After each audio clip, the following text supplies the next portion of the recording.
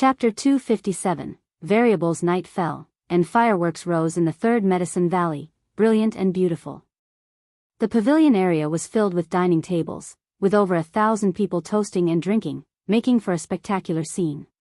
Guan ignored the 9-fingered divine lord's gaze and chatted with Yu Yingying next to him, inquiring about Lu Lingjun's situation. He had actually always been following up on Lu Lingjun. Lu Lingjun's Ascension sect had already been established and had joined forces with the Supreme sect to occupy an island. They were currently busy mining spirit mines. Overall, things were going smoothly. Yu Yingying had always been in correspondence with Lu Lingjun. In the immortal cultivation world, letters were either exchanged using spells or dharma treasures or delivered by demon pets. Yu Yingying came from the Star Sea congregations and had communication means connected with the ocean. After chatting for a while, Guan took the opportunity to leave and went to the Mystic Valley to visit the disciples there. It wasn't until late at night when the disciples returned to their rooms that he went to the Nianshu cave to celebrate the festival with Tian Yaoer and the other 2 girls. Unlike others, Tian Yaoer and the 2 girls no longer had family. They would follow him for their whole lives, so every year during festivals, Guan would never forget them. While enjoying the delicacies, Guan was also concerned about Tian Yaoer's cultivation. Tian Yaoer had now reached the 6th level of the divinity transformation realm. It was not slow progress at all. She was already talented, and with the continuous consumption of medicinal herbs and elixirs, her cultivation progressed rapidly.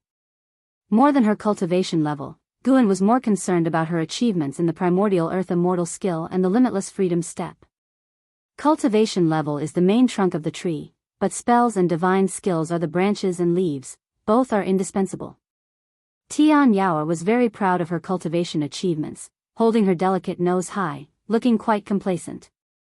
Guan was worried she might slack off, so he spoke about the cultivation progress of Anhao and Yang Jian, though he didn't mention their names, only referring to them as 2 disciples.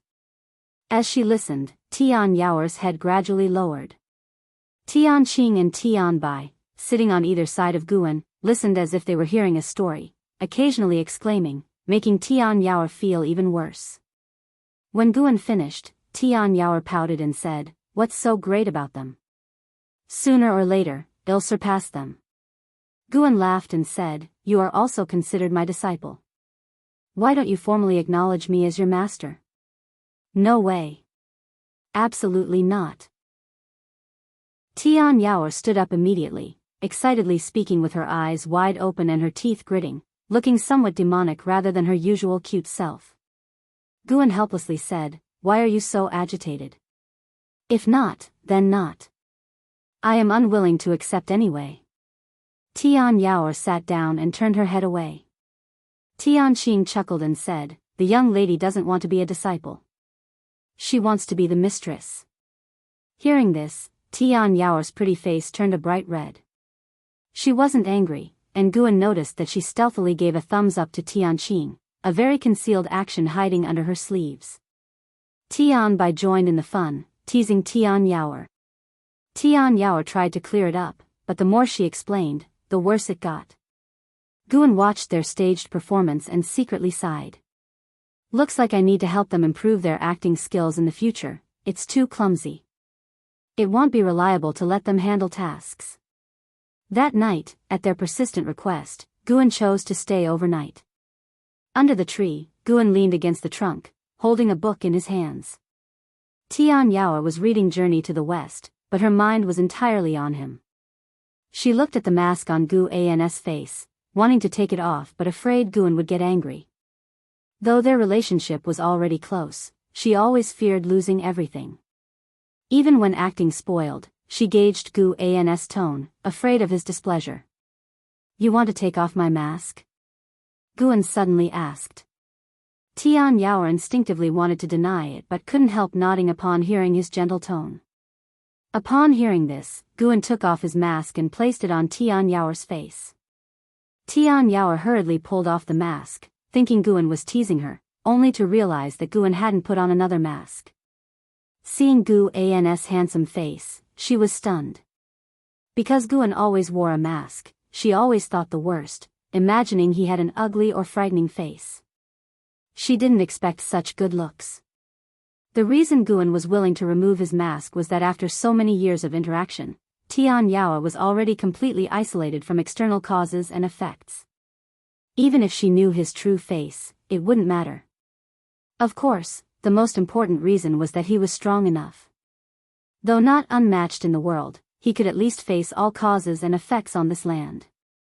I know you've always wanted to see my face. Tonight, I'm letting you be happy. From tonight onwards, you must work harder in your cultivation. Stop overthinking. Since I've accepted you, I will not abandon you. You are destined to be the longest companion with me. Look to the long term. One day, I will take you out to travel and see the world. Like the green bull spirit under Lord Lao Zi of the Great Monad in Journey to the West, it could trouble Sun Wukong. I hope you can also stand alone in the future. Your strength is my honor. Guan spoke sincerely. These words were from his heart. Be it in Hao or Yangjian, one day they would eventually leave him. Yilan also had her own cultivation journey. Regardless of how many years she had left, Tian Yao, with a maximum lifespan of 18,000 years, was the one who could accompany him the longest. Tian Yao was deeply moved after hearing this. She nodded heavily and said, Master, don't worry. I won't let you down. I will also train Tian Qing and Tian Bai well. I am your honor. They are my honor. If they can become top experts in the world, it will make you even prouder. Guan laughed and said, just like what's written in the Supreme Immortal Venerable. In the future, if they offend others and need you to step in, which forces me to step in? Tian Yao giggled and said, yes, beat the small ones first, then the big ones. You are the older one. Nonsense, your master will always be young. You do look young. They started chatting, envisioning the future. Guan also enjoyed talking. He could only talk about the future with Tian Yao. It was impossible with others around him because they didn't know his cultivation level. Even if they knew, how could mortals talk about the future with immortals? It's not that he didn't want to, but it was hard to connect on the same level. The next morning, Guan arrived at the third Medicine Valley. As soon as he stepped off the transmission array platform, the Nine-Finger Divine Lord greeted him, trying to pull him, but he quickly withdrew and asked in a deep voice, Senior, what do you want to do? The Nine-Finger Divine Lord withdrew his hand, coughed, and said, I want to have another game with you, no, a best of 3. He also realized he was a bit presumptuous but felt Guan's reaction was too excessive. If he intended to harm Guan wouldn't be able to escape. Little did he know, Guan wasn't afraid of being harmed by him but was afraid of accidentally shocking him to death. In the face of Daoist gang primal energy, the Nine-Finger Divine Lord and Guoguhong made no difference. Alright, let's play. Guan said with a stern face. The Nine-Finger Divine Lord didn't mind and turned to lead the way. Today, I'll defeat you utterly. Guan thought to himself. The Nine-Finger Divine Lord had almost cost him a wandering immortal's life and must be properly punished. Half an incense stick's time later. Guan stood up and stretched. The disciples around noticed the Nine-Finger Divine Lord's grim face and dispersed, leaving only the two of them under the tree. The Nine-Finger Divine Lord stared at the chessboard, his eyes vacant. He couldn't accept this reality. In the distance, Li Lingtian stood beside Yang Jian, curiously asking, who is that Daoist? He seems quite extraordinary. Yang Jian replied, he is an elder of the Supreme Sect. Do you think his background is significant or not? After speaking, he turned around and continued sweeping the grounds. Li Lingtian observed the Nine-Finger Divine Lord and thought to himself that the elders of the Supreme Sect should be quite powerful, shouldn't they? Why not find an opportunity to spar with him? Li Lingtian urgently needed a victory to build his confidence.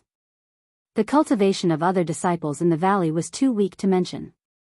He couldn't bypass Yang Jian to challenge Guan, so he set his sights on the Nine-Finger Divine Lord. This old man liked playing chess with mortals. Maybe he could also spar with him, a junior. He could ask him to suppress his cultivation realm to the core formation realm. He wanted to see if he could fight across realms. Although losing to Yang Jian deeply frustrated him, he didn't think he lacked talent. He just chose the wrong opponent. He didn't believe he could choose wrong twice. If he couldn't even beat senior brother Gu in chess, then he surely wouldn't be better in combat. Thinking of this, Li Lingtian showed a silly smile on his face. Under the tree, the nine-fingered divine lord lifted his head and looked at Guan, asking in a deep voice, "Impossible. I shouldn't have lost to you. Who exactly are you?" He was a wandering immortal. Why did he lose? Guan looked up and smiled smugly, saying, "I am an immortal." What do you say to that? An immortal? Exactly, you can call me the chess immortal. Get lost. TCH. Guan turned and left, his sleeves brushing away. Watching his back, the nine-fingered divine lord revealed a bitter smile. No matter how he looked at it, Guan didn't seem like a disguised great cultivator. Though his cultivation was at the level of a wandering immortal, his vision far surpassed that realm. He couldn't help but shift his gaze back to the chessboard. Could it be that he hadn't truly understood the game of Go? Even after deducing countless possibilities, so what? Go was all about variability. The nine-fingered divine lord furrowed his brows, falling into deep thought. Spring passed and summer came, and the temperature of the world continued to rise. On this day, Guan brought Yang Jian and Li Lingtian to Tianya Valley. He rode on the back of the blood prison Great Saint's bull, slowly moving forward. Li Lingtian followed behind, dispirited. Obviously, they could fly, but instead, they had to walk. Was senior brother Gu intentionally tormenting him? But seeing Yang Jian walk calmly, he could only endure. He couldn't lose to Yang Jian in this regard. Rumble, thunder roared in the distance, and Li Lingtian turned back to see storm clouds churning on the horizon. Yang Jian seemed to sense something, stopped, turned back to look, and frowned deeply. Li Lingtian walked over and asked in confusion, "What's wrong?" Yang Jian ignored him, turned, and followed the blood prison Great Saint. Li Lingtian felt hurt. Yang Jian's indifference always made him frustrated. He understood that in Yang Jian's eyes, he wasn't worth mentioning. Yes, if he were Yang Jian, he wouldn't talk much with someone significantly weaker either. Yang Jian came up to Guan and asked, "Master, I have an uneasy feeling, as if something big is going to happen." Guan replied, "Perhaps indeed a disaster is looming." Yang Jian asked in confusion, "Could it be that the Seven Stars spirit realm hasn't given up?" Guan didn't answer but instructed, "Carefully sense it. I want to know what you can feel." Chapter 258 Immortal King's True Blood. After hearing the master's instructions, Yang Jian calmed his mind and carefully sensed the surroundings. His steps didn't stop as he followed the blood prison Great Saint. Li Lingtian followed behind, secretly curious. He frequently looked back at the thunder clouds in the sky, but he couldn't feel anything, which made him very frustrated. Could it be that he didn't even have as much insight as Yang Jian? The speed at which the thunder clouds swept across the sky was fast. Before Guan and the others reached Tianya Valley, the thunder clouds had already swept over their heads, with torrential rain about to pour down. Yang Jian looked up at Guan and said, "Master, I feel the breath of destruction. Everything in heaven and earth might be annihilated." These words made Li Lingtian's expression strange. Is it really that mystical? He suddenly thought that Guan was not simple, profound and unfathomable. Could Guan be hiding even greater secrets? Was it because the emperor and the crown prince knew something that they favored senior brother Gu? Li Lingtian pondered. Guan didn't continue the conversation but patted the blood prison Great Saint's ox back, urging him to sprint. "Let's see who gets to Tianya Valley first." Guan left these words, and the blood prison Great Saint leapt forward, with the ox hooves creating wind, moving majestically, quickly rushing out of the forest. Yang Jian and Li Lingtian hurried to catch up. At the mention of a competition, Li Lingtian got excited, but to his dismay, he found himself indeed the slowest. Yang Jian was one thing, but what was the background of this uncouth ox head, and why was it so fast? Inside Tianya Valley, Guan dismounted from the blood prison great saint's back and led Yang Jian towards the cluster of pavilions. Li Lingtian didn't follow. His gaze was fixed on the blood prison great saint, his eyes bloodshot. The blood prison great saint raised his ox head, glanced at him disdainfully, and spat out a word that nearly drove him mad. Trash. Li Lingtian was livid, watching the blood prison great saint's back, wanting to curse back, but the words were stuck in his throat and wouldn't come out. He suddenly started doubting his life. Was he really trash? Sure, he was stronger than many, surpassing disciples of Medicine Valley and the Royal Palace, but in the grand scheme of the world, how big were those places? He remembered Gu An's words, there is always someone better out there. The more Li Lingtian thought about it, the more bewildered he became, standing dazedly in place. This time, Guan brought Yang Jian because Li Xiandao wanted to meet him. He wasn't afraid of Li Xiandao's scheming, having gotten to know him over the years. He respected Li Zuando's character, and since they were like-minded individuals, they always believed themselves to be the strongest. When Li Xiandao saw Yang Jian, he was amazed by his talent and growing fond of him. He was very enthusiastic in his questioning, showing extreme concern, which Guan thought surpassed his previous treatment of himself. When Li Lingtian entered the courtyard and saw this scene, he felt even worse. After chatting for over an ancient hour, Li Xiandao decided to give Yang Jian a gift, asking what he wanted. Yang Jian instinctively looked at Guan, which intrigued Li Xiandao. What had Guan done to enamor Yang Jian like this? He had always believed that someone more formidable was behind Guan, and that Guan was just a guise. He had suspected Guan of hiding his strength, but having known him since the age of 15, nothing could have been faked. Knowing Li Zuando's identity, Yang Jian said, would like a weapon I can wield comfortably, heavier but not too large. Li Xiandao laughed, are you serious, Yang Jian? Yang Jian, showing an embarrassed look for the first time, nodded in agreement. Li Xiandao immediately agreed, promising to give him a satisfactory weapon within 3 years. In the end, Li Xiandao didn't extend any invitations or try to recruit Yang Jian. Guan, who had earlier considered recruiting Yang Jian for the military, realized he had been overthinking. As Guan prepared to leave, Li Xiandao instructed Li Lingtian to continue following him. Guan didn't refuse, thinking that in the Third Medicine Valley with so many people, one more mouth wouldn't matter. Li Xiandao likely didn't expect him to guide Li Lingtian in anything specific. Cranes flew across the sky in rows, and the sea breeze blew into the immortal-seeking island. Guan walked through the streets with Yang Jian, and Hu Shaojian led them beside Guan. Today marked Gu An's first time bringing Yang Jian to immortal-seeking island, where Yang Jian looked around in amazement, finding everything novel. He was curious about how far this island was from the supreme sect. Guan instructed Hu Shaojian to introduce immortal-seeking island to Yang Jian. Hu Shaojian enthusiastically complied, leaving a good impression on Yang Jian. The more Yang Jian learned about immortal-seeking island, the more astonished he became. Compared to the supreme sect, immortal-seeking island seemed like a place of true immortals, with so many immortals coming and going frequently. As Hu Shaojian introduced the island, he also guided Guan to purchase high-rank medicinal herb seeds. 2 ancient hours later, Guan brought them to Sage Tang Hai's residence. Over the years, Hu Shaojian had become one of Gu An's people.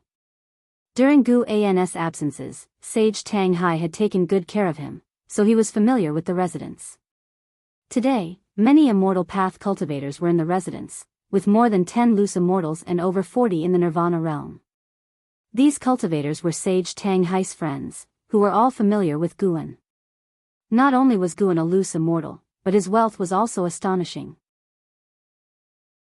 When discussing medicinal herb transactions on Immortal-Seeking Island, Meng Lang's name often came up, making many speculate he had a powerful force behind him.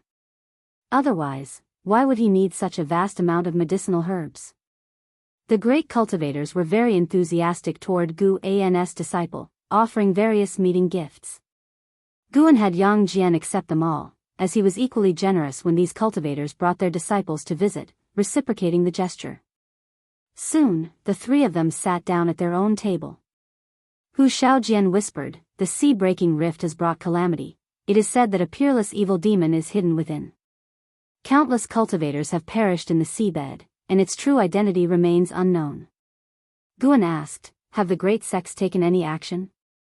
He could see the situation at the sea-breaking rift, where many cultivators and demons were heading right now.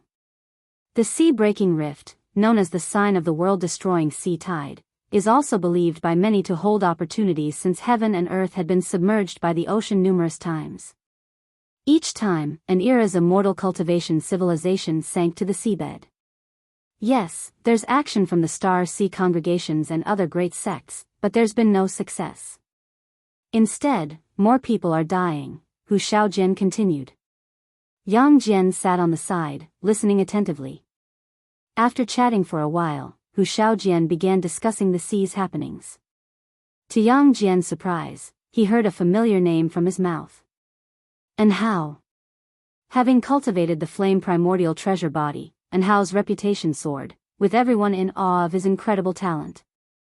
Yang Jian had heard that Hao had gone to the Star Sea congregations to cultivate. He didn't expect him to become so renowned at sea. As a servant disciple of the Third Medicine Valley, Yang Jian knew little about Hao, only that he was the strongest talent in the Supreme Sect's history and the sect leader's disciple. To Yang Jian, Hao was always a legendary figure. He wondered what Hao's elegance was like. Yang Jian suddenly felt curious. Could it be that his master knew Hao? Hao was so powerful, it didn't seem like someone the Supreme Sect could cultivate. He had researched the Supreme Sect, and before Sword Venerable Fudeo's rise, there wasn't even one Mystic Heart Realm member. There were rumors about Hao being Sword Venerable Fudeo's disciple, but they were mostly speculations. Such rumors weren't uncommon. The immortal cultivation world was full of those suspected to be the Sword Venerable's disciples. If Hao was indeed his unseen senior brother, he would be convinced because Hao was the most brilliant talent he had heard of. The master must be extremely fond of the senior brother. Yang Jian thought silently as he looked at Guan. Although he had been transformed now, deep down, he still harbored an inferiority complex. He wasn't born a genius. His talent was crafted by his master changing his fate against heaven, so he always feared that everything he had could disappear. His mentality was quite similar to Tian Yaoer. Noticing Yang Jian's gaze, Guan didn't respond. After a while, Sage Tang Hai appeared, greeted everyone, and began explaining the purpose of the gathering. It concerned the sea-breaking rift. Upon hearing these 5 words, the cultivators began discussing fervently. Sage Tang Hai scanned the room and said in a low voice, I received information that at the bottom of the sea-breaking rift lies a hidden world, dangerous yet containing the cave of an ancient immortal king. In the deep-sea spirit palace, someone obtained the immortal king's true blood, transforming their body and comprehending divine skills, and it was by these skills they fought their way out. The cultivators couldn't help but be moved. No one knew the realm of an immortal king, but throughout history, they were always the zenith of the immortal path, with only the greatest of each era qualifying to become immortal kings. Such an opportunity, how could they not be tempted? The higher the cultivation, the more one needed such opportunities. The loose immortals present may be high and mighty on a mortal-seeking island, but when it came to higher realms, they had no direction. Not just breaking major realms, even breaking a minor realm depended on fortune and opportunity. I plan to explore it, and those willing to join may sign up. I will share the information when we depart. This is extremely dangerous, and I can't guarantee safety. Think it over carefully. There is no obligation based on our relationships. Sage Tang Hai spoke sincerely. Over the years, besides holding auctions, he had occasionally organized such expeditions. Though not always successful, there were no bad rumors about him, and his character was trustworthy. The cultivators began discussing among themselves. Sage Tang Hai did not specifically invite Guan, as every attendee was personally invited. Once inside, Guan wasn't particularly significant. In fact, everyone was equally important. Ultimately, Guan didn't sign up, while a third of the attendees did, while more chose to avoid the risks due to their long lifespans. After the gathering concluded, Guan led Yang Jian back. Returning to the Third Medicine Valley, Yang Jian still felt like it was a dream. This journey had been too surreal. broadening his horizons. This world was vast, and the supreme sect was just a drop in the ocean. Guan began to patrol the Medicine Valley, picking the matured herbs. He wondered if he could accumulate 100 million years of lifespan before the calamity struck. From his current perspective, the sea-breaking rift wasn't enough to shake the great heavenly spirit land, which harbored many terrifying forces. Chapter 259 Reincarnation. What Guan saw and heard on Immortal-Seeking Island was just a microcosm of the great forces at sea. Although the sea-breaking rift had the appearance of fierce demons, it also contained opportunities that countless cultivators and demons pursued eagerly. However, as long as this matter didn't affect Guan, he was too lazy to care. Even if people he knew ventured into the sea-breaking rift, he would not stop them. Everyone had their own choices, and during the previous calamities on the continent, many people he knew were also involved. Opportunities were always obtained through struggle and adventure. When the ocean raised storms, the 155-year-old Guan was still living a farming life. Occasionally, he used his divine sense to look at the sea-breaking rift and then at outer heaven. The influence of this sea-breaking rift was great. Guan saw that recently more and more heaven and earth-flying immortals had returned from outer heaven. There were also increasing conflicts on the ocean. When someone brought out treasures from the sea-breaking rift, the bloodshed had already begun. Moreover, Guan noticed a special situation that added more variables to this catastrophe and made him more wary of the sea-breaking rift. The time came to late autumn. Guan was chatting with Yilan. The two of them stood in front of a wooden fence, watching the disciples sweep away the fallen leaves. Unifying the world is a good thing. As for whether to follow the dynasty northward, that's up to you, Guan said. The Taizong dynasty was about to unify the world. Li Xiandao invited the Supreme Sect to send people north to discuss with the Great Jiang dynasty, firstly to show support, and secondly to go north together and establish a base in the former demon lands. Before the Heavenly Ranking Conference, the Supreme Sect's northern plans were always delayed, with someone secretly sabotaging them. Because of this, the Supreme Sect had sacrificed some disciples. Now no force dared to oppose the Supreme Sect, and the Supreme Sect was also preparing to establish a subsect in the north. Yilan was talking about going to the subsect. If she went to the subsect, her status and position would be promoted, and she was very tempted. If she didn't go, with her current cultivation level, she could only be an elder in the inner sect, but the power she would obtain would be small. Yilan hesitated. I really want to go, but I'm afraid I won't see you as often in the future. Guan laughed and said, that's just the early stage. Once the teleportation array is built, you'll be able to see me whenever you want. Although Yilan liked him, her life was not only about Guan. She couldn't revolve around him, and he also hoped that Yilan could live more wonderfully. The splendor of life, romantic love was just a part of it.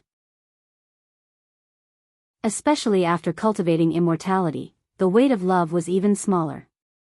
So-called love itself began with desire. Cultivating immortality and cultivating the mind naturally could control physical desires, but spiritual desires would become greater. In the early years, Yilan had thrived in the outer disciple Deacon Hall, and she still had a desire for power in her heart. However, this desire was less important compared to her regard for Guan, which made her very hesitant. Hearing Guan's words, Yilan felt reasonable, nodded, and said teasingly, if I leave, won't you, senior brother, feel more at ease? Guan said indignantly, what are you talking about? I feel at ease whether you are here or not. Yilan couldn't help but lightly hit him. Guan reminded her not to slack off in her practice after going to the subsect. The senior brother and sister chatted and began to reminisce about the past. As dusk approached, Yilan left. Guan had just sat down at his desk and was about to flip through a book when he suddenly sensed something. He directed his divine sense towards the Great Jiang dynasty. The long-hidden primordial Taoist talisman had finally made a move. It merged into the abdomen of a woman from a Ji family branch, which surprised Guan. Was this considered reincarnation? After reaching the carefree primordial immortal realm, Guan could already spy on the yin-yang rules of the world, but he still couldn't see where reincarnation was. Those souls would rise into the sky within 7 days after death, disappear after reaching a certain height, and those that did not rise within 7 days would turn into vengeful spirits, repelled by the heaven and earth rules. To survive, they had to harm living spirits and absorb their essence energy to enhance their ghostly energy, growing stronger step by step. After Ji Xiaoyu's death, her soul had been hiding in the primordial Daoist talisman, unlike other ghosts who persecuted living beings. Under Gu An's watch, the primordial Daoist talisman completely merged with the woman's aura, as if it had disappeared out of thin air. Who knew if this Ji Xiaoyu would have the memories of her past life? Guan remembered that Ji Xiaoyu had seemed mature beyond her years as a child, unlike normal children. Perhaps she had always retained her past life memories but had hidden them well. After watching for a while, Guan withdrew his gaze. The moonlight was slightly cool, and the evening breeze blew in through the window, moving Gu An's sideburns. This breeze lasted another 10 years. 10 years passed, the world changed greatly, and the territories of the 3 dynasties were unified. Only the Taizong dynasty remained, and for the people, it was truly peace under heaven. Taizong focused on development, exploring the world by sea and mining resources in the north. With the increase in resources, all industries within the dynasty flourished. The same was true for the immortal cultivation world, with new sects constantly emerging.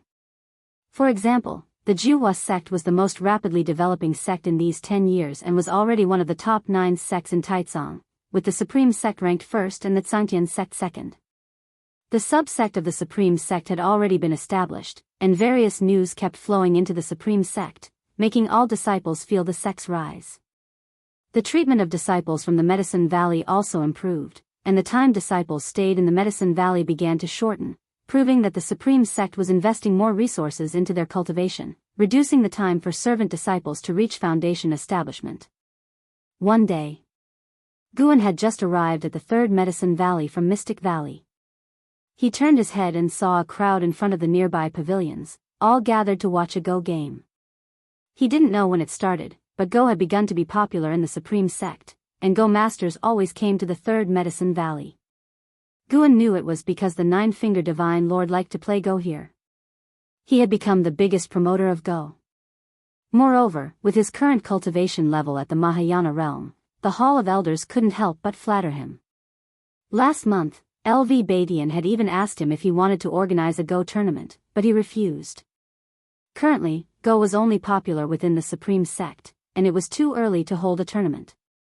The most important reason was that the 9-Finger Divine Lord wanted to hold the tournament in the 3rd Medicine Valley. How could he agree to that? Wouldn't that affect him planting medicinal herbs? Guan only watched for a while before heading towards his pavilion. Now the 9-Finger Divine Lord seldom asked Guan to play Go, probably focusing on improving his Go skills. The person playing Go with the 9-Finger Divine Lord was a cultivator at the Unification Realm and also an elder of the sect. Those old cultivators whose cultivation levels had stagnated easily became addicted to Go. Guan suddenly sensed something, piquing his interest. He immediately called for the Blood Prison Great Saint and rode him towards the outer gate city. Foundation establishment realm mounts were not uncommon in the current Supreme Sect. If one stayed at the 3rd Medicine Valley for half a day, one would surely see disciples riding mounts flying over the Medicine Valley. Master, why did you suddenly want to go to the outer gate city? The Blood Prison Great Saint asked curiously. Lu Lingjun has returned and is taking people to the Heavenly Repair platform. She probably wants to try the Heaven Cutting Axe, Guan replied casually. The Blood Prison Great Saint was immediately interested.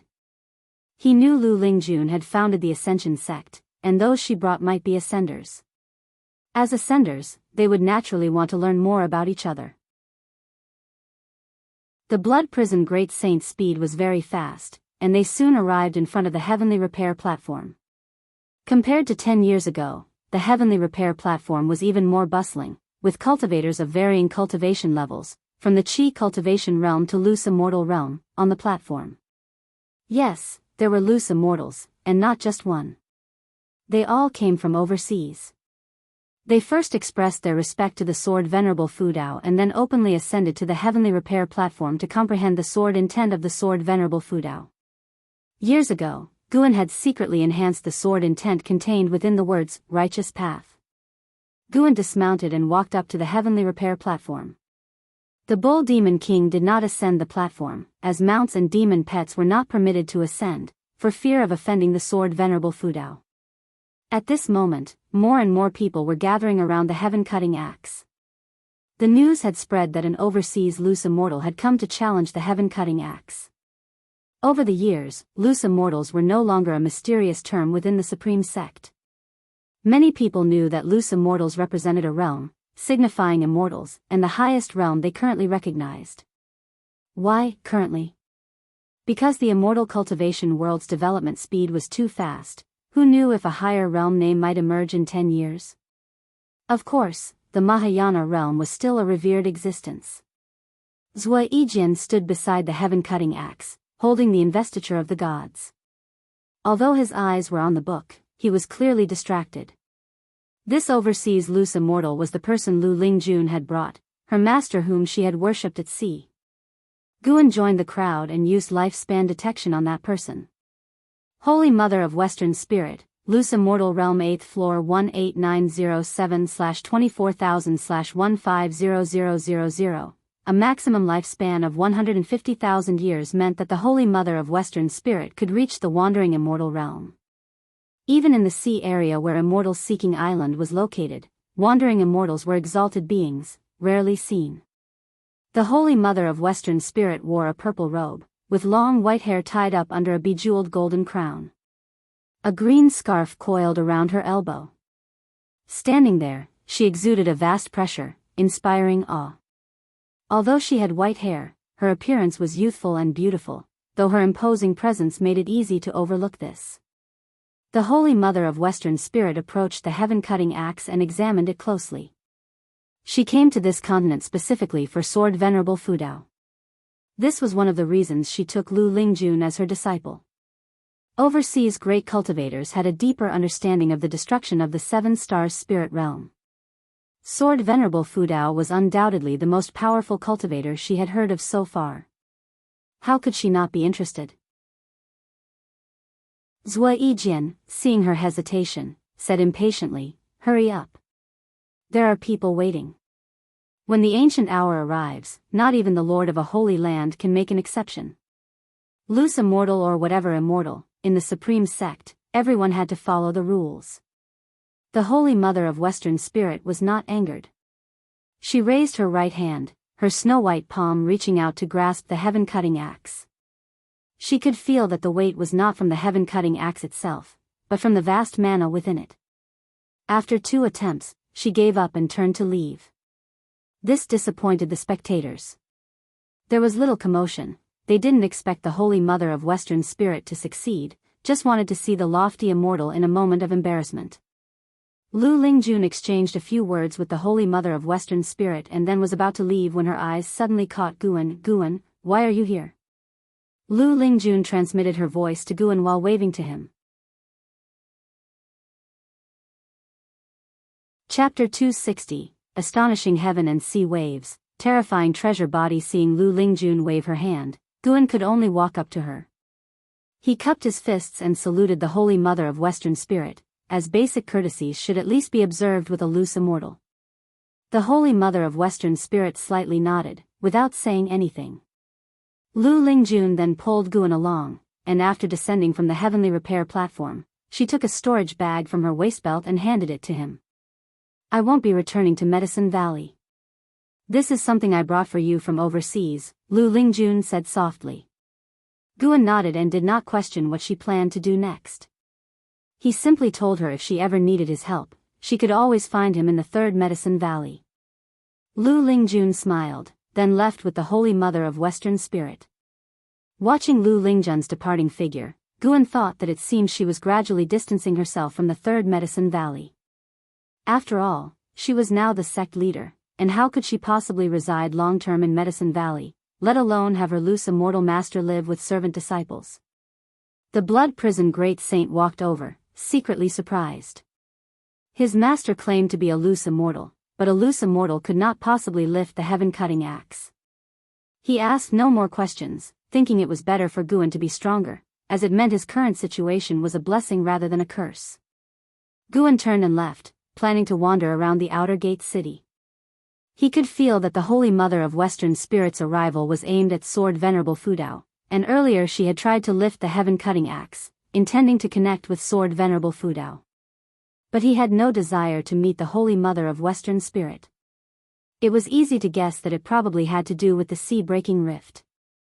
10 years had passed, and the disaster caused by the sea-breaking rift had only grown worse. Besides mysterious fierce demons, these years had also seen the appearance of beings called divine exotic resentful ghosts from the sea-breaking rift. Divine exotic resentful ghosts were immortal and could only be sealed. There were sects that had been massacred by these beings. The most fearsome thing was that a wandering immortal great cultivator from the Star Sea congregations had ventured into the sea-breaking rift, turned into a divine exotic resentful ghost, returned to the sea, acted recklessly, and slaughtered countless souls, forcing the Star Sea congregations to use Immortal Path's supreme treasures to suppress him. Various rumors about the sea-breaking rift began to spread. Leah, who owned Divine Exotic City, was also being pressured, with many wanting to take his Divine Exotic City, but fortunately, the Star Sea congregations were strong enough to protect him. However, he had lost his freedom and was unable to leave the Star Sea congregations without permission. While the sea was a scene of bloody turmoil, the mainland remained tranquil, with everything harmonious, at least within the Supreme Sect. Guan sought out his friends in the outer sect for a drink, discussing upcoming interesting events or the romantic tales of the sect's aristocracy. The Supreme Sect was now very open, unlike the tense atmosphere of the past, and lower-level disciples discussing the great cultivators would not face retribution as a result. The noble families now cherished their reputations, fearing any scandal that would get them expelled from the Supreme Sect. With Sword Venerable Fudao present, the Supreme Sect had to abide by the rules of the righteous path. Of course, this was only within the Supreme Sect. If one offended a sect aristocrat, they might not act within the sect, but outside it, anything could happen. Until the night, Guan finally rode back to the valley on the Blood Prison Great Saint. He held a wine gourd, reciting poetry, which the Blood Prison Great Saint praised as fine verse. Guan thought he had good judgment, daring to praise any lousy poem, which was its own kind of realm. The arrival of the Holy Mother of Western Spirit did not shock the Supreme Sect, whose foundations were also quickly growing. Unless the Holy Mother of Western Spirit was coming to join the Supreme Sect, they would not mobilize for her. Another summer arrived. Guan lay under the mystic pure tree, staring at his attribute panel. His lifespan had reached 25 million years. Although it was still far from 100 million years, the number already gave him a sense of security. Nearby, the White Spirit Rat and the Blood Prison Great Saint were playing. Although the White Spirit Rat could not yet speak, its maximum lifespan was continually increasing, and its reflex speed was beyond what the Blood Prison Great Saint of the Foundation Establishment realm could match. Boom! A thunderous sound came from afar, alarming everyone in Medicine Valley. The Blood Prison Great Saint and the White Spirit Rat stopped and looked toward the horizon, their expressions tense. The Nine-Fingered Divine Lord, who had been playing chess, frowned and turned to look, extending his divine sense. His face quickly grew grim. Guan was rather calm. The reason he was checking his attribute panel was that he sensed something significant was happening. Before the loud noise, a powerful force had erupted from the bottom of the sea-breaking rift, causing immense waves on either side. The waves continued to escalate and were now reaching a height of 300 zhang as they surged toward the mainland, growing larger all the time.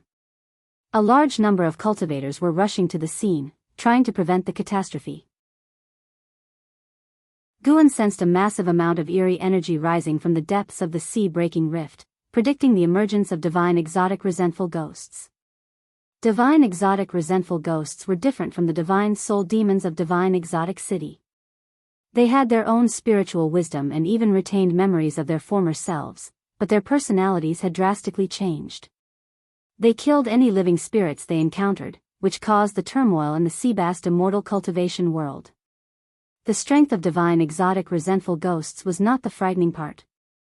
The terror lay in their retained spiritual wisdom and memories, all of which had now turned against living spirits, hence the widespread fear. Having spiritual wisdom meant they could establish rules and even posed the possibility of overturning the mortal world. Guan rose, realizing he could not appear too indifferent, as the entire valley was in shock and he had to cooperate with the rest. He wondered whether slaying the divine exotic resentful ghosts could extend his lifespan. If so, it might be worth intervening early.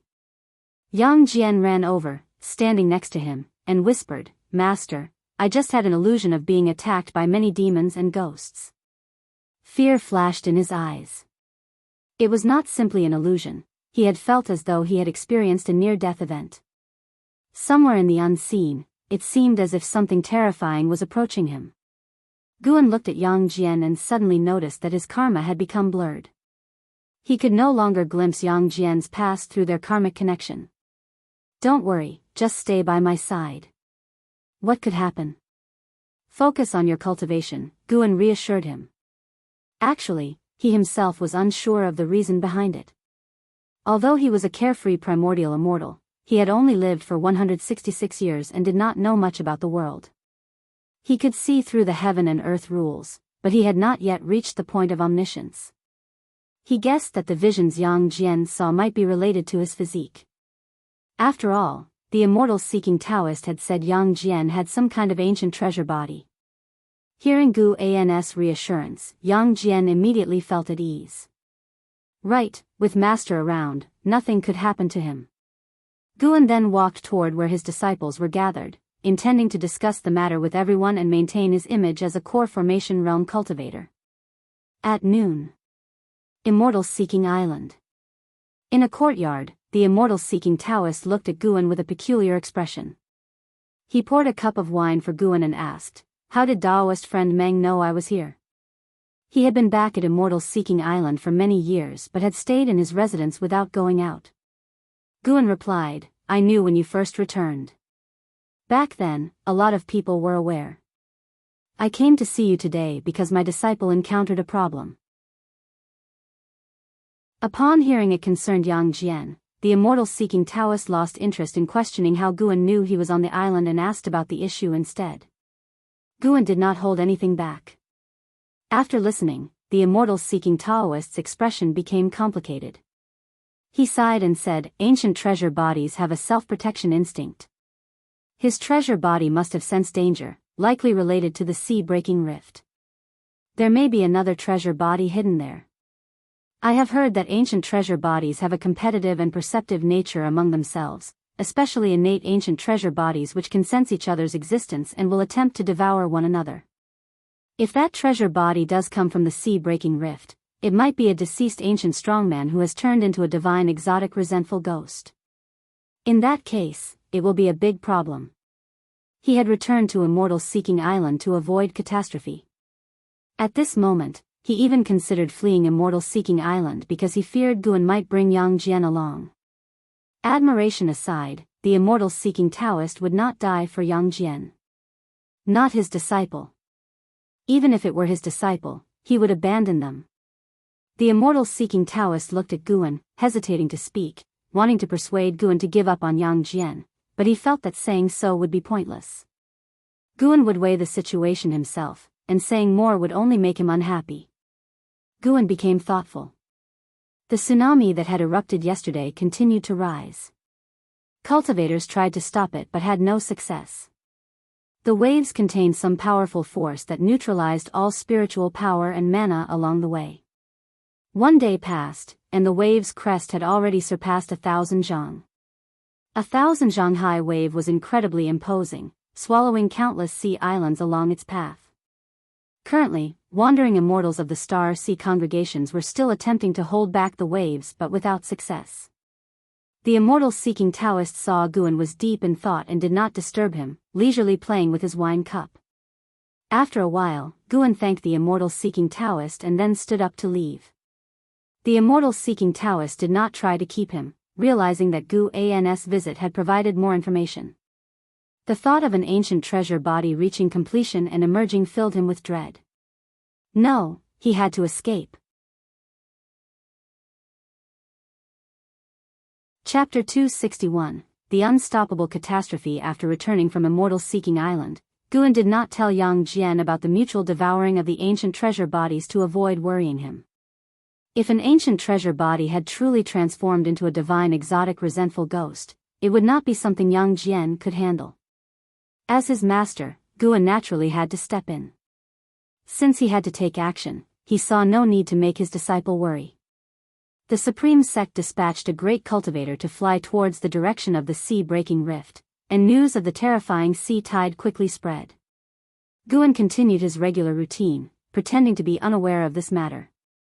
While the disciples of the Medicine Valley were busy working and cultivating, the ocean had already entered a cataclysm.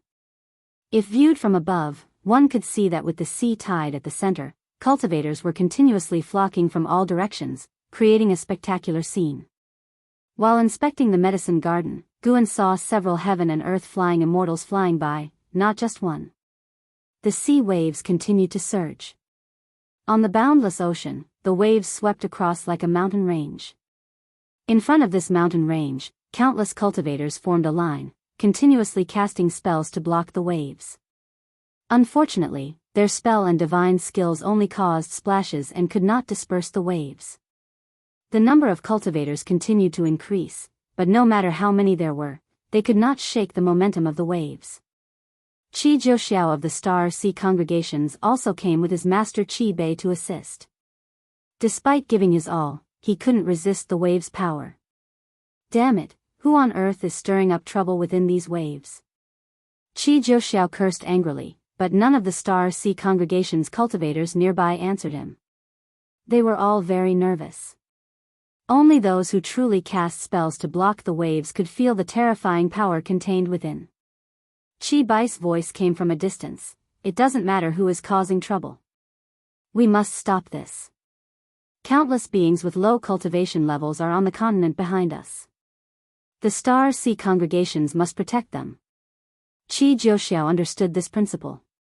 He was merely complaining, but his hands did not stop moving. Suddenly, Qi Jiuxiao felt a vast aura coming from behind, causing his mana to pause for a moment. Whoosh! A gust of fierce wind howled, startling the cultivators to instinctively turn their heads to look. Qi Jiuxiao did the same, widening his eyes. He saw thunderclouds unfold in the sky, and at the end of the clouds stood a massive flag, 10,000 feet high, as if its top had touched the sky. Any living being appeared insignificant before this flag. Qi Jiuxiao recognized the origin of this flag with just one glance. It was the Immortal Path Supreme Treasure of the Star Sea congregations. The Star Sea Primordial Unity Banner. The black flag seemed to contain a vast star sea, with starlight twinkling, making anyone who looked at it become deeply immersed, unable to extricate themselves. With the appearance of this flag, the morale of the Star Sea congregation's cultivators soared. Cultivators from other sects also inquired about it. Upon learning that it was the Immortal Path Supreme Treasure, the Star Sea Primordial Unity Banner, every cultivator felt excited. Now we are secure. This is an Immortal Path Supreme Treasure. The legendary Star Sea Primordial Unity Banner, just the sight of it strikes fear. With the Immortal Path Supreme Treasure out, we can certainly block these waves. After the Seven Stars Spirit Realm disbanded, only the Star Sea congregations are the true rulers of this sea area. Their ability to directly bring out the Immortal Path Supreme Treasure proves their determination to protect the ocean, worthy of the Righteous Path's reputation. The cultivators discussed, their gazes fixated on the towering Star Sea Primordial Unity Banner, their eyes filled with hope. The Star Sea Primordial Unity Banner suddenly unleashed a terrifying wave of energy, sweeping through the clouds. The sea of stars on its surface lit up with countless streams of celestial light, as if rain of stars crossed the sky, crashing towards the majestic and magnificent sea waves. Far away in the Third Medicine Valley, Guan looked up, noticing the appearance of scattered rays in the sky. With a glance, he could tell that it was an anomaly caused by the Immortal Path Supreme Treasure. As expected of an Immortal Path Supreme Treasure on par with the Seven Stars Mirror. Under Gu An's gaze, the unstoppable waves were dispersed by the power of the Star Sea Primordial Unity Banner. Countless cultivators were thrown off, the splashes reaching the sky, and the sea surface was pressed into a spectacular hollow, a stunning sight. At this moment, Guan felt a strange force emerging from the sea-breaking rift, surging along the sea, raising waves even higher than before, as if it would drown the celestial star sea primordial unity banner. Cultivators from all directions were stunned and quickly mobilized their mana to resist. Guan's divine sense looked farther away. The sea-breaking rift raised two wave masses, moving in opposite directions. The waves on the other side were also met with countless cultivators joining forces to block them, but to no avail.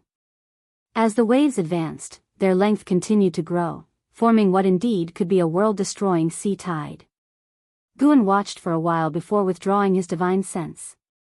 The dual waves attracted more and more great cultivators, giving him a chance to observe the foundation of the great heavenly spirit land. When he returned to the pavilion, he saw Nine-Fingered Divine Lord standing by the wooden railing, staring north in silence. Guan approached and asked what he was thinking about. Nothing much. Nine-Fingered Divine Lord shook his head. He was naturally focused on the ocean's calamity. Seeing that Nine-Fingered Divine Lord did not wish to elaborate, Guan did not press further. He simply nodded and walked away.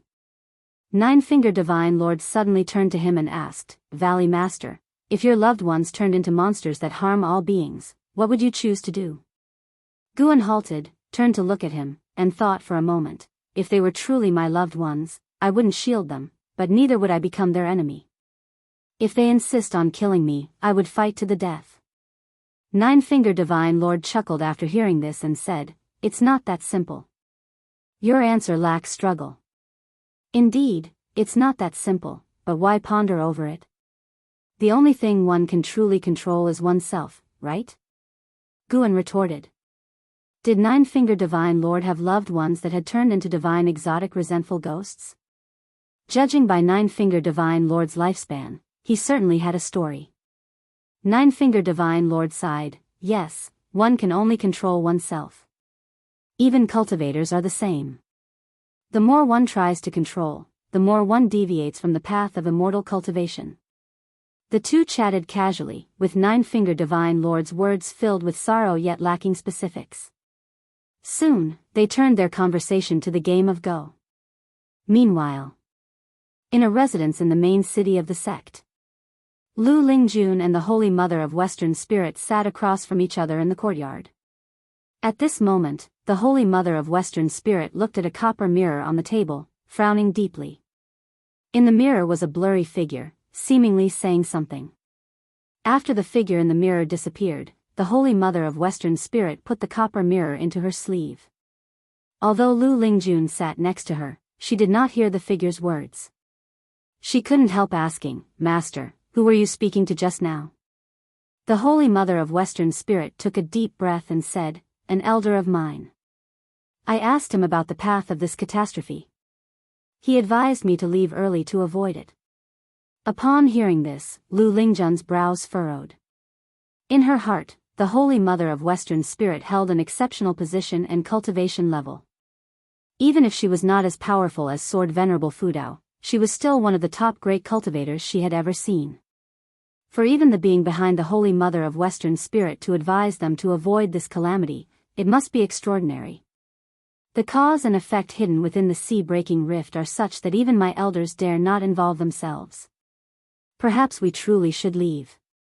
The world is vast, there will be somewhere to escape the disaster, the Holy Mother of Western Spirit said with a sigh. Lu Lingjun replied, "The Supreme Sect has Sword Venerable Fudao. He may be able to overcome this crisis." Ever since she joined the Supreme Sect, she had experienced the demon calamity and heard of Sword Venerable Fudao sweeping through the Seven Stars spirit realm single-handedly. She had great confidence in Sword Venerable Fudao. The Holy Mother of Western Spirit, however, was still worried. It's hard to say. She came to the Supreme Sect intending to rely on the power of Sword Venerable Fudao to avoid the calamity, but she had just learned that the scope of the disaster had changed, with even more powerful variables appearing. Even her sect dared not involve itself rashly. Not all sects in this world followed the righteous path. More sects aimed only to preserve their own Taoist traditions.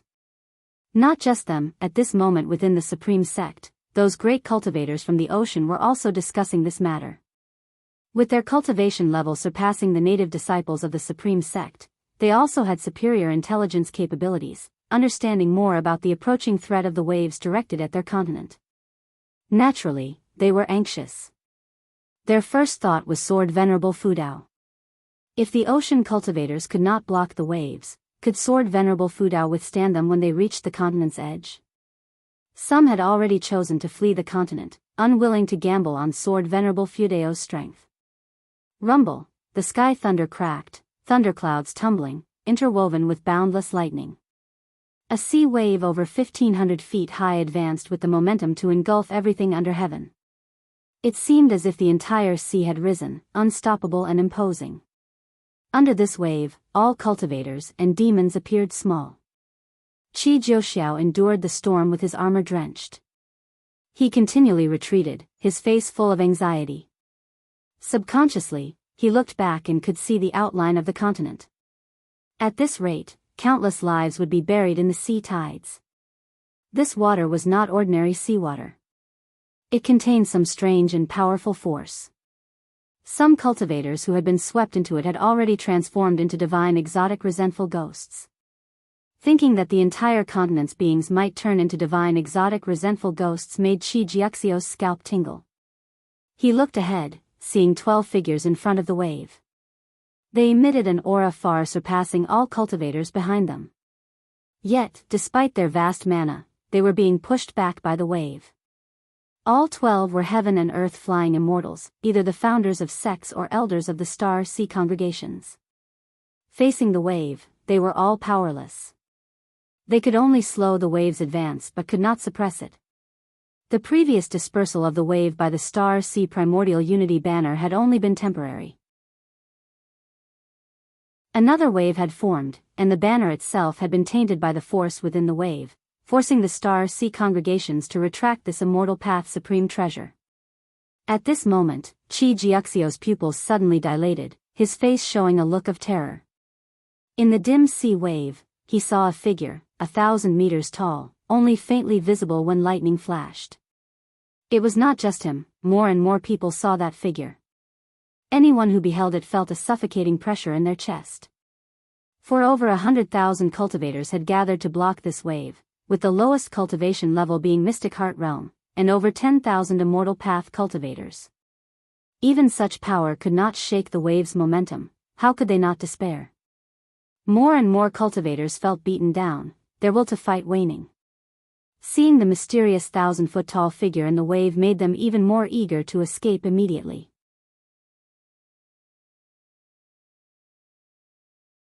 Chapter 262, It is Sword Venerable Fudao. As noon approached, Guan arrived at Mystic Valley. It had been 2 days since the sea-breaking rift had erupted with waves, and now it was the 3rd day. Guan was about to gather medicinal herbs when he suddenly sensed something. He sighed softly, then continued harvesting. He had already felt a powerful force approaching from afar. Originally, Guan didn't want to concern himself with the survival of the 2 distant continents. The waves would have to pass through these 2 continents before reaching his own, and they were still very far away. But now, a dangerous aura had emerged from within the waves, forcing him to change his strategy. He couldn't wait until the force behind the catastrophe neared his continent before acting. If that happened, it would easily lead to unexpected changes. The farther the catastrophe remained from the supreme sect, the more room he would have to operate. He couldn't fight on the continent itself, where he would have to consider the well-being of all living things. As the catastrophe progressed, the entire ocean had become aware of the existence of the divine exotic resentful ghost. The sea-breaking rift was definitely not a natural calamity. Deep within it lay a force poised to overturn the mortal world. Whether Guan intervened or not, this would be a disaster the entire ocean needed to face together. Guan continued gathering medicinal herbs while pondering how to act. Lu Jiujia, the chief disciple of Mystic Valley, approached and softly asked, "Senior brother, I've heard there is a disaster at sea that could potentially affect our continent. What should Mystic Valley do?" From his words, it was clear how much the Supreme Sect had progressed over the years. The disaster at sea had only been ongoing for 3 days, yet word of it had already spread within the sect. In the past, let alone 3 days, as long as the disaster didn't make landfall, inner sect disciples could go their entire lives without knowing. Naturally, we should adhere to our duties, cultivate diligently, and provide the best medicinal herbs. That is the greatest responsibility we can bear, Guan replied nonchalantly. Lu Jiujia nodded. In truth, he just wanted to gauge his senior brother's attitude. After all, his senior brother had connections within the inner sect and would certainly know more than they did. Since his senior brother was unperturbed, he saw no reason to worry and could reassure the valley's disciples. After Lu Jiujia left, Guan continued picking herbs. 30 minutes later, Guan arrived at the eastern cliff of Mystic Valley, with the Blood Prison Great Saint following behind. Master, what brings us here? The Blood Prison Great Saint asked curiously, noticing Guan playing with a leaf. Guan stood at the edge of the cliff, looking toward the horizon. To stop the disaster at sea, he replied. Upon hearing this, the Blood Prison Great Saint's eyes widened. He took a step forward and asked, how will you stop it? Didn't you say the catastrophe was far from us? Guan grasped the leaf with his left hand and pressed his right hand against the Blood Prison Great Saint's ox head. In an instant, the Great Saint's expression changed drastically, his eyes widening in shock as the image of a terrifying wave appeared in his pupil reflection. He saw the scene that Guan's divine sense had captured. At that moment, in front of the massive waves, countless great cultivators were besieging a terrifying figure 1,000 feet tall. It was a humanoid monster, wearing only pants and bare-chested. Its entire body was dark, covered with blood-red scars, as if it might split apart at any moment. Its hair was wild, with a fierce and ghostly face full of fangs, holding a bone knife, exuding dominance and arrogance. The myriad spells and divine skills cast upon it failed to shake its massive form. Its roar drowned out the thunder, turning the sea and sky into a hellish landscape. The Blood Prison Great Saint trembled at the sight of the 1,000-foot figure. The aura alone was terrifying to behold. The spells and divine skills of the cultivators were immense, resembling the power of immortals, creating a spectacle rivaling the sun and moon. The more powerful the cultivators, the more terrifying the 1,000-foot figure seemed. Guan raised his right hand, breaking the Great Saint's vision, who instinctively looked at Guan, wanting to see more. However, he saw Guan lift his left hand and wave it toward the horizon. With a casual wave, the leaf in his hand shot out like a flying sword, emitting a cold light before disappearing into the horizon. Guan then turned to leave. The Blood Prison Great Saint stood stunned for a moment before hurriedly following him. Master, is that all? What else? You just threw a leaf. Stop fussing. But, what realm have you reached? The Blood Prison Great Saint wasn't doubting Guan's success, he was just in shock. To slay such a terrifying being that many cultivators couldn't handle, with just a leaf from such a distance. What level of cultivation would one have to reach to achieve such a feat? Guan didn't answer the Great Saint's question, leaving him to ponder endlessly. Meanwhile, far over the ocean, the sky was dark, thunder roared, rain poured, and winds howled in all directions. Qi Jiuxiao held the dragon-slaying spear, flames burning around him. The rain evaporated into steam as it approached him. He bit his lip, glaring at the terrifying figure in the distance, his eyes full of struggle. Where did that thing come from? Qi Jiuxiao thought angrily. The great cultivators ahead displayed energies far beyond his reach, 12 of whom reminded him of Sword Venerable Fudao. So many great cultivators gathered, yet they couldn't harm the 1,000-foot figure one bit. How could he not be afraid? Some cultivators had already fled in terror, and he too hesitated whether to retreat. If the great cultivators ahead retreated, their speed would surely outpace his. Whoever was the slowest would die. But he also feared others might choose to fight to the end. If he fled, how could he maintain his standing in the immortal cultivation world later? At that moment, Qi Jiuxiao vaguely heard a whistling sound. He barely had time to react before his vision suddenly brightened, his pupils moving instinctively. Time seemed to stand still, everything in the world frozen, the casting cultivators still, the roaring 1,000-foot figure halted, its terrifying stance fixed. The rain hung suspended in the air, each droplet reflecting a gleam of sword light. The churning waves presented the image of countless white flowers, strangely beautiful. A streak of sword light swiftly traversed this nearly frozen world, passing by the cultivators, dashing toward the 1,000-foot figure. The crimson eyes of the figure reflected the sword light. Boom! The head of the 1,000-foot figure was instantly blasted apart by the sword light, and the rolling giant wave behind it was dispersed, creating a huge gap, leaving all the cultivators in awe. Sunlight streamed down, revealing that the storm clouds had also been torn apart. Upon closer inspection, the sea of thunderclouds before them had been split in two, extending to the horizon where the sea met the sky. Everything happened so quickly. Not only did Qi Jiuxiao have no time to react, but even the heaven and earth flying immortals were stunned in mid-air, maintaining their casting poses. Under their gaze, the headless 1,000-foot figure turned to ashes, scattering with the wind. The heaven and earth flying immortals immediately turned to look in the direction from which the sword light had come, their expressions astounded but not panicked. Given the speed of that sword light, even if they had tried to defend, it would have been useless if the attacker had wanted to kill them. Who made that move? Such speed, such domineering sword intent. Could it be someone at the 9th level of the heaven and earth flying immortal realm? Even a 9th level cultivator would find it hard to be so overpowering. Which major force's domain is in that direction? The heaven and earth flying immortals communicated through divine sense, while other cultivators, after a brief silence, erupted in thunderous cheers. Qi Jiuxiao saw the unstoppable giant wave now reduced to a broken bridge, crumbling at both ends, and his expression was exceedingly complex. It was Sword Venerable Fudao. No mistake about it. Not only had he felt the sword intent from the heavenly repair platform, but Sword Venerable Fudao had also saved him. And the direction behind him was exactly that of the Supreme Sect. But how far was this place from the Supreme Sect? Could it be that Sword Venerable Fudao had already arrived nearby? For some reason, an absurd idea suddenly formed in Qi Jiuxiao's mind. Maybe Sword Venerable Fudao never left the Supreme Sect, otherwise, why use a long-distance means to kill the enemy? At this moment, someone shouted, "It's Sword Venerable Fudao. That direction is toward the Supreme Sect."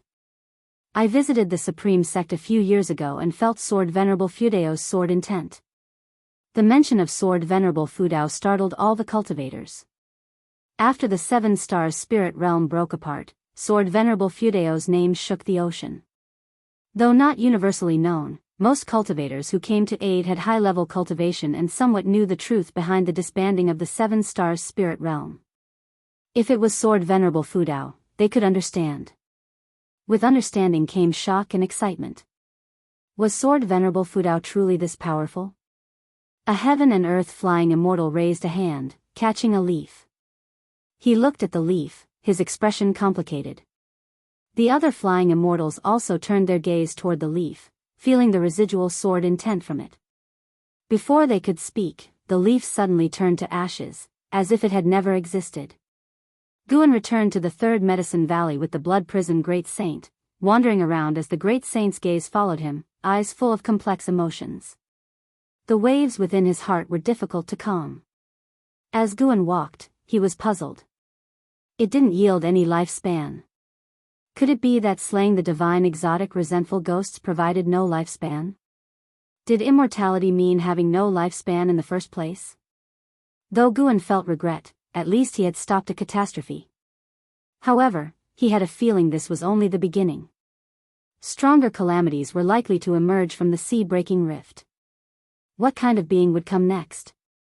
At this moment, Yu Yingying suddenly approached him and said, "Guan, in preparing to return to the Star Sea congregations." Guan asked, "Why?"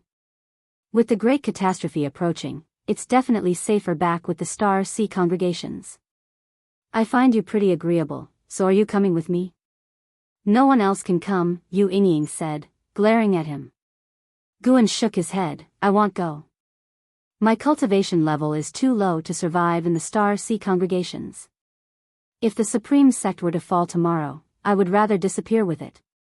In the distance, the Blood Prison Great Saint couldn't help but roll his eyes. The master fooling a simpleton again. Yu Yingying opened her mouth, but in the end, said nothing. She patted Gu An's shoulder and turned to pack her things. Guan had no intention of stopping her.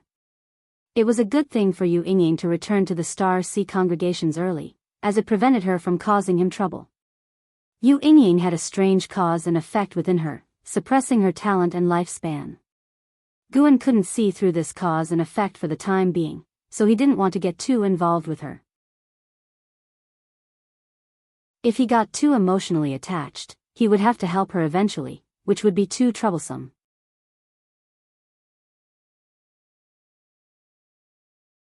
Chapter 263 Million years rarely seen. Guan did not put all his strength into it, but it was enough to disperse the power within the giant wave and restore calm to the sea around the sea-breaking rift. As for the calamity on the other side of the tidal wave, Guan was too lazy to care. He did not believe that no one over there could stop the waves. Even if Guan did not intervene, he thought that there were powerful beings in the ocean capable of acting. It was just the timing was hard to gauge, perhaps after the supreme sect was submerged. The facts turned out just as he had guessed. 2 days later, Guan saw a mysterious great cultivator cast a spell to scatter the waves on the other side of the sea-breaking rift. Although it was not enough to make him apprehensive, he could confirm that person was the carefree primordial immortal. After dispersing the waves, that carefree primordial immortal disappeared. This land indeed hid many powerful figures. The higher the realm, the more mysterious they were, some like Guan who had hidden in the city, while others secluded themselves in caves, ignoring worldly affairs. Previously, Guan had explored this land, and there were quite a few places he could not see through at a glance. 3 days later, news from the sea reached the supreme sect. Sword Venerable Fudao acted and killed a powerful divine exotic resentful ghost, resolving the calamity. Supreme sect was instantly in an uproar, the news spreading quickly. Guan was still reading in the pavilion when he heard the disciples discussing it. He did not go downstairs but continued reading. This intervention did not give him a sense of accomplishment. He thought he could be happy when the sea-breaking rift disappeared. However, near dusk, an event occurred that left Guan helpless. It was that Yu Yingying, who had left a few days ago, had returned. Upon her return, she immediately found Guan and eagerly shared the situation she had learned, her tone full of admiration and respect for Sword Venerable Fudao. She understood the situation more clearly. It was said that the sea-breaking rift erupted with waves that could sweep through heaven and earth, hiding a divine exotic resentful ghost that even the Star Sea congregations could not deal with. She also made a point of explaining the divine exotic resentful ghost, fearful that Guan did not know how terrifying this thing was.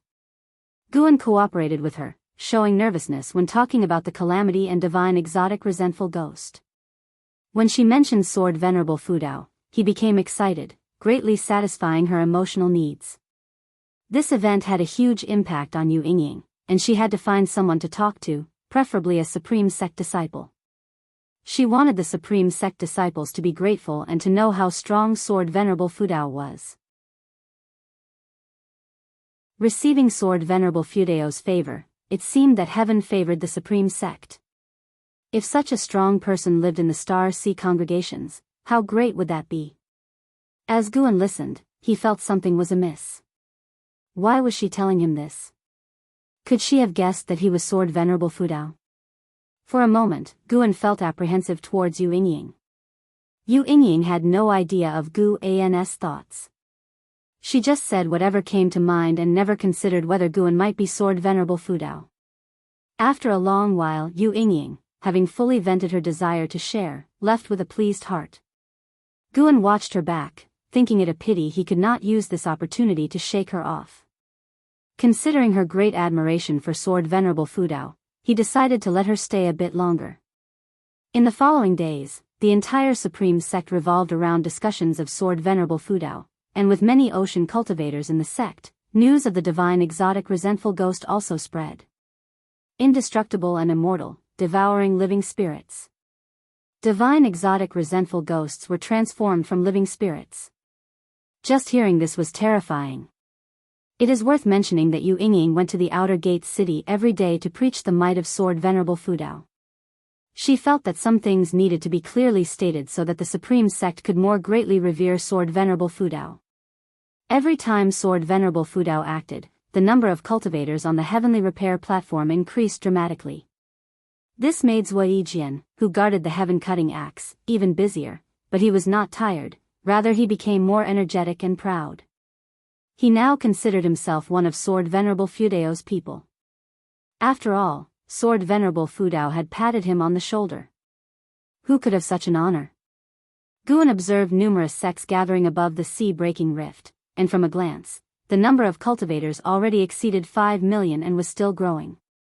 It seemed the sea-breaking rift had caused widespread panic in the ocean. His gaze shifted upward, noticing more and more heaven and earth flying immortals arriving in the great heavenly spirit land. Clearly, the major oceanic powers were calling in reinforcements. This was a good thing. However, Guan recalled something. Would the increasing number of cultivators providing support lead to a rise in divine exotic resentful ghosts? He could only pray those sects could resolve the deep-seated trouble in the sea-breaking rift on their own. He was not the protagonist of this heavenly destiny. He could not be relied upon to solve everything, right? He thought it should not come to that. This land was filled with immortal spirit dynasties, and there was a mysterious continent capable of resisting his divine sense with its chi fortune. Furthermore, Guan had also seen many transcendent powers before, none of which Star Sea congregations or Seven Stars spirit realm could compare to. Star Sea congregations were rulers of the ocean, but there were many rulers. With Gu An's realm, he could already glimpse the chi fortune of sects and forces, and from the strength of the chi fortune, the supreme sect was less than 1/10,000th of the Star Sea congregations, and the Star Sea congregations were likewise less than 1/10,000th of that immortal spirit dynasty. Guan guessed those true first-rate powers of the world also had deployments in outer heaven. They could access more resources, nothing the Star Sea congregations could compare to. The commotion caused by Sword Venerable Fudao did not affect Guan. However, he began spending more time teaching Yang Jian. Ever since he dispersed the waves, Yang Jian had been experiencing more frequent visions, seriously affecting his cultivation. Once, while Guan was instructing Yang Jian in his cultivation, Yang Jian suddenly fell into a daze. Guan had to shake him awake, drenched in cold sweat. Yang Jian had seen himself being devoured, utterly powerless to resist, and the intense pain was not an illusion but a real sensation to his flesh. Unfortunately, Guan could not deduce the source of the visions through cause and effect. Time passed day by day. The year-end arrived, winter snow covered the land and mountains. In the forest 100 miles outside Mystic Valley, Guan was instructing Yang Jian in the limitless freedom step. Yang Jian possessed high talent and comprehension, but limitless freedom step was equally profound. Mastering it was challenging even for him. After a maneuver, Yang Jian almost crashed into a tree, but he stabilized himself just in time. He turned to look at Guan, about to speak, but suddenly frowned. He clutched his head with both hands and unexpectedly knelt in the snow. Guan sensed something was wrong and immediately used his mana to isolate this section of the forest, preventing any unusual occurrences from alarming the supreme sect. He approached Yang Jian and placed his right hand on Yang Jian's shoulder, using his own mana to assist him. In an instant, Guan felt an unknown force of cause and effect attacking. He could resist, but he hesitated for a moment and pretended to be affected. His mind was drawn into a mysterious illusion realm, with Yang Jian's consciousness present as well. Yang Jian sighed in relief upon seeing his master's figure beside him. He was about to speak but suddenly felt something and turned his head. Ahead, a pitch-black shadow appeared, walking out from the expansive snow, seemingly wearing some kind of armor based on its shape. Mystic Gang Dominator Body, a rare sight in a million years. A cold voice echoed from the front, filled with greed. Listening closely, it seemed to swallow something, chilling those who heard it to their bones.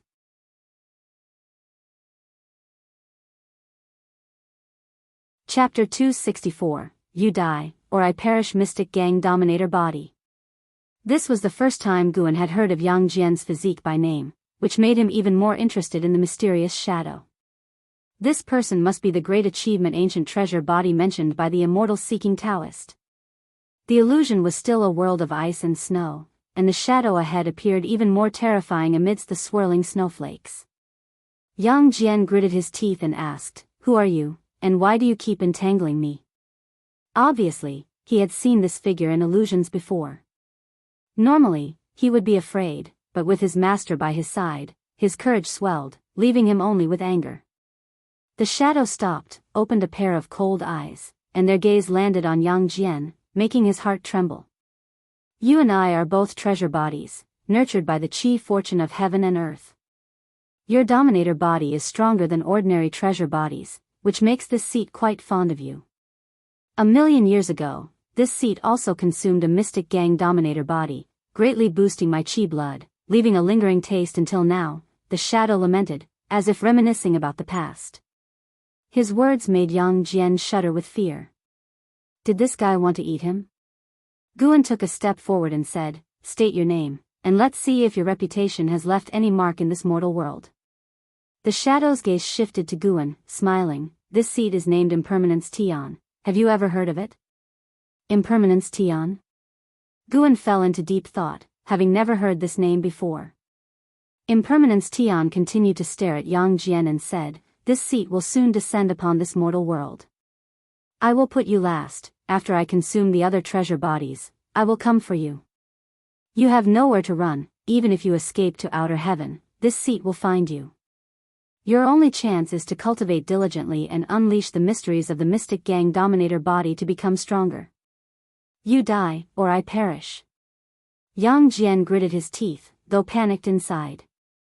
With his master nearby, he didn't want to show fear.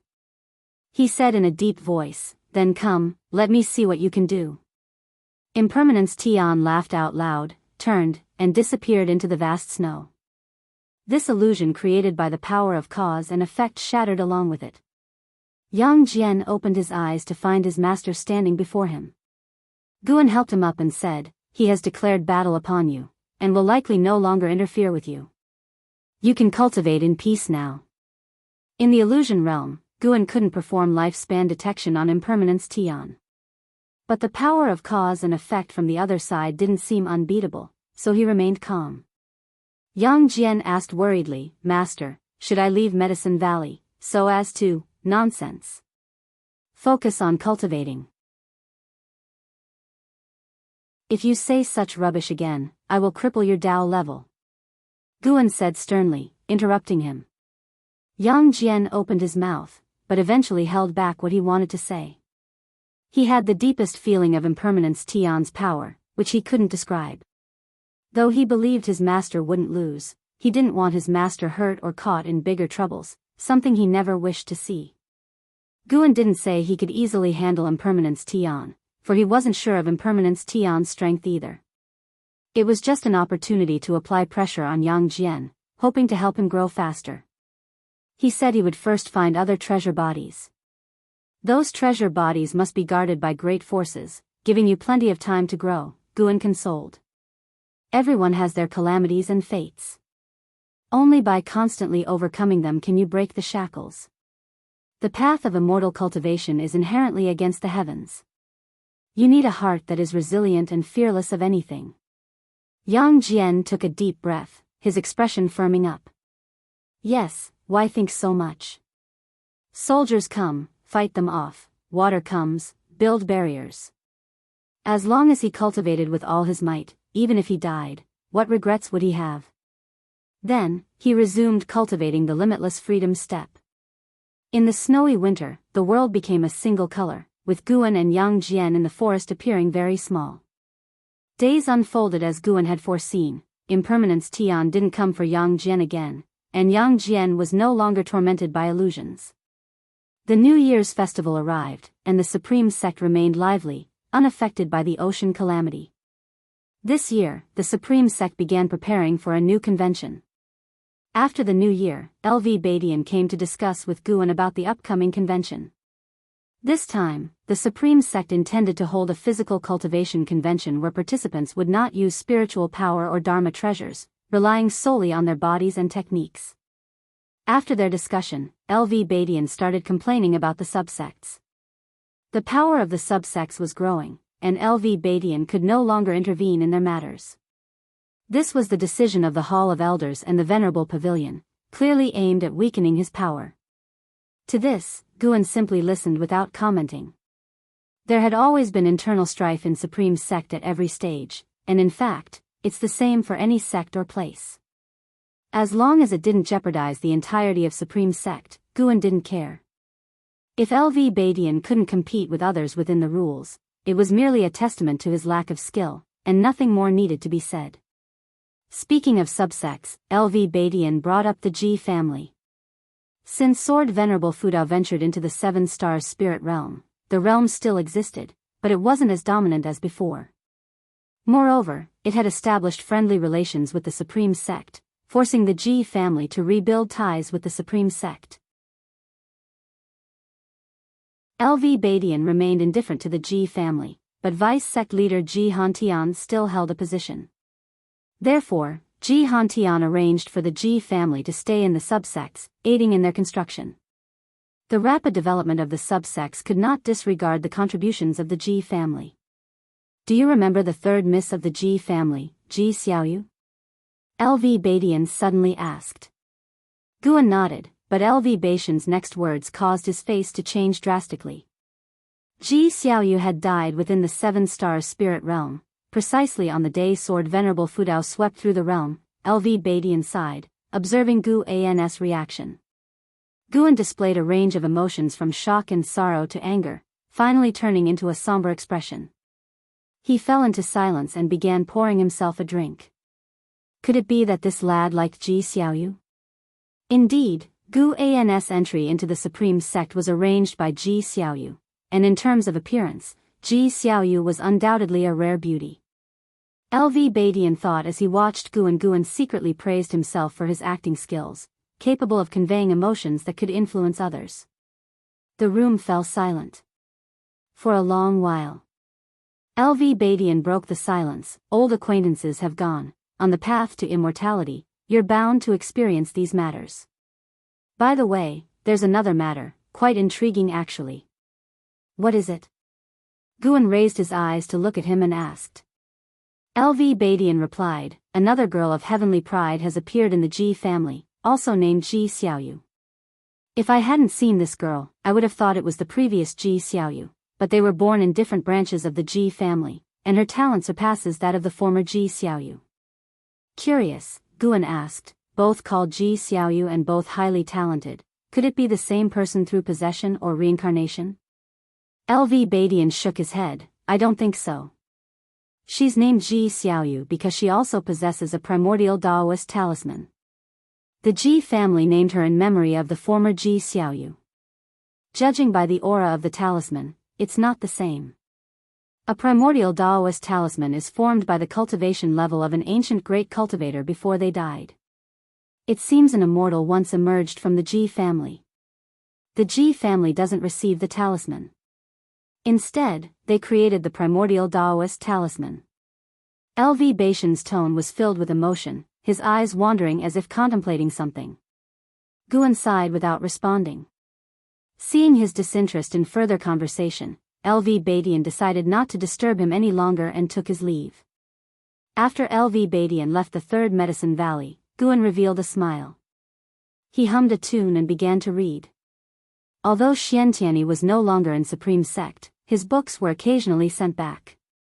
Green Hero Travelogue was still being updated. Guan loved authors like this who stayed true to their roots. If Xiantiani wrote for 1,000 years, he would read for 1,000 years. Notably, Green Hero Travelogue was now about overseas lands, which had rapidly boosted its sales. Presently, Supreme Sect disciples increasingly longed for the ocean. Spring faded into summer, bringing another year of splendid scenery. Underneath the mystic pure tree, Guan leaned against its trunk, tenderly stroking the white spirit rat napping beside him.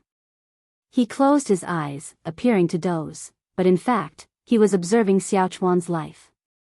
Xiaochuan had established a family and a career, settled in a city, living a relatively happy life, vastly different from his personality and image in Medicine Valley. He already had the air of a head of the household. Xiaochuan had a son and a daughter, and they'd hired many servants. Seeing that Xiao Chuan was doing well, Guan felt at ease. After that, Guan turned his gaze toward the sea-breaking rift. Looking into the distance, the sea-breaking rift stretched long, spanning the ocean. Around the rift, one could always spot cultivators and demons venturing in and out, as well as living spirits or divine exotic resentful ghosts escaping, presenting a magnificent sight. It seemed calm, but this peace felt oppressive, like the onset of a storm. After watching for a while, Guan stood up, sensing someone approaching. Someone rode the clouds swiftly into Medicine Valley.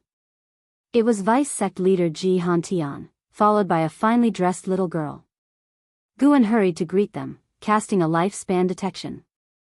Ji Xiaoyu, Energy Cultivation Realm 9th Layer 11/240/9999. Goodness, the extreme lifespan reached 9,999 years. The previous Ji Xiaoyu had an extreme lifespan of 8,900 years. Reborn into a new life, her extreme lifespan had increased. Could this be considered reincarnation cultivation? Ji Hantian saw Guan and smiled. When Guan approached, he spoke, "I want you to look after her. She is Ji Xiaoyu, from a branch of the Ji family." Hearing this, Guan feigned a dazed look, gazing at the young Ji Xiaoyu. Ji Xiaoyu was only 11 years old, not yet reaching Ji Hantian's elbow. Her expression was calm, with eyes carrying a hint of age, reminding Guan of the previous Ji Xiaoyu's precocious maturity. Seeing Guan lost in thought, Ji Hantian explained, "She just happens to have this name. LV Badian should have mentioned it. Let her cultivate in your Medicine Valley, and I will take her away later." Saying so, Ji Hantian turned and swiftly disappeared into the horizon. Guan and Ji Xiaoyu stood on the grass, speechless, a subtle atmosphere prevailing. Just then, a figure appeared in front of Ji Xiaoyu. He squatted down to scrutinize her. It was none other than Nine-Finger Divine Lord.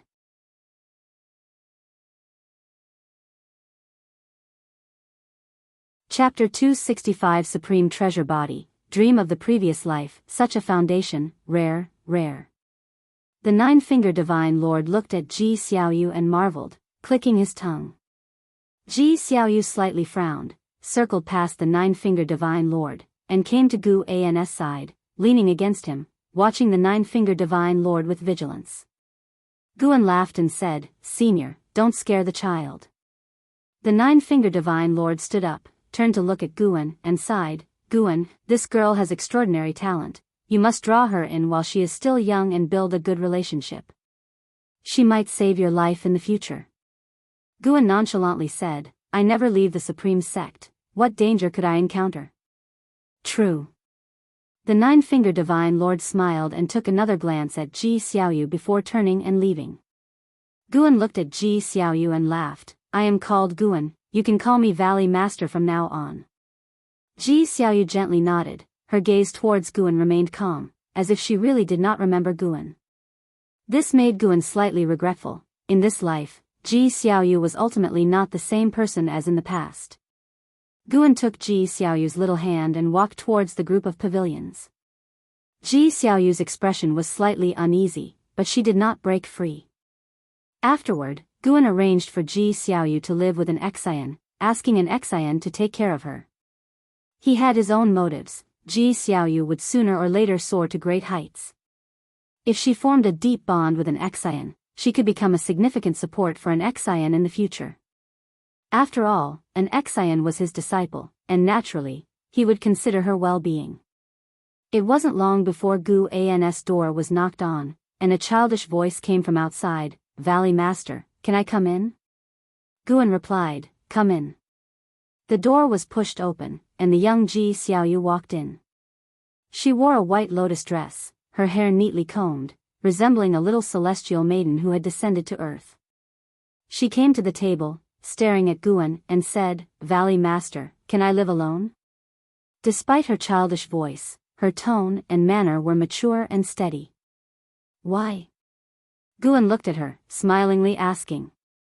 Ji Xiaoyu replied, "I like living alone, and I don't want to be disturbed while cultivating." Guan thought for a moment, then said, "How about you live downstairs in my pavilion?" The pavilion he resided in had 2 floors, the first floor was for living quarters, and only he could live there. However, he usually stayed in the study on the second floor. Ji Xiaoyu hesitated for a moment, then slightly nodded. Guan kindly smiled, "If you need anything, just let me know. Although my surname is Gu, I was also born into the Ji family." Ji Xiaoyu, curious, asked, "You were born into the Ji family?" "Yes, I used to be a house servant of the Ji family." Guan began to recount his background and how he entered the supreme sect. However, he did not mention Ji Xiaoyu's name, only referring to her as the third miss of the family. He wanted to test if Ji Xiaoyu remembered anything. Ji Xiaoyu listened earnestly. When Guan finished speaking, she asked, "Did you investigate who your parents are?" "The house servants of the Ji family are all recorded." Guan was stunned.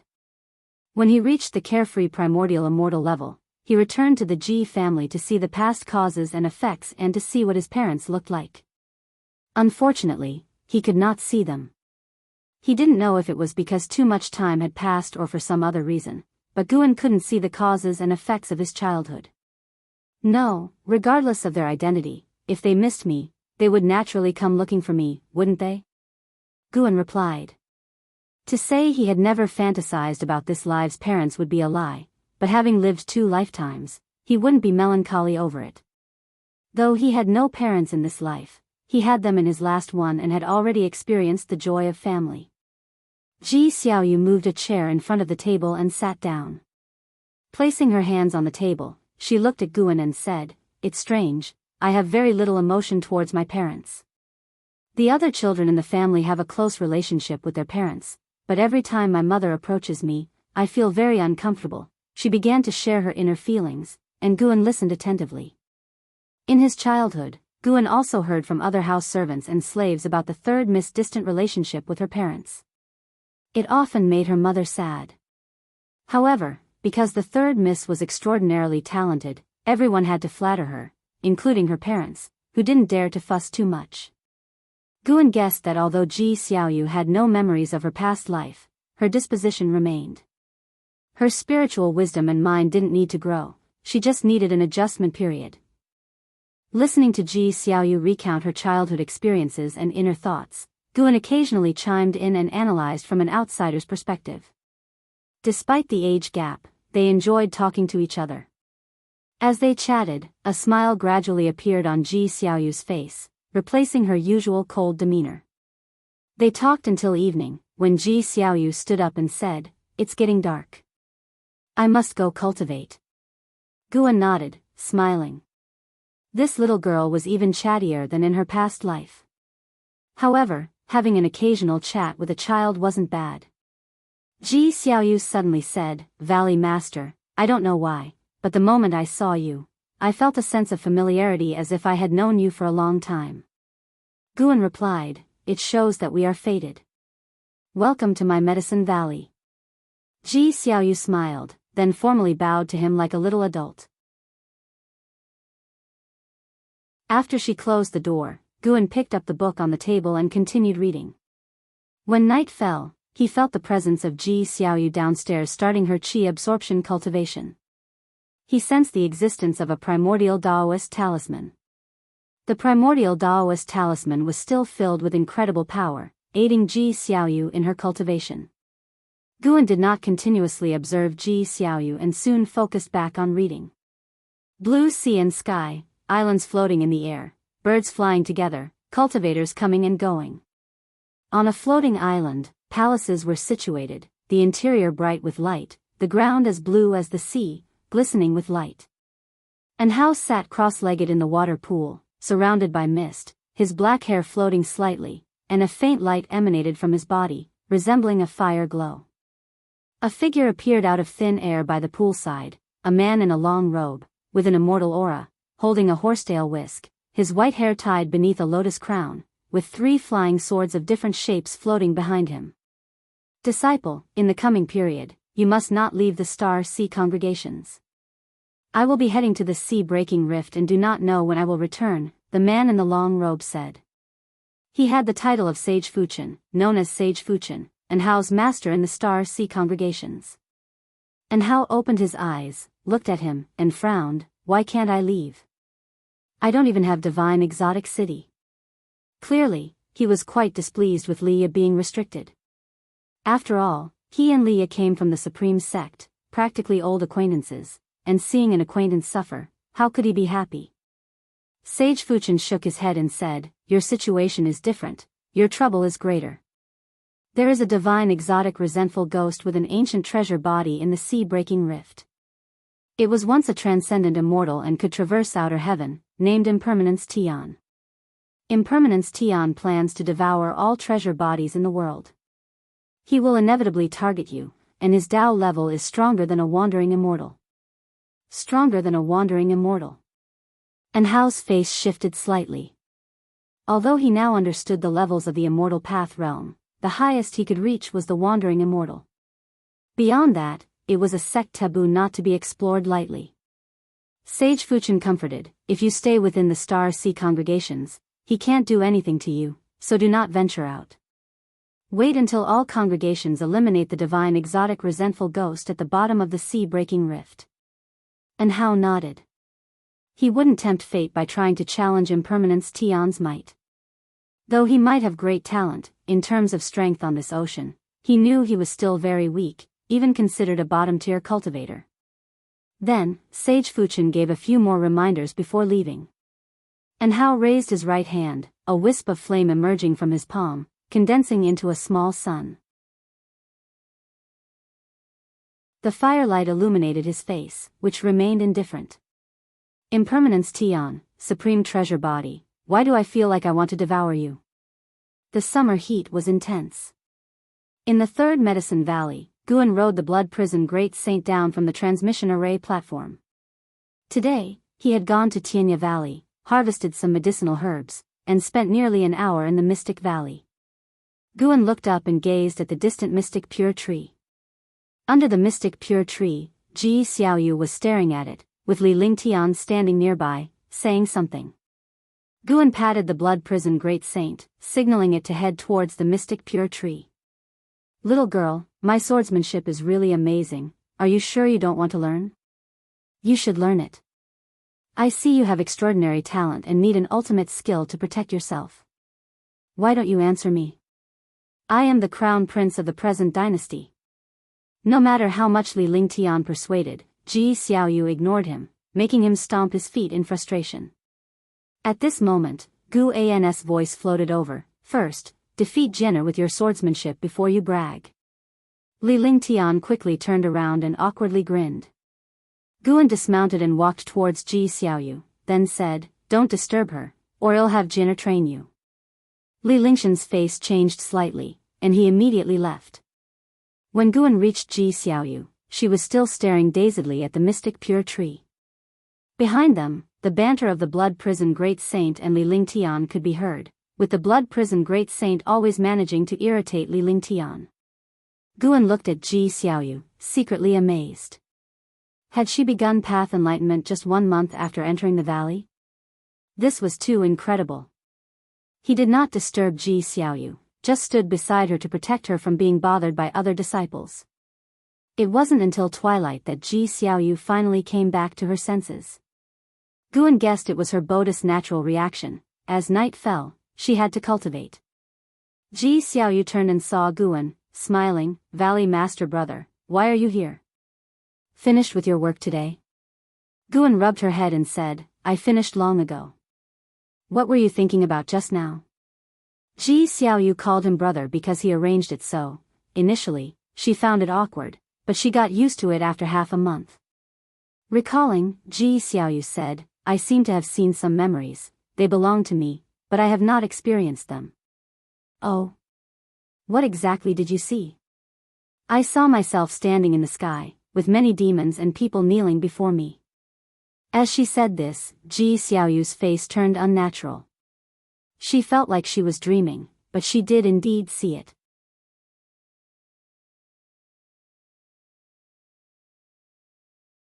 Chapter 266 Divine Exotic Ghost King, Bitter Sea Buddha Sect. Guan asked, what else did you see?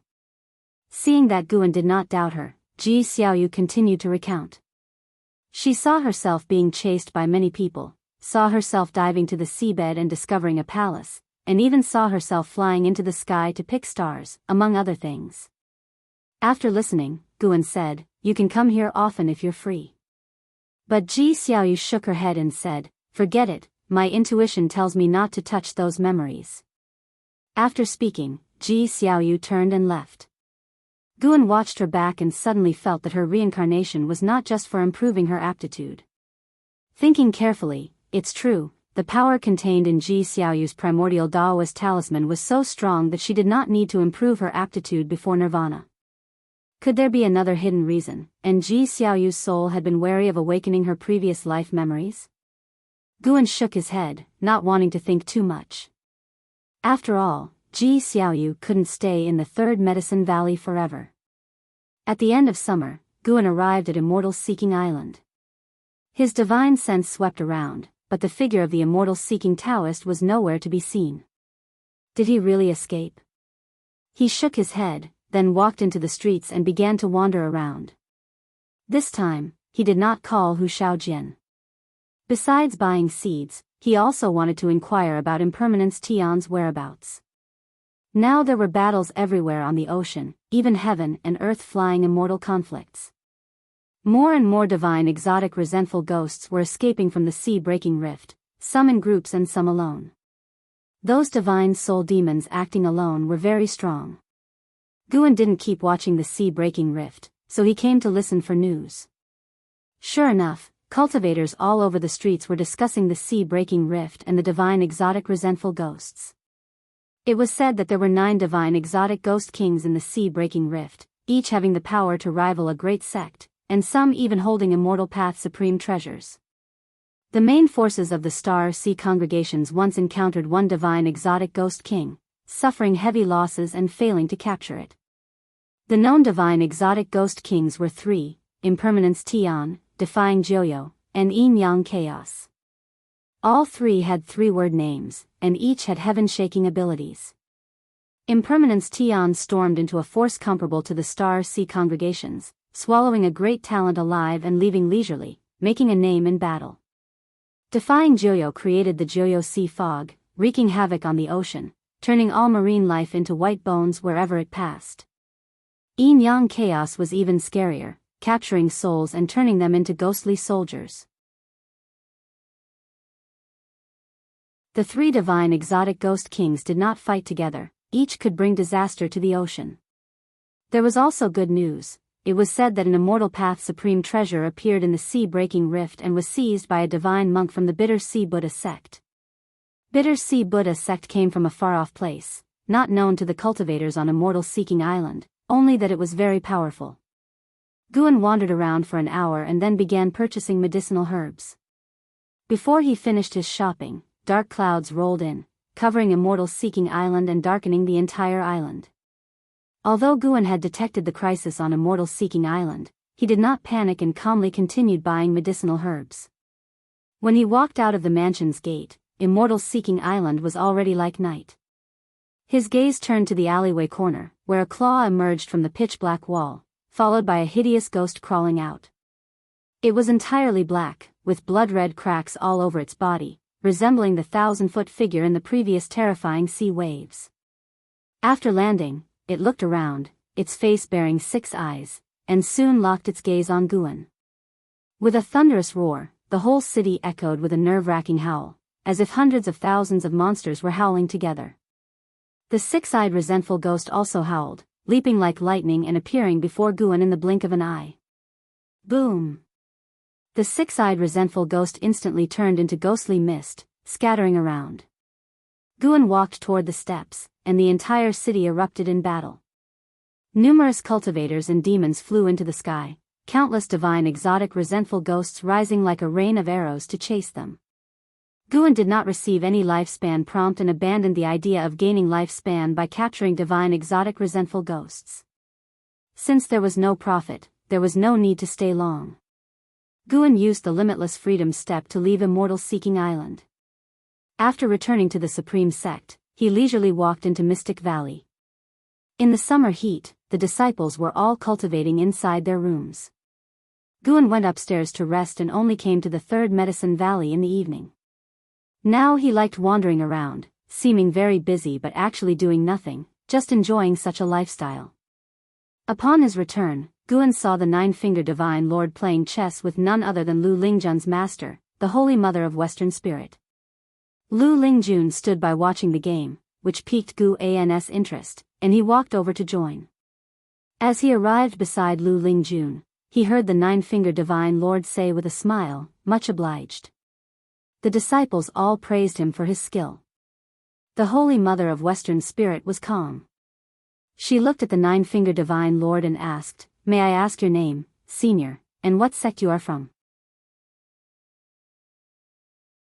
The nine-fingered divine lord waved his hand, saying, "It's just a game of chess, no need to prize so much. Has the Bitter Sea Buddha sect not taught you manners?" Upon hearing this, the Holy Mother of Western Spirit's expression changed slightly, but she said no more. She stood up, saluted the nine-fingered divine lord, and then turned to leave. Lu Lingjun did not follow but looked at Guan beside her, asking curiously, "How did you beat this senior?" The nine-fingered divine lord's face turned ashen, and he began to call others to sit down and start another game. Guan replied with a smug smile, "I wanted to interact with you as a mortal, but since you asked, I have to reveal it. I am a chess immortal in the world, using black and white Tai Chi to inquire about the Tao, experiencing worldly tribulations." Lu Lingjun couldn't help but roll her eyes. Beside them, Elder Lu widened his eyes and couldn't help but ask, "Valley Master, are you really a chess immortal?" The other disciples also looked at Guan excitedly. Whether true or not, their expressions made Guan feel very satisfied. "You are teachable," Guan said with a laugh, "just teasing you all. If I were a chess immortal, would I still be here doing chores?" The disciples laughed along, continuously flattering him. Seeing Guan enjoying the disciples' adulation, Lu Lingjun shook her head and smiled. The nine-fingered divine lord found Guan very contradictory. Sometimes he was very worldly, sometimes he saw through the mundane. Perhaps it was this contradiction in his character that made his chess moves unpredictable and hard to capture. Afterward, Lu Lingjun pulled Guan away, and they came to a secluded place. "Can you let the girl downstairs come to me? I want to take her as my disciple," Lu Lingjun asked eagerly. Guan, hearing this, shook his head and said, "She is the girl of heavenly pride from the Ji family, only temporarily staying with me. If you want to take her as a disciple, you must ask the vice sect leader." Lu Lingjun pouted and said, "Ji Hantian? He definitely won't agree. He opposed my founding of the Ascension sect before, fearing I would undermine the Supreme sect." Guan laughed and said, "So what are you doing now?" "I just can't bear to see good talents buried." "So if you can't bear to see good talents from the Supreme sect being buried, do you want to take all the good talents away? You brat, do you think of me like that?" As they bickered, Lu Lingjun started hitting Guan, who was really afraid of hurting her. Sigh. He suddenly missed the days when Lu Lingjun used to bribe him. Back then, Lu Lingjun's attitude was as good as could be. Women are indeed changeable. Guan suddenly asked, "Your master is from the Bitter Sea Buddha sect? What kind of sect is that, and where is it?" He was curious because he had also heard this name mentioned today on Immortal Seeking Island. Lu Lingjun replied, "Yes, the Bitter Sea Buddha sect is very far from the Supreme sect. Not even Ji Hantian could find it in a lifetime. So far away, you won't become a nun at the Bitter Sea Buddha sect, will you? Don't talk nonsense, let's not discuss this." Lu Lingjun gave Guan a stern look and then changed the topic, seemingly afraid of offending the Holy Mother of Western Spirit. After chatting for a while, Lu Lingjun left. Guan then walked towards his loft. Upon reaching the loft, Ji Xiaoyu suddenly ran out of the house, saying she had something to tell him. So, they went upstairs together. After sitting down, Guan looked at Ji Xiaoyu sitting opposite and asked, "What's the matter?" Ji Xiaoyu replied, "Wait a moment, Valley Master Brother, read a book first." Seeing her nervousness, Guan found it amusing and didn't press for an answer, instead picking up Investiture of the Gods to read. "Valley Master Brother, why are you reading Investiture of the Gods? They all say you like reading Green Hero Travelogue, Ji Xiaoyu asked curiously. Gu An's face changed instantly, and he sternly asked, who said that? Tang Yu, Peng Cheng, Chen Jia, they all said so. Don't listen to their nonsense. Tomorrow I'll educate them properly. How dare they slander their master? Slander? Isn't Green Hero Travelogue a good book? Don't ask, just read a book yourself. Guan threw Journey to the West on the table to Ji Xiaoyu and then focused on reading. An hour later, Ji Xiaoyu put down Journey to the West, let out a sigh of relief, and said, they finally left. 2 people came to the valley today, making me feel very uncomfortable. One of them even wanted to take me as a disciple, but I refused. Guan sensed that the Holy Mother of Western Spirit and Lu Lingjun had already flown away and was secretly surprised. Ji Xiaoyu, who was only at the 9th layer of the energy cultivation realm, could sense the Holy Mother of Western Spirit's presence. She could even judge when the Holy Mother of Western Spirit left. Extraordinary indeed. Guan asked, why did they make you feel uncomfortable? Have you seen them before? Ji Xiaoyu replied, no, but when I was in a trance under the mystic pure tree, I saw some images of people with similar auras to them, and those people wanted to capture me. Could it be that Ji Xiaoyu was an enemy of the Bitter Sea Buddhist sect in her previous life? It seemed that he needed to pay more attention to the Holy Mother of Western Spirit. If she recognized Ji Xiaoyu, he had to be cautious to avoid implicating the disciples in the valley. Valley Master Brother, you'd better stay away from them. I feel that nothing good will come from getting close to them, Ji Xiaoyu said seriously. Guan nodded and said, don't mention this to anyone else to avoid trouble. Ji Xiaoyu replied, don't worry, I'll only tell you. Besides you, I feel that no one else in this world would harm me. It's a strange feeling, but that's truly how I feel.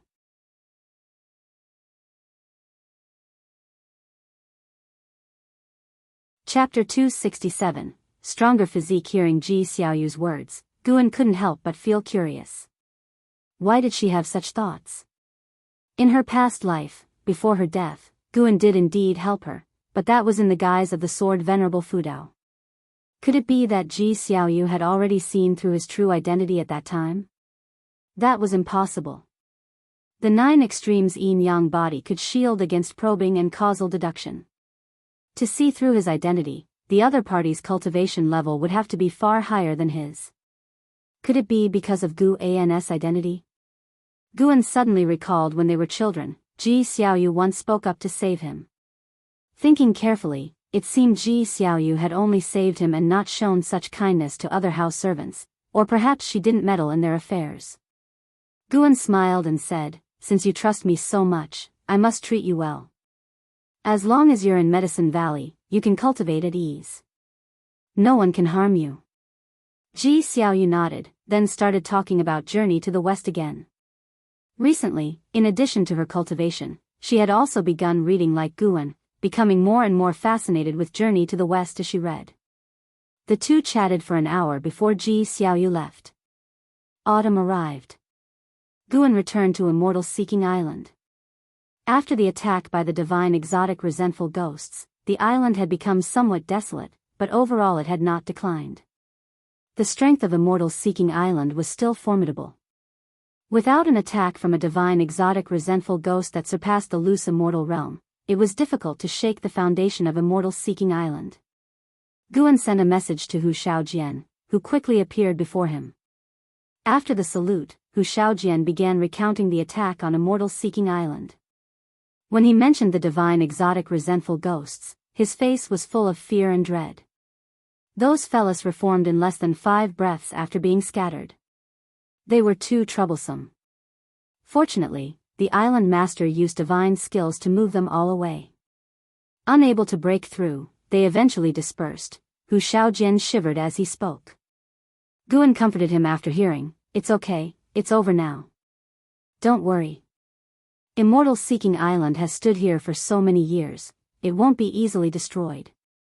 Just afraid of a divine exotic ghost king descending, Hu Shaojian sighed. What does a mortal-seeking island have that would attract a divine exotic ghost king? Indeed, the divine exotic ghost king doesn't seek heavenly treasures, only wishing to slaughter the strong and use them for their own purposes. Hu Shaojian nodded, his mood lifting. Afterward, he led Guan to continue their procurement, while also talking about the sea-breaking rift and the divine exotic resentful ghost's news. Guan listened. Currently, various parts of the ocean were under attack from the divine exotic resentful ghosts. Their numbers were increasing, causing the maritime sects to take action. Many sects that Hu Shaojian had never even heard of before displayed their power, astounding him. Deep Sea Spirit Palace, Mortal World Peak, Bitter Sea Buddha Sect, Purple Pill Palace, Immortal Fall Gorge, Vast Energy Daoist Sect, Time Divine Pavilion. This vast world left Hu Shaojian deeply moved. Guan, however, wasn't much affected. He had previously used his divine sense to probe and found that this world was on par with the Star Sea congregations, with over 100 sects at the same level, demonstrating the world's immense strength. Some sects could already travel to outer heaven, yet they remained here. Perhaps there were unimaginable dangers in outer heaven for mortal spirits. Guan was curious about the power that enveloped the great heavenly spirit land, forbidding beings below the heaven and earth flying immortal realm from leaving. What exactly was it? Was it the constraints of the world or the work of some higher force? In any case, Guan didn't plan to venture to outer heaven lightly. Since only heaven and earth flying immortals could leave the great heavenly spirit land, he needed to surpass that level by at least 2 major realms before exploring. It would be too frustrating to die out there. When Hu Shaojian mentioned medicinal herbs, Guan's thoughts returned to reality. Compared to the divine exotic resentful ghosts, he was more concerned with extending his lifespan. The years flowed on. Since ancient times, the mortal world had been full of hardships, but those who could live long lives were few. Longevity and immortality, that was what Guan cared about most. In the blink of an eye, 5 years passed. Guan's lifespan had already exceeded 28 million years, nearing 30 million years. In these 5 years, the ocean faced endless calamities, and immortal-seeking island experienced 2 more attacks. However, the mainland where Supreme Sect resided remained peaceful, unaffected by the ocean's tribulations. In the forest, Guan sat on the back of the blood prison Great Saint, watching with a smile as Yang Jian and Li Lingtian sparred. Though Li Lingtian had reached the second layer of the core formation realm, he was still suppressed by Yang Jian, who appeared to be only in the foundation establishment realm. In reality, Yang Jian had already formed his nascent soul. Even if he suppressed his cultivation to the foundation establishment realm, his physical strength was not something a core formation realm cultivator could withstand. Bang! Li Lingtian crashed into a tree trunk, causing the 1,000-year-old tree to tremble, leaves falling. 10 zhang away, Yang Jian retracted his leg, patting his robe. His sharp aura subsided, and the oppressive feeling he exuded disappeared. Li Lingtian sat on the ground, clutching his chest in pain. The voice of the blood prison Great Saint came, Li Lingtian, your cultivation results are too weak. Like this, you still dare to call yourself Lingtian? Hearing this, Li Lingtian grew anxious, but with Guan and Yang Jian there, he could only suppress it. Damn it. What kind of monster is this guy? Li Lingtian struggled to stand, looking at Yang Jian with fear. Fortunately, it was just a spar. If it were a life-and-death fight, he wouldn't just die, he would die horribly. He felt that over the years, Yang Jian's ferocity had grown, and even someone as fearless as him was terrified, afraid of provoking him. Jianer, you were too heavy-handed. Apologize. Guan's voice came, and Yang Jian looked at Li Lingtian, noticing his serious internal injuries. He immediately felt guilty and hurried forward. Sorry, I was distracted just now. Yang Jian stood before Li Lingtian, his face full of regret. Seeing his expression, Li Lingtian didn't feel better. In fact, he felt worse. He forced a smile, saying, "It's fine, I'm just not skilled enough." He suddenly wanted to leave the Third Medicine Valley. He thought staying by Yang Jian would help him learn more, but why did the gap feel like it was widening? He almost forgot what it felt like to win. To be precise, he had never won. Since becoming an adult, he only sparred with Yang Jian and wouldn't bully other disciples in the valley. Guan called them back to the valley, simultaneously scanning the ocean with his divine sense. 5 years had passed, and the seas around the continent had started to show signs of the divine exotic resentful ghosts. Though few in number, it was not a good omen. For having once struck down 1,000 tall figure and dispersed giant waves, he surely left a profound impression on the mysterious existence within the sea-breaking rift. But all these years, no danger had arrived, which was definitely not a stroke of luck. The mysterious entity under the sea-breaking rift must be plotting something. The desire for a breakthrough grew stronger in Gu An's heart. With a cultivation level of the 9th layer of the carefree primordial immortal realm, he would remain unafraid of calamities. Even if he couldn't win, he could escape. But if he could escape, what about Medicine Valley and those he cared about? Escaping with them all would be inconvenient and could expose his true cultivation level.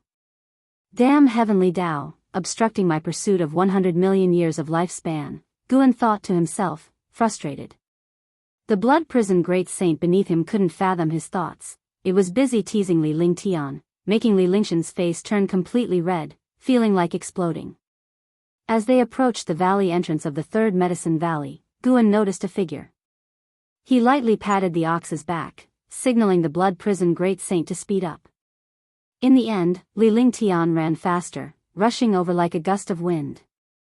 Sister Yu, why are you here? Li Lingtian asked with a flattering smile. 16-year-old Ji Xiaoyu stood at the valley entrance, tall and slender, dressed in a belted blue dress, with beautiful makeup, her long hair coiled under a purple crown, looking like a fairy in a painting. Even some passing disciples from the valley couldn't help but frequently glance at her. Compared to her past life, she had grown more beautiful and not as cold in temperament. Originally smiling, Ji Xiaoyu's smile faded as soon as Li Lingtian appeared, and she took a step to the side. This step made the already hurt Li Lingtian feel even worse. When the blood prison great saint got closer, Ji Xiaoyu smiled and said, "Brother Valley Master, are you done?" Guan nodded and asked, "Do you have something to discuss?" "Let's talk inside," Ji Xiaoyu said, heading toward Gu An's pavilion. Li Lingtian looked at her back, hesitating to speak. Riding the blood prison great saint, Guan followed her back. Yang Jian also left alone to continue his cultivation. He still wasn't strong enough to contend with impermanence Tian. Only Li Lingtian remained at the valley entrance, looking around, feeling very depressed. "You beat up Laozi, and you're all happy and dispersed?" On the other hand, Guan led Ji Xiaoyu to the 2nd floor of the pavilion. After sitting down, he stretched lazily and asked, "What's the matter?" Ji Xiaoyu sat down and took the paper and pen beside her, beginning to write. Guan picked up a book, reading while waiting. He pondered whether to enhance his physique and cultivation technique if he broke through early. His mystic holy body was stronger than the treasure body, having upgraded from the 5 elements treasure body to the innate Taoist body, then transformed into the mystic holy body. But the mystic holy body could still improve. After all, the path to becoming stronger was endless. After a long time, Ji Xiaoyu stopped writing. She looked up at Guan and pouted, "Why don't you care at all about what I'm writing?" Guan put down his book and smiled, "Aren't I waiting for you to finish? I've lived 150 years longer than you.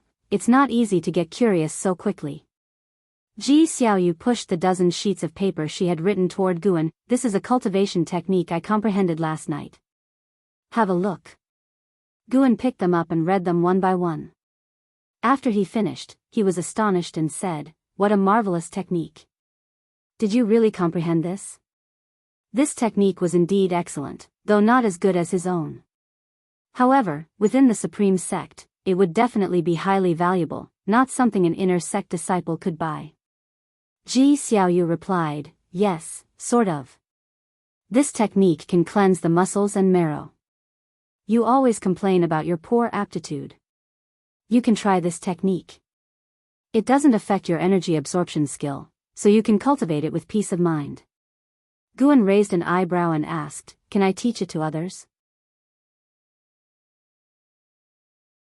Ji Xiaoyu furrowed her brows slightly at that.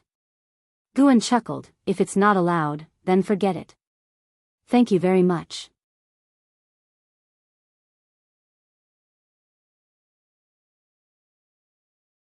Chapter 268, The Catastrophe of the Star Sea Congregations. You can teach it to others too, but whether they can master it is hard to say. This cultivation technique requires a large amount of medicinal herbs to temper the body. I only taught it to you because you happen to have the Medicine Valley. Ji Xiaoyu spoke, then she stood up and turned to leave. Just leaving like that? Guan couldn't help but ask. Got to go cultivate. Ji Xiaoyu replied without turning her head. This time, after walking out of the room, she didn't close the door. Guan smiled to himself, muttering, "Still has the heart of a girl." He didn't mind and put away the cultivation technique Ji Xiaoyu had written. In fact, he had similar cultivation techniques. He had just asked casually just now. The techniques that change one's physique often require a large accumulation of rare and precious items. Having just the method isn't enough. Guan began to scan the entire mortal world with his divine sense, looking for a suitable place to break through. He couldn't imagine how much disturbance the upcoming breakthrough would cause, so he wanted to choose a place far away from living beings. Referring to the commotion caused by his last breakthrough, Guan was troubled. He felt that wherever he chose to break through, it would alarm the surrounding forces and affect living beings. His gaze suddenly fell on the sea-breaking rift, sensing the vast and dense spiritual energy within. How about breaking through inside the sea-breaking rift? This idea grew on him, and Guan felt it might be worth trying. Once I reach a lifespan of 30 million years, I'll go for the breakthrough. In the grand hall, Anhao was meditating in a pool, his brows furrowed, feeling restless. Suddenly, he opened his eyes, his vision filled with blood vessels, and everything around him was shaking violently, causing his mind to become hazy. He vaguely saw a mass of black air rushing into the hall, quickly approaching him. The black air landed by the pool and condensed into a human figure. Anhao wanted to stand up but found himself unable to. Flame primordial treasure body, although cultivated later, surpasses the innate, remarkable. A voice rang out. If Guan and Yang Jian were here, they would surely recognize it as the voice of Impermanence Tian. Anhao stared intently at Impermanence Tian. Despite being immobile, he showed no trace of fear. The black air surged, revealing Impermanence Tian's handsome yet sinister face. He looked down at Anhao with a greedy smile. Supreme treasure body, you two were cultivated later, Anhao said calmly. Impermanence Tian's pupils suddenly contracted. His eyes were filled with meaning as he coldly laughed. It seems you are not simple. Perfect, I'll consume you, then go after the Mystic Gang Dominator body. Anhao sat in the pool, staring at him without making a sound. Make sure the Star Sea congregations are ready. I want to see if today's Star Sea congregations still have the might of their former days. Impermanence Tian said this and then vanished like smoke. Anhao suddenly awoke, gasping for air, his body regaining its senses. He braced himself on the edge of the pool, his face drenched in cold sweat, but his eyes were full of ferocity. Supreme treasure body, why? Anhao muttered softly, his voice like the growl of a beast. 2 years passed by swiftly. Guan returned to the pavilion with freshly picked medicinal herbs. He checked his attribute panel and saw that he was just 100,000 years away from reaching a lifespan of 30 million years. He smiled. Once I reach 30 million years, I'll break through. Guan sat down at his desk, starting to imagine what realm lay beyond carefree primordial immortal. After a while, a figure walked in briskly, and a fragrance filled Guan's nose, pulling his divine sense back. Shenzhen approached the desk, took out a book, and placed it on the desk with a proud smile. Take a look. Guan immediately picked up the book on the desk and began to read through it. The more he read, the more his brows furrowed. Seeing this, Shenzhen became nervous and asked, is it very bad? This book was a novel, clearly imitating Journey to the West. The protagonist was also a demon, needing to take risks and travel far to find the immortal path's supreme treasure that could fulfill wishes. Objectively, it was pretty good. Guan just felt regretful. Shenzhen had reformed. Guan suddenly felt that he was being unreasonable. When Shenzhen was writing, he found it annoying. Now that she wasn't, he felt regretful. It's pretty good, keep it up. Guan closed the book and returned it to Shenzhen, speaking casually. Shenzhen, seeing his dismissive attitude, clenched the book tightly in her hand. At this moment, the sound of footsteps came. Ji Xiaoyu, dressed in white, walked up. At 18, her temperament was even more outstanding. Her features had fully matured, her eyes captivating, and a red thin line on her forehead made her even more stunning. Shenzhen looked back and was also captivated by Ji Xiaoyu's appearance. Although Ji Xiaoyu had been in the Third Medicine Valley for years, the two women had never met. Shenzhen had not come back for many years. Ji Xiaoyu's gaze fell on Shenzhen, appraising her carefully. Suddenly, Shenzhen laughed, turned to Guan, and asked, Guan, do you not like this kind of book and only like to read the Supreme's secret records? Guan's expression changed drastically. He quickly said, how could that be? I like this kind of book. What Supreme's secret records? I haven't read those. He shot Shenzhen a meaningful look. Shenzhen immediately placed the book in her hand on the desk, saying, then can you read it carefully? I'll quiz you next time. Of course, I like it a lot. I'll definitely be able to recite it backward, Guan said seriously. Shenzhen gave Guan a look that said, smart move, and then left. As she passed Ji Xiaoyu, she nodded with a smile, making Ji Xiaoyu frown. Ji Xiaoyu walked to the desk and softly asked, is she threatening you? Tell me, I can help you settle it. At 18, she had already reached the 8th floor of the Foundation establishment realm. She was very confident in her abilities. Guan laughed and said, not at all. I've known her for over 100 years.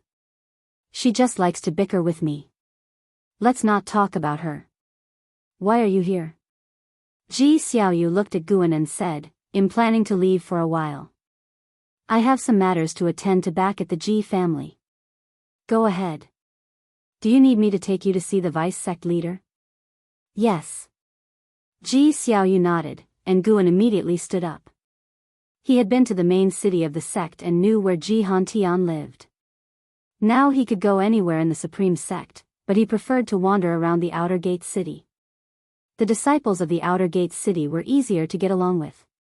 Inner Sect disciples had a bit of a distance, and the disciples of the main city were all filled with arrogance.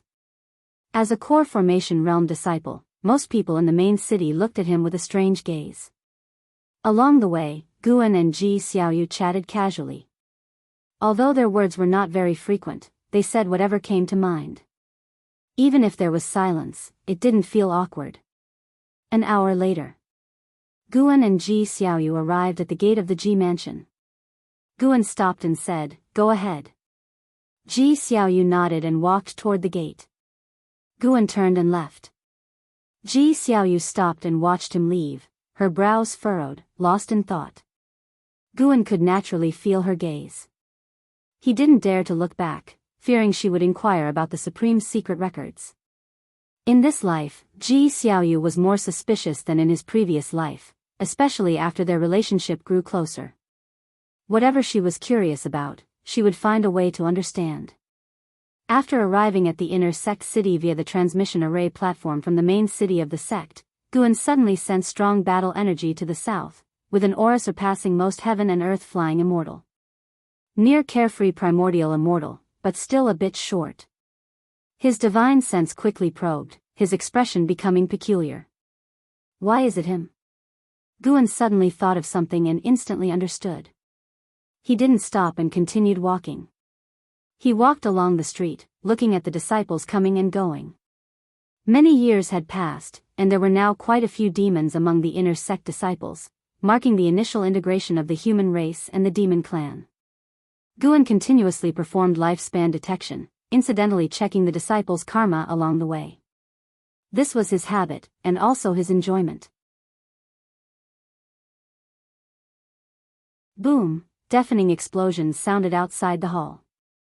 And Hao was meditating in the pool, his brows furrowed. There were more than a dozen great cultivators standing in the hall, both men and women, each with an extraordinary presence. Qi Bei, who brought Hao into the Star Sea congregations, and Qi Jiuxiao were also there. How is this guy so strong? Can he really break into the Star Sea congregations? After all, he is the divine exotic ghost king. If he had no true ability, he would have been killed long ago. It's really outrageous, daring to come to our Star Sea congregations to capture someone. Fortunately, the sect hierarch is here. We don't need to worry. Even so, his momentum is a bit exaggerated. Listening to the discussions of the sect's elders, and Hao's face looked grim. He didn't expect Impermanence Tian to be so arrogant, actually daring to forcefully break into the Star Sea congregations. He could feel the pressure from Impermanence Tian growing stronger, indicating that the enemy was getting closer and had already locked onto him. At the same time, outside the palace, the blue sky whipped up a strong wind, stirring the sea of clouds into a massive vortex in the sky. The floating islands below seemed insignificant like specks of dust. The cultivators of each floating island flew out, bringing out their magic artifacts, ready for battle. The doors of Hao's palace opened, and everyone walked out, including Hao. The sect hierarch is here. A female cultivator said excitedly. The other great cultivators breathed a sigh of relief. From the swirling clouds in the sky emerged glimpses of a flag. A streak of light fell from it, swiftly landing at the cliff's edge in front of Hao's palace. As the light dispersed, a man in a wide white robe appeared, draped in flowing clouds, with various jade pendants of different shapes hanging from his belt that swayed in the wind. His broad back exuded an imposing aura, even though he had his back to Hao and the others, his aura that reached the sky astounded them. Great Ming Tian, the sect hierarch of the Star Sea congregations, heaven and earth flying immortal realm. His countenance was stern, his long beard fluttering, and his eyes carried a fierce light. His long hair was tied under a crown adorned with small flags. He raised his right hand, and one of the flags flew out, quickly enlarging as it landed in his hand. This flag was none other than the Immortal Path's supreme treasure, the Star Sea Primordial Unity Banner. Stars glimmered on the banner, emanating a vast and majestic aura. Star Sea Primordial Unity Banner, it has been a long time. Impermanence Tian's cold laughter filled the air. As his voice echoed, a massive black rift suddenly tore through the sky, stretching hundreds of miles as if the sky had been cleaved by a sword, spectacular yet terrifying.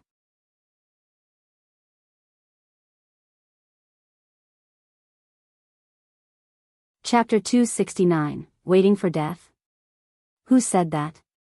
All the cultivators in the minor heaven and earth looked towards the black rift hanging on the horizon. Everyone was tense, as if confronting a formidable enemy.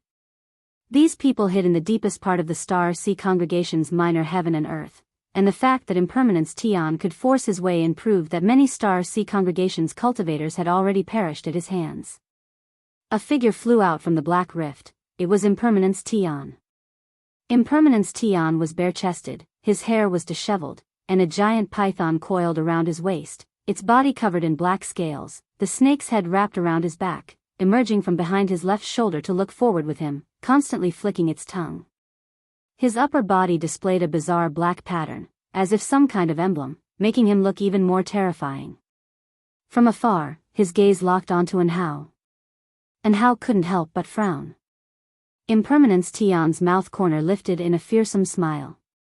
Hurry up and form your formation. Let me see if today's Star Sea Primordial Unity banner is as formidable as it was back then. Impermanence Tian's voice echoed as he swung his palm, unleashing a terrifying gale that ravaged thousands of miles. One floating island after another activated their protective formations, forming circles of light, yet all the islands trembled. Great Ming Tian stood at the edge of a cliff, holding the Star Sea Primordial Unity banner in one hand, facing the wind. He snorted coldly, raised the Star Sea Primordial Unity banner in his hand, and the black flag soared upward, quickly growing larger, reaching a height of 10,000 feet in the blink of an eye, casting the entire floating island into darkness. Moreover, the small flags on Great Mingshan's headband also soared into the sky, standing alongside the 10,000-foot black flag, rapidly enlarging. There were actually 12 Star Sea Primordial Unity banners. 12 banners, your capabilities are decent, but this is far from enough. Impermanence Tian sneered, swinging his hand once again. This time, a dreadful blood wind surged out from the black rift behind him like a flood, unstoppable. In an instant, the terrifying blood wind collided with the 12 Star Sea Primordial Unity banners.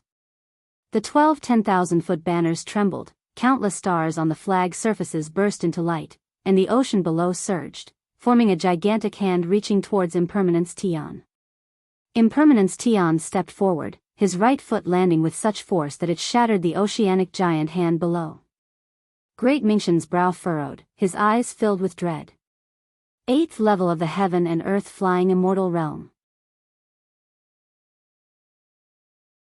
Your cultivation level is very high, but it seems you've spent most of your time on improving your cultivation level. Your mana is a bit weak.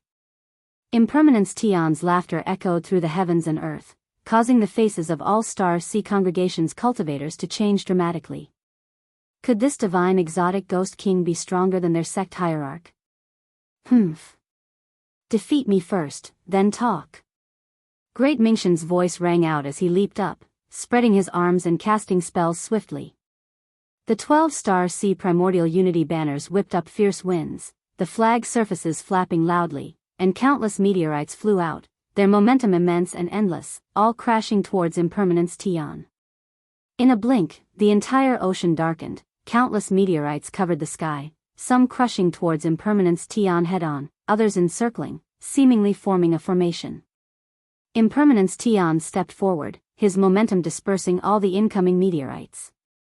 With each step he took, his presence grew stronger, the strength energy swirling visible around him. His gaze fixed once more on Anhao, even sending his voice transmission, "Flame Primordial Treasure Body, are you ready to be devoured by me? You better resist, the stronger you are, the happier I will be. The happier I am, the less pain you will endure." Hearing his voice, Anhao clenched his fists.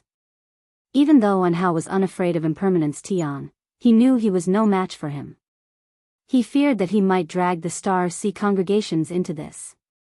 Since he embarked on the path of immortal cultivation, though everyone acknowledged his talent, he always needed assistance from others, just like at the Supreme Sect before and now at the Star Sea Congregations. He felt full of unwillingness. Why wouldn't the heavens give him time?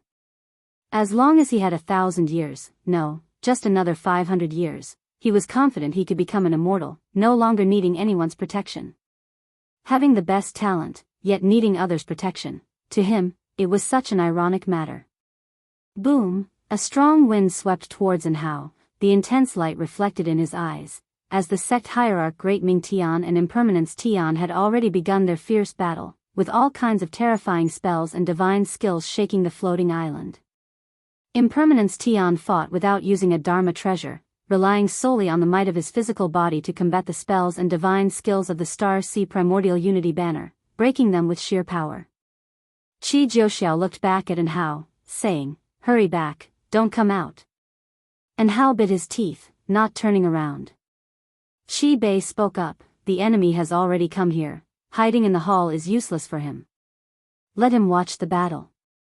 He turned his head, glancing at Anhao with the corner of his eye. "Anhao, watch carefully and remember the power of the ancient treasure body. Today, although many disciples died because of you, we don't regret it. We'll wait for you to grow strong. You have the talent to dominate an era, and our Star Sea congregations are willing to assist you along your path." Hearing this, Anhao felt even more guilt. He was willing to repay the Star Sea congregations in the future, but he feared he wouldn't have the chance. At this moment, he thought of his master.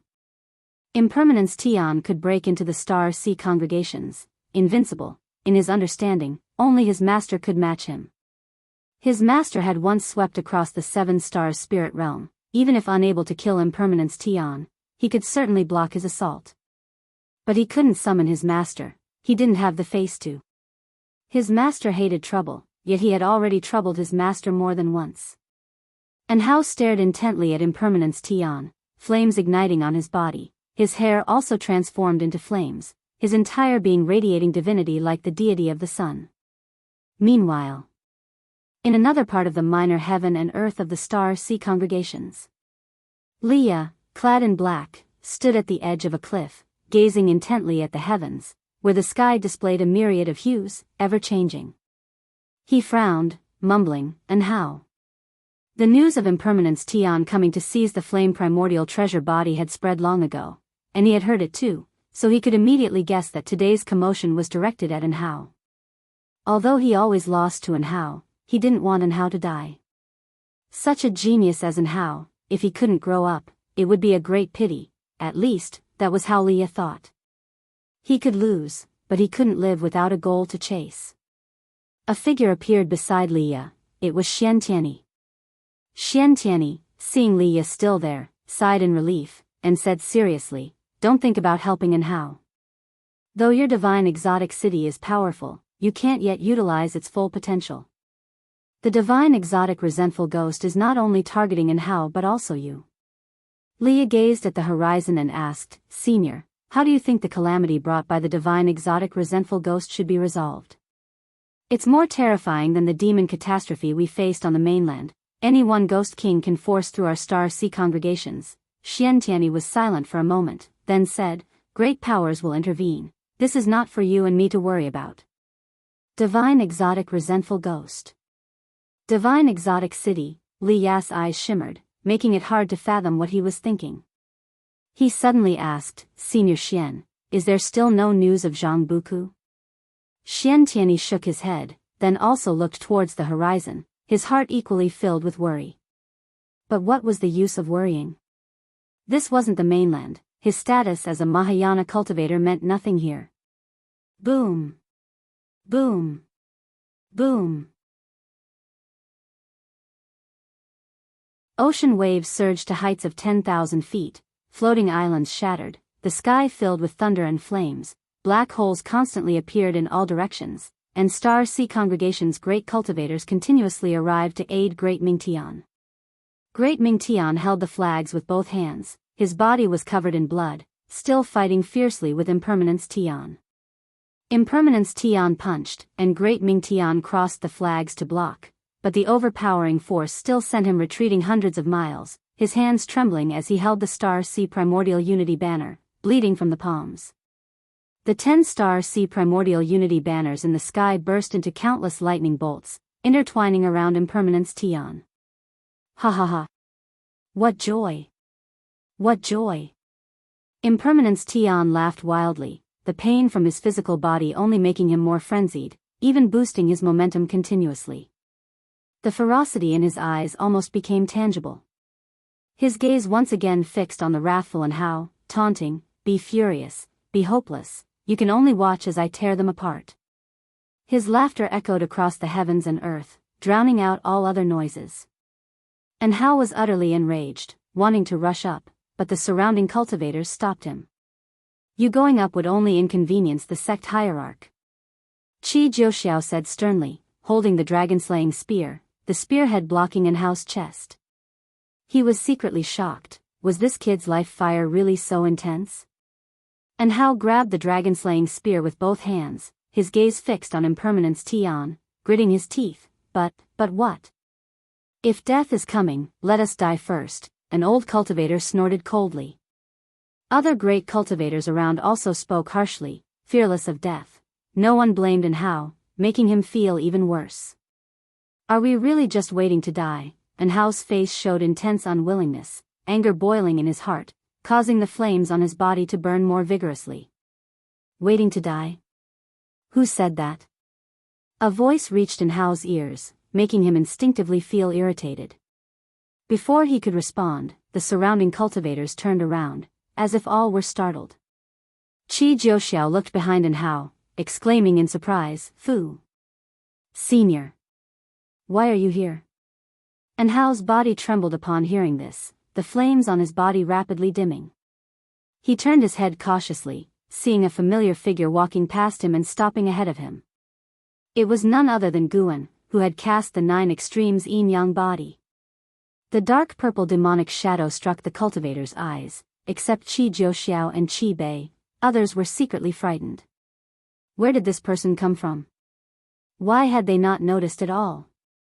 And Hao came back to his senses, hurriedly said, "Master, he is one of the 9 divine exotic ghost kings, possessing the supreme treasure body of impermanence Tian. Enough. Just an ant, why bother introducing it to your master?" Guan said, causing all the surrounding faces to change drastically. And Hao was stunned, then relieved, a smile appearing on his face. "An ant? Such arrogant words, and who might you be?" Impermanence Tian's icy voice came, full of killing intent.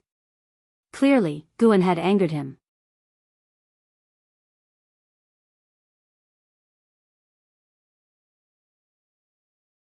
Chapter 270 Desperate Impermanence Tian. Impermanence Tian's voice made the entire world feel as if it were in an icy wasteland, and all the cultivators of the Star Sea congregations felt chills down their spines. Guan ignored Impermanence Tian and stepped forward. Under the towering Star Sea primordial unity banner, the blood-soaked Great Ming Tian turned his head, eyes full of shock. Who is this person? Impermanence Tian also stopped. Gu An's dismissive attitude irritated him, and he roared angrily, suddenly transforming into a blood wind, sweeping toward Guan. In the horrifying blood wind, the head of a sea dragon emerged, giant as a mountain, seemingly capable of swallowing Guan and Hao, and the others on the floating island in one bite. Everyone on the island's hearts pounded wildly, not daring to blink. Boom! The moment the blood wind and sea dragon collided with Guan, it dissipated instantly, and Impermanence Tian was shaken still, losing his balance, disbelief on his face. No, Impermanence Tian said, his voice trembling. Before he could finish his words, a hand suddenly pressed on his shoulder, causing the giant python on his body to turn into blood mist with a slap. With that slap, Impermanence Tian's heart jumped fiercely, unprecedented panic engulfing him. He was horrified to find that his mana could not be mobilized, and he had lost his combat strength. "No matter where you are, I will find you and crush you to death again." Gu An's voice entered Impermanence Tian's ears. As his words fell, his right hand squeezed, directly crushing Impermanence Tian's physical body.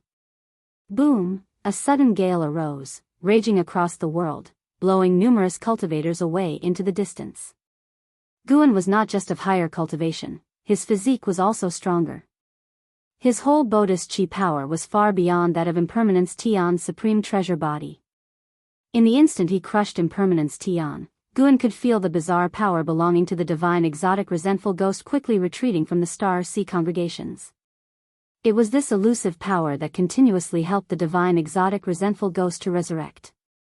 It retreated in a manner beyond the rules, quickly shrinking back into the sea-breaking rift. Guan followed and disappeared from where he was. The small minor heaven and earth fell into silence, even the wind sounded oppressive. Great Ming Tian floated in the air, a look of astonishment on his face, unable to recover for a long time. If even he was like this, let alone everyone else. Impermanence Tian is dead. Qi Jiuxiao exclaimed excitedly, his hands shaking as he held the dragon-slaying spear. As he opened his mouth, other cultivators began to exclaim. How is this possible? What just happened? Who was that person?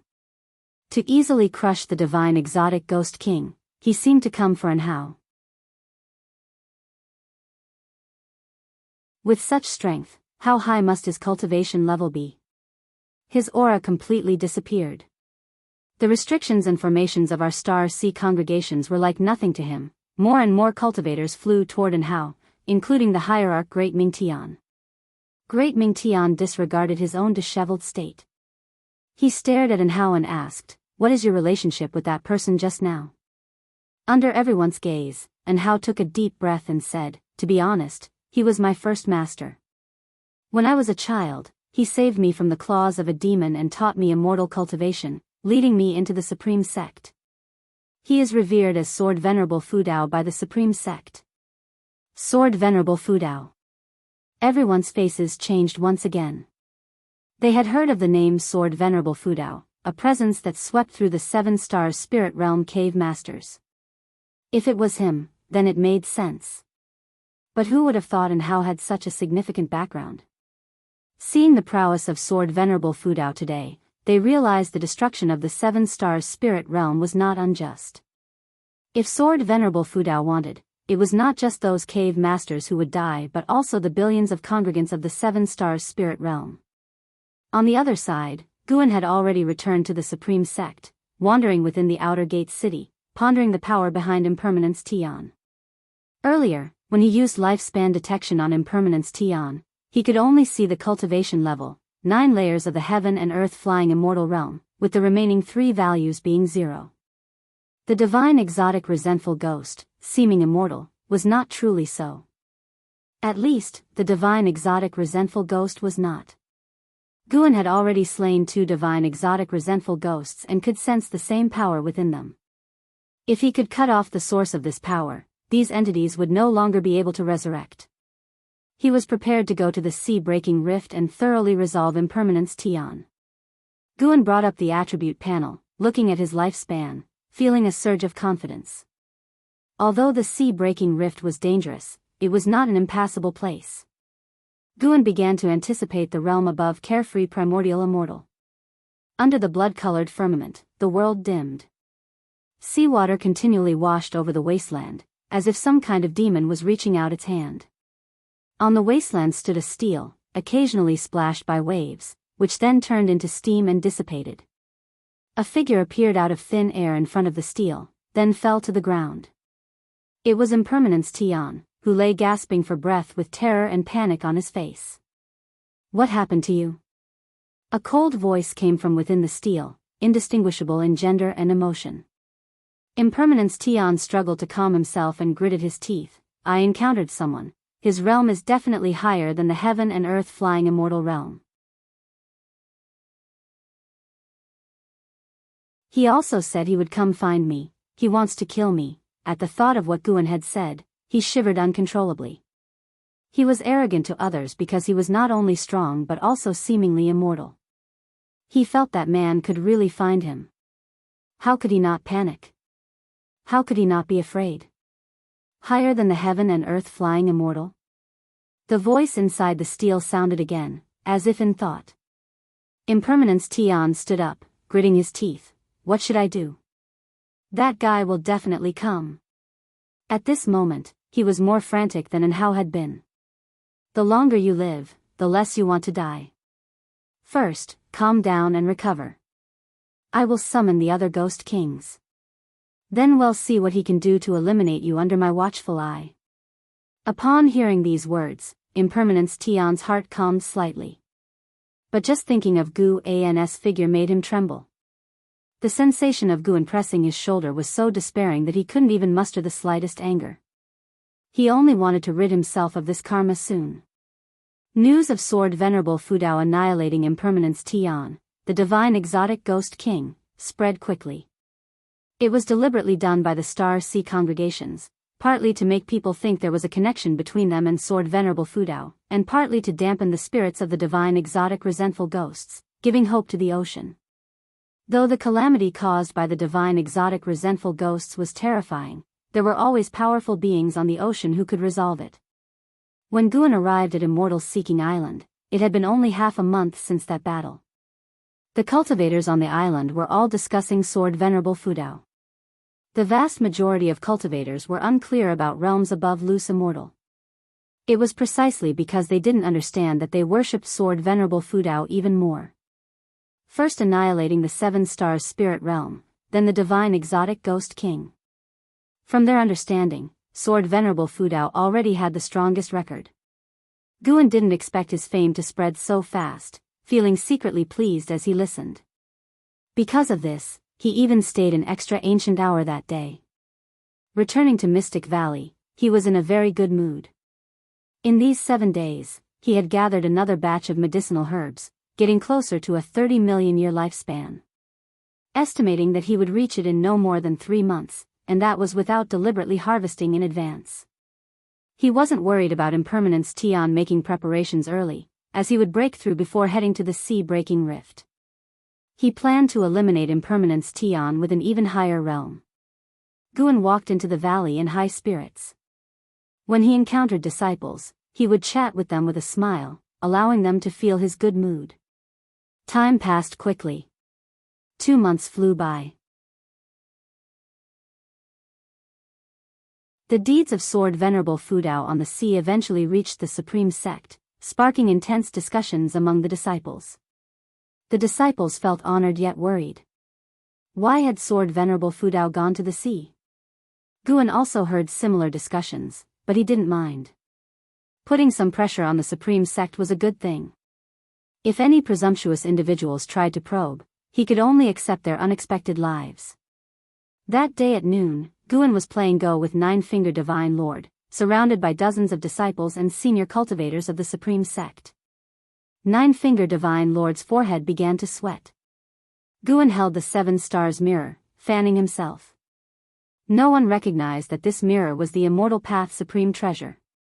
The 7 stars mirror appeared slightly different from before in the 7 stars spirit realm, and its power aura was completely suppressed by Guan's path of returning primordial spirit. Even Nine-Finger Divine Lord's divine sense couldn't detect anything unusual. Standing behind Guan, Yu Yingying couldn't help but say, "Stop fanning, it's like a woman playing with a mirror." What is a big man doing with a mirror? Hearing this, Guan immediately raised the mirror and smoothed his sideburns. Yu Yingying was so angry that she wanted to grab him. While the two were fooling around, Nine-Finger Divine Lord felt immense pressure. Having played Go for many years, he still couldn't surpass the mountain that was Guan. Nine-Finger Divine Lord began to be dazed, doubting himself. He had checked Guan's cultivation levels several times and investigated his background secretly. Because he couldn't find out how Guan concealed great cultivation, he could only doubt himself. A figure approached, gently tapping a female disciple on the shoulder. The disciple turned and hurriedly saluted, then gave way. The visitor was Ji Xiaoyu. She wore a white dress, holding a treasure sword, exuding the demeanor of a female sword fairy. She stepped into the crowd, looking at Guan's playful behavior, and couldn't help but smile slightly. Seeing her arrival, Guan lowered the 7 stars mirror and greeted, "Xiaoyu, why are you back so soon?" Ji Xiaoyu replied, "I came home to fetch something, so naturally, I returned quickly." Guan nodded without asking further questions. He stood up, saying, "Elder, you ponder on it slowly." He pushed away Yu Yingying and walked out. Yu Yingying, fuming, wanted to kick him, but he skillfully dodged. How could a Foundation Establishment Realm cultivator compete with a Core Formation Realm cultivator? Ji Xiaoyu followed Guan's pace, chatting as they walked. An elder smilingly stroked his beard. "Elder, how do you feel? You seem helpless." He often lost to Nine-Finger Divine Lord, so seeing him defeated today, he was naturally pleased. At the same time, he was secretly amazed, wondering how his Valley Master's Go skill could be so high. No wonder, it was the creator of Go. Nine-Finger Divine Lord remained silent, staring intently at the board, continuously analyzing and studying Guan's strategy. Elsewhere, Guan glanced at Ji Xiaoyu walking beside him and asked, "Do you have something on your mind?" Upon hearing this, Ji Xiaoyu's faint smile disappeared, becoming calm. She said, "I brought back a treasure from my family. It can detect the soul of living beings, and can also discern demons. Do you want to see what your soul looks like?"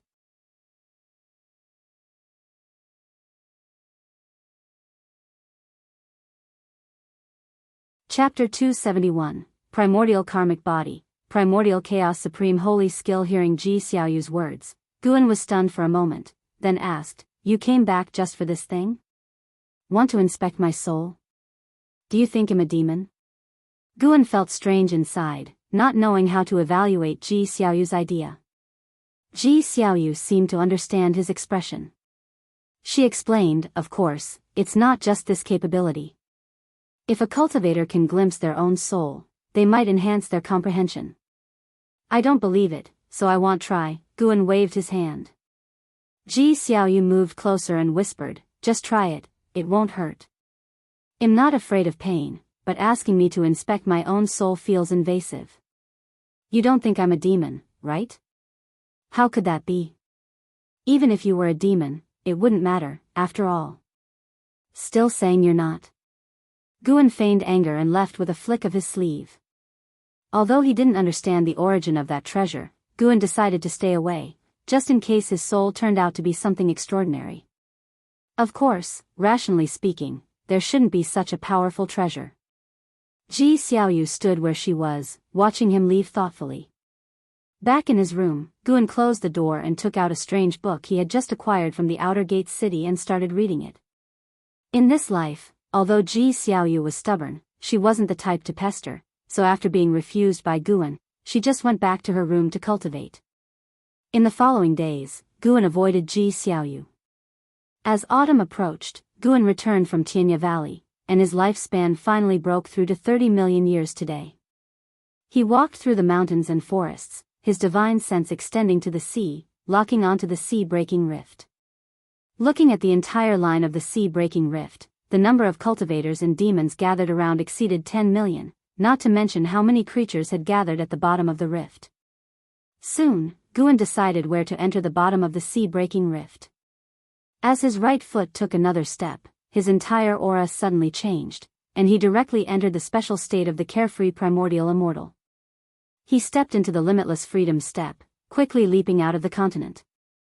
After a few steps, he dove into the sea-breaking rift. Upon entering the sea-breaking rift, he felt as if he had entered an abyss. The surroundings were dark, with only the deafening sound of water falling on either side. During his descent, he encountered cultivators, demons, and divine exotic resentful ghosts flying out. Some brushed past him, and some passed directly through his body, none of them noticing his presence. The sea-breaking rift was deeper than Guan had anticipated, seemingly leading to another world. After descending tens of millions of miles, a dim blue light appeared below, shimmering. He felt a unique aura, like the power of some heaven and earth rule. He passed through this layer of dim blue light, clearly feeling like he had entered another world. The aura of this world felt familiar to him, giving him a sense of being inside divine exotic city. This place also contained many heavens and earths. He flew towards the world with the richest spiritual energy, which was also the most vast, several hundred times the size of the Supreme Sex continent. During his flight, Guan saw many cultivators and demons traversing, the lowest cultivation level being the Wandering Immortal Realm. Only those who had reached the Wandering Immortal Realm could freely traverse these heavens and earths.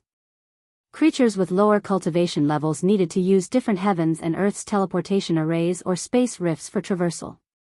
He also saw the figures of divine exotic resentful ghosts, wandering in the void, watching the passing creatures and ready to pounce at any moment. Guan did not look much, his right foot stepping out again, arriving at a cliff. The sky here was blood red, with dark clouds, and faintly visible outlines of several moons. Guan sat down cross-legged, directly activating the lifespan barrier. The spiritual energy here was incredibly abundant, even denser than the third medicine valley filled with medicinal herbs. No wonder so many cultivators and demons rushed in recklessly. Guan did not immediately break through, instead admiring the scenery in all directions. The vastness of heaven and earth made it hard to see flowers or plants.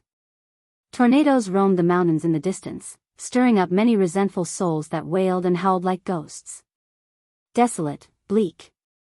That was Guan's feeling, hard to imagine what had happened to this land to end up in such a state. If everything in this world were flourishing, what level of spiritual energy could be reached? Guan withdrew his gaze and then called up the attribute panel. Name, Guan, lifespan, 174/30004901, physique, mystic holy body, cultivation level, 9th layer of carefree primordial immortal realm. Looking at his lifespan, Guan's face showed a smile. He rubbed his hands together as if about to do something big. He decided to enhance his physique first and invest 1,000,000 years of lifespan to see the effect.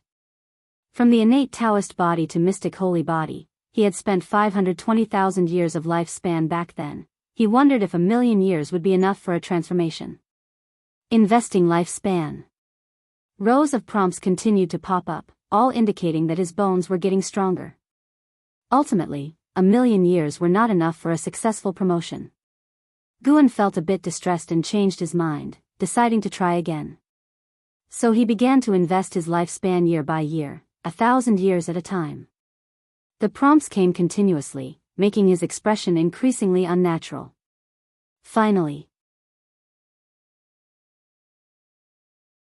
you have comprehended the true meaning of heaven and earth for 10,000 years, subjected your body to the tempering of the true meaning of heaven and earth, and your bones have transformed. Your mystic holy body has upgraded to primordial karmic body. Boom! Heaven and earth's spiritual energy suddenly surged toward his body, and a sea of spiritual energy mist appeared on the ground, magnificent and beautiful. Guan's face showed a smile. Breaking through his physique cost 1,670,000 years. Who could bear that cost? Guan hesitated, wondering whether to enhance his cultivation technique. He feared that enhancing both would leave insufficient lifespan to break through his realm. As his realm advanced, the difficulty of breaking through kept increasing. If his next breakthrough consumed as much lifespan as the last time, it would indicate that his power was leaping forward. Reducing the required lifespan would be almost impossible. He could only try to minimize the lifespan consumed in breakthrough without causing the number to multiply. The ground kept shaking, and the spiritual energy in heaven and earth kept sinking, startling countless divine exotic resentful ghosts. On the other side of the world, by the sea, Impermanence Tian suddenly stood up, looking around in panic. The beach under his feet trembled, causing the waves to surge, and the sinking of spiritual energy stirred up strong winds. Could it be him? Impermanence Tian gritted his teeth. Although more than 2 months had passed, he had been on edge, fearing that person would come to kill him any moment. The sinking of spiritual energy might be related to the riot of this world's rules, not related to any person. The cold voice from the tablet emerged, and upon hearing it, Impermanence Tian breathed a sigh of relief and sat down again. Impermanence Tian complained, "Realm Master, when will you regain your cultivation level and control the order of the divine exotic realm? More and more cultivators are breaking in, this will cause trouble sooner or later." The voice in the tablet did not answer him. Impermanence Tian waited a while, but he could only close his eyes and continue practicing. On the cliff, within the lifespan barrier, Guan endured the pain of his Bodhis transformation, feeling conflicted. Back then, it took 700,000 years of lifespan for the 5 elements Taoist skill to transform into heaven and earth primordial skill. Enhancing it again would probably consume at least 2,000,000 years of lifespan. Do it. He should enhance his cultivation technique since he had already passed heaven and earth primordial skill onto Yang Jian and Enhao. As a master, one must hold back something. How could he practice the same level cultivation technique as his disciples? Guan immediately invested 1,000,000 years of lifespan. As expected, it was not successful. He invested another 1,000,000 years of lifespan. Failed. 500,000 years of lifespan. Failed. 200,000 years of lifespan. Heaven and Earth primordial skill successfully promoted to primordial chaos supreme holy skill, but the cultivation technique level just reached a slight achievement. 2,700,000 years of lifespan. Guan felt heartache, and not only that, the lifespan barrier consumed lifespan quickly. In this short time, it had already consumed several thousand years of lifespan. If he didn't leave himself 1,000,000 years of lifespan, Guan feared either the lifespan barrier would consume him to death, or he would have to shut it down before the breakthrough ended, exposing himself. Guan had intended to enhance the all things form and energy art, which was crucial for hiding his cultivation level and was a body cultivation method. But now, it seemed to have to be set aside. He thought to himself that after breaking through his cultivation level, he would save 5,000,000 years of lifespan to enhance the all things form and energy art. Guan silently thought about it. The memory of the cultivation technique did not flood into his mind. It seemed the primordial karmic body contained mysterious memories that needed to be passed on first before the cultivation technique memories. He waited patiently. An ancient hour later, his physique completely transformed into the primordial karmic body. The primordial karmic body was extremely powerful, capable of isolating all power of cause and effect, even using the power of cause and effect to harm enemies. Everything was tied to cause and effect. An enemy's cultivation technique and divine skills all had cause and effect. He could peer into the cause and effect of their cultivation technique and divine skills to find weaknesses. If his cultivation level were strong enough, he could even directly destroy their Tao level. The primordial karmic body would also generate the primordial divine eye, containing numerous mysteries he would need time to study. Next was receiving the memory inheritance of primordial chaos supreme holy skill. The continuous influx of earth spirit energy into Guan's body gave him only a few seconds of clear consciousness before he was plunged into the vast memory. Primordial chaos supreme holy skill contained 5 element attributes, evolving into a chaotic spirit sea, refining stronger mana, origin dharma power. Origin dharma power was a robust and vast power. With the cultivation technique's enhancement, the speed of generating spiritual energy within his body was swift, almost reaching the point of a continuous mana supply. Of course, this would require heaven and earth's spiritual energy and elixirs to match his mana consumption speed. Simultaneously, this cultivation technique included a divine skill, known as the Origin Heaven Capturing Hand. As its name suggested, the Origin Heaven Capturing Hand could capture the sky, act both offensively and defensively, and even had sealing effects. Another ancient hour passed, and Guan slowly opened his eyes. A golden thread appeared between his eyebrows, glowing with a golden rainbow, making him appear illusory. Guan raised his right hand, condensing Origin Dharma power in his palm, transforming his hand into the Origin Heaven Capturing Hand. He could capture the sky, quell the earth, and even massacre all living beings.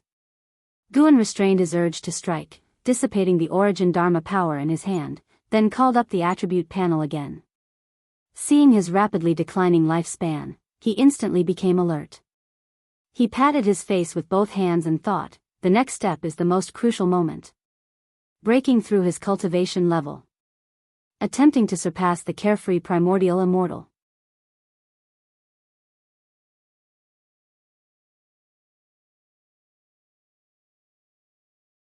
Chapter 272. Breaking through the 9th layer of the divine immortal of wondrous Dharma realm.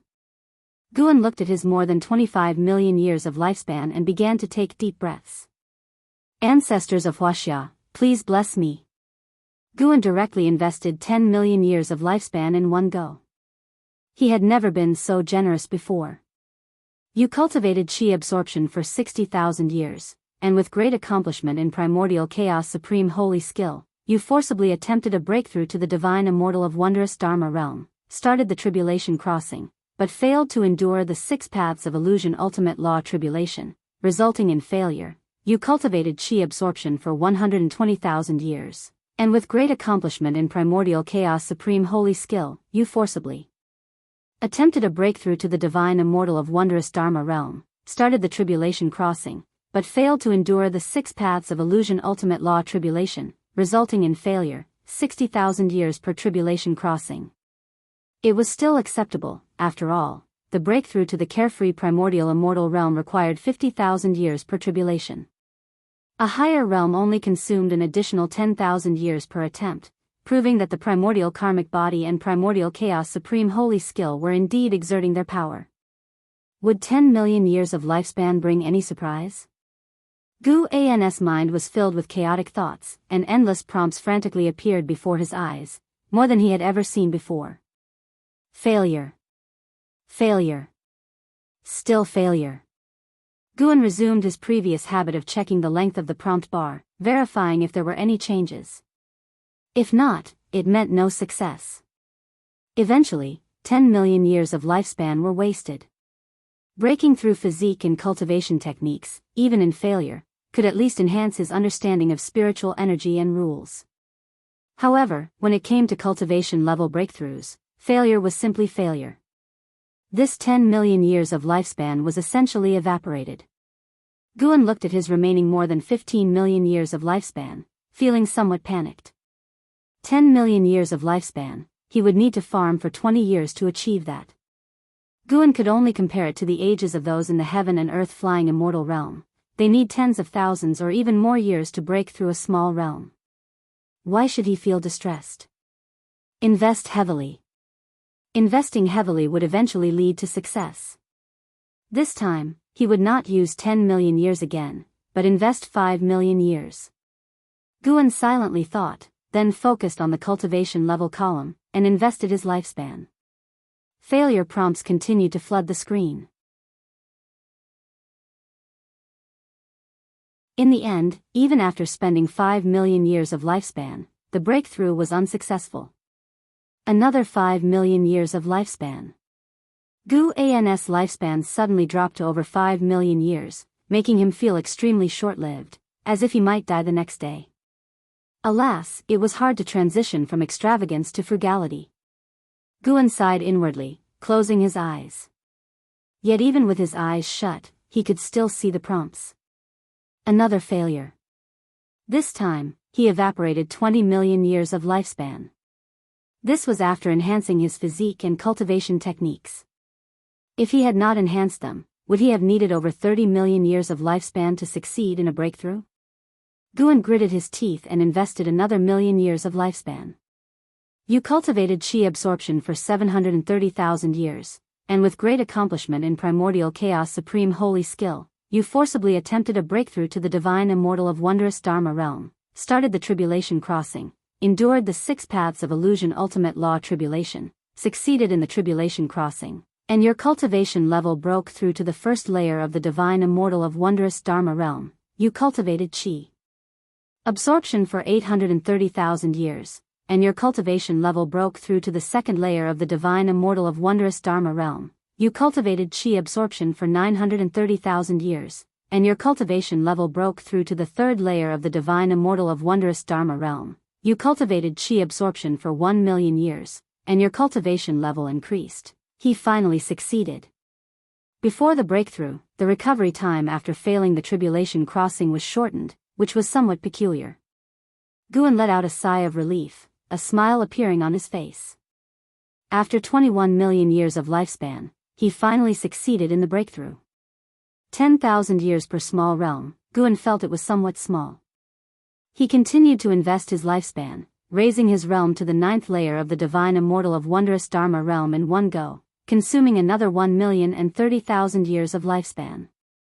Reaching the 5th layer of the divine immortal of wondrous Dharma realm required 20,000 years for a breakthrough, and from the 8th layer to the 9th layer, it took 30,000 years of lifespan.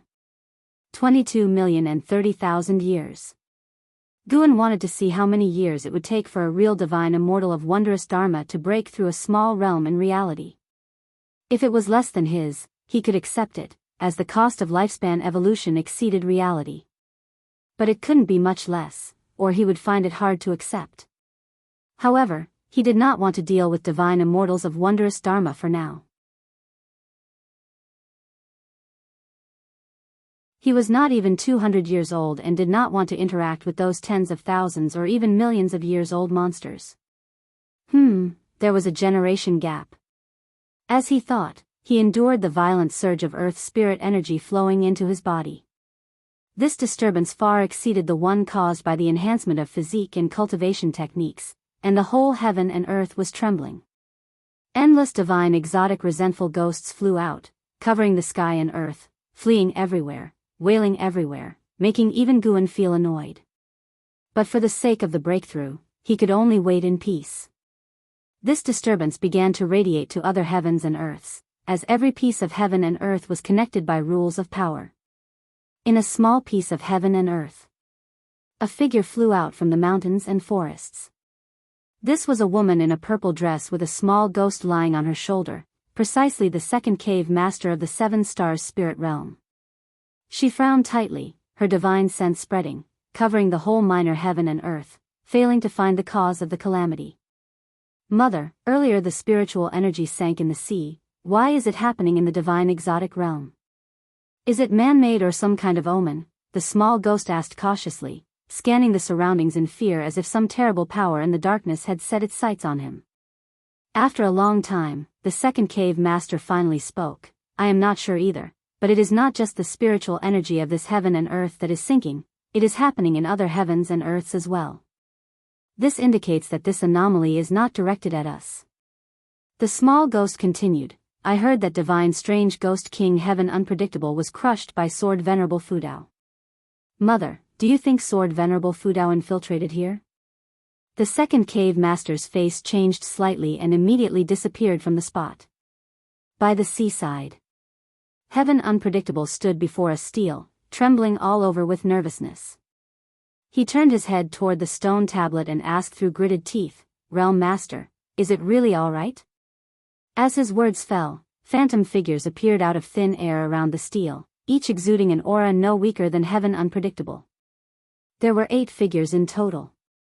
The 9 divine exotic ghost kings gathered. Each of their faces was incredibly solemn. A woman with a human head and a snake body spoke up, Realm Master, the spiritual energy of all heavens and earths is sinking, unknown forces are siphoning it off, it is impossible to trace. Her enchanting face frowned, and her eyes were filled with fierce hostility. Other divine exotic ghost kings started speaking, all expressing unease.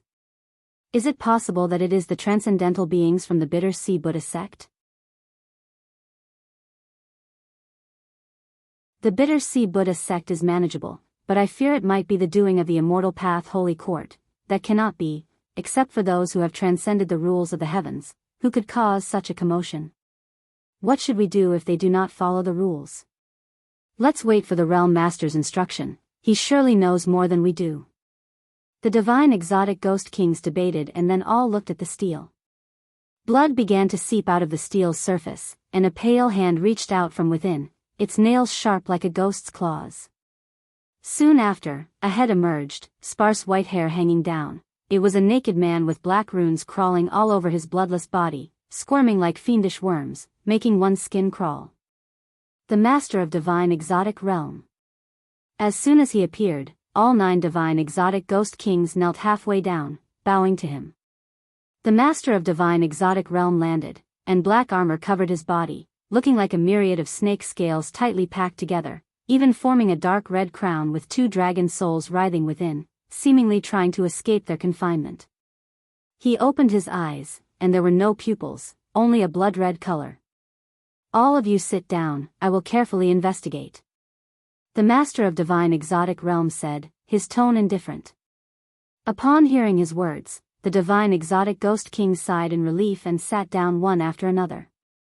As soon as they sat, they felt a terrifying divine sense sweep past their ghost bodies, alarming them. Could it be that the realm master had restored his cultivation? Each of them was at the 9th layer of the heaven and earth flying immortal realm, with 1 foot in the carefree primordial immortal realm. Yet, in front of the divine sense of the master of divine exotic realm, they felt themselves weak and insignificant.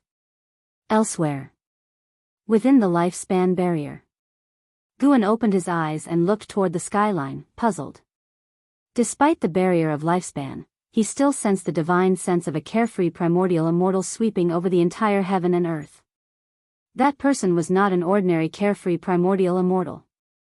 No wonder so many sects could not do anything about the sea-breaking rift. Achieving the heaven and earth flying immortal realm meant going beyond heaven. How much more so for a carefree primordial immortal? At least until today, Guan had not encountered a true carefree primordial immortal. Guan calmed down, waiting for his breakthrough. Endless spiritual energy surged into his body as the mental method of primordial chaos supreme holy skill started to operate, continuously impacting higher realms. He could clearly feel his soul undergoing transformation. What was a divine immortal of wondrous dharma? Guan was filled with anticipation. The cliff beneath his feet trembled violently, even beginning to crack. He was not, however, worried. At worst, he would fall. After all, the lifespan barrier followed him.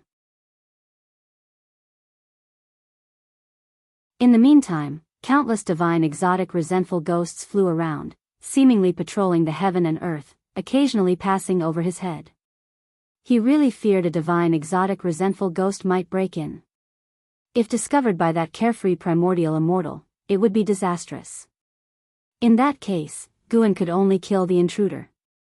But Guan always suspected that the other party might have a background. The sea-breaking rift affected countless sea regions and sects, some of which even had array restrictions to prevent carefree primordial immortals peeping. Even so far only heaven and earth flying immortals had stepped forward to fight the divine exotic resentful ghosts of the sea-breaking rift, which spoke volumes. Perhaps there was some force in the dark balancing the carefree primordial immortals, preventing them from interfering. Guan pondered as he awaited breakthrough success. Time ticked by slowly. After nearly an ancient hour, he finally succeeded. From the 9th layer of the carefree immortal realm to the 1st layer of the divine immortal of wondrous Dharma realm. The surge of spiritual energy into his body soared, and his soul instantly leapt out of his flesh. The abundant spiritual energy tempered his body, while the power of heaven and earth rules within the energy converged on his soul, putting it in a wondrous state of creation. The spiritual, in the divine immortal of wondrous Dharma referred to the soul. An uninterrupted stream of created memories flooded into Guan's mind, giving him the feeling of swimming in a vast ocean. It was an ocean formed by the power of heaven and earth rules. Creation. True meaning. Guan immersed himself deeply, unable to escape, only feeling his soul was about to break free and be reborn. His divine sense was transforming as well, witnessing too many illusions.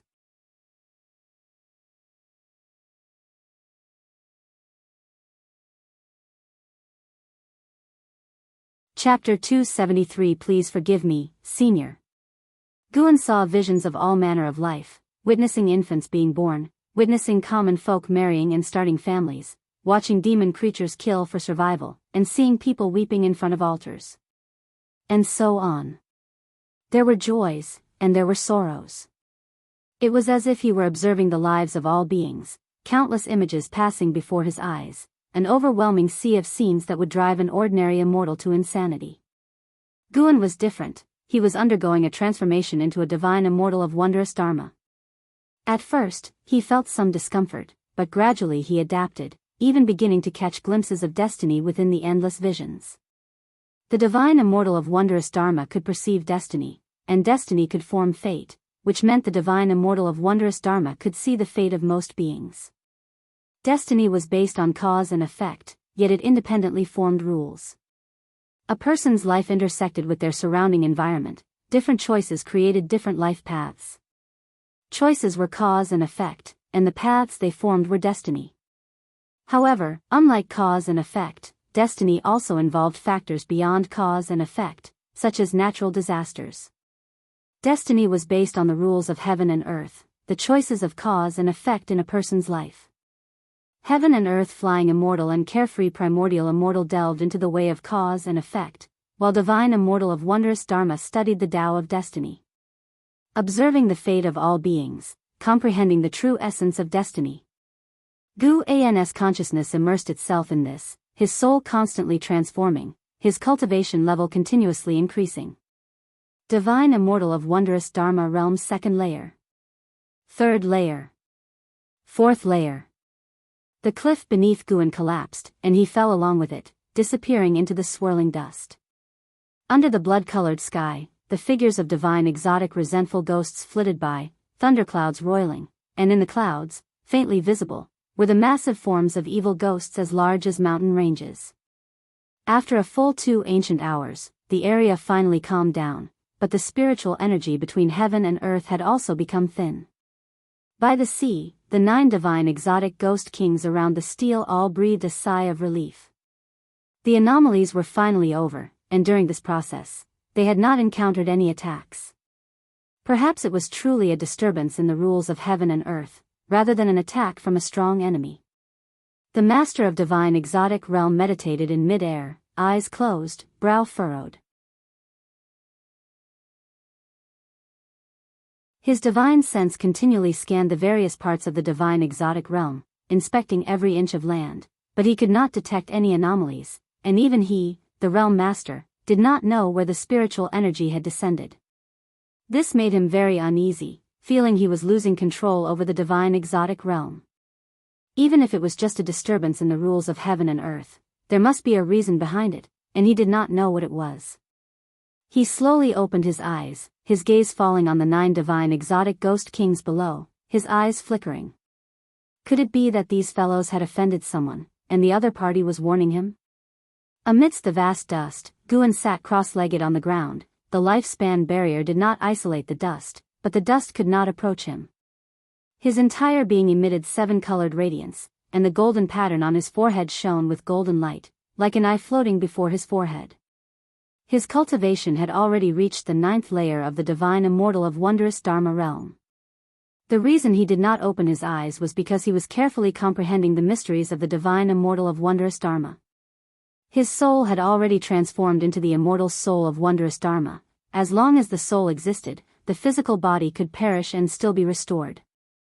This was the powerful aspect of the divine immortal of wondrous Dharma.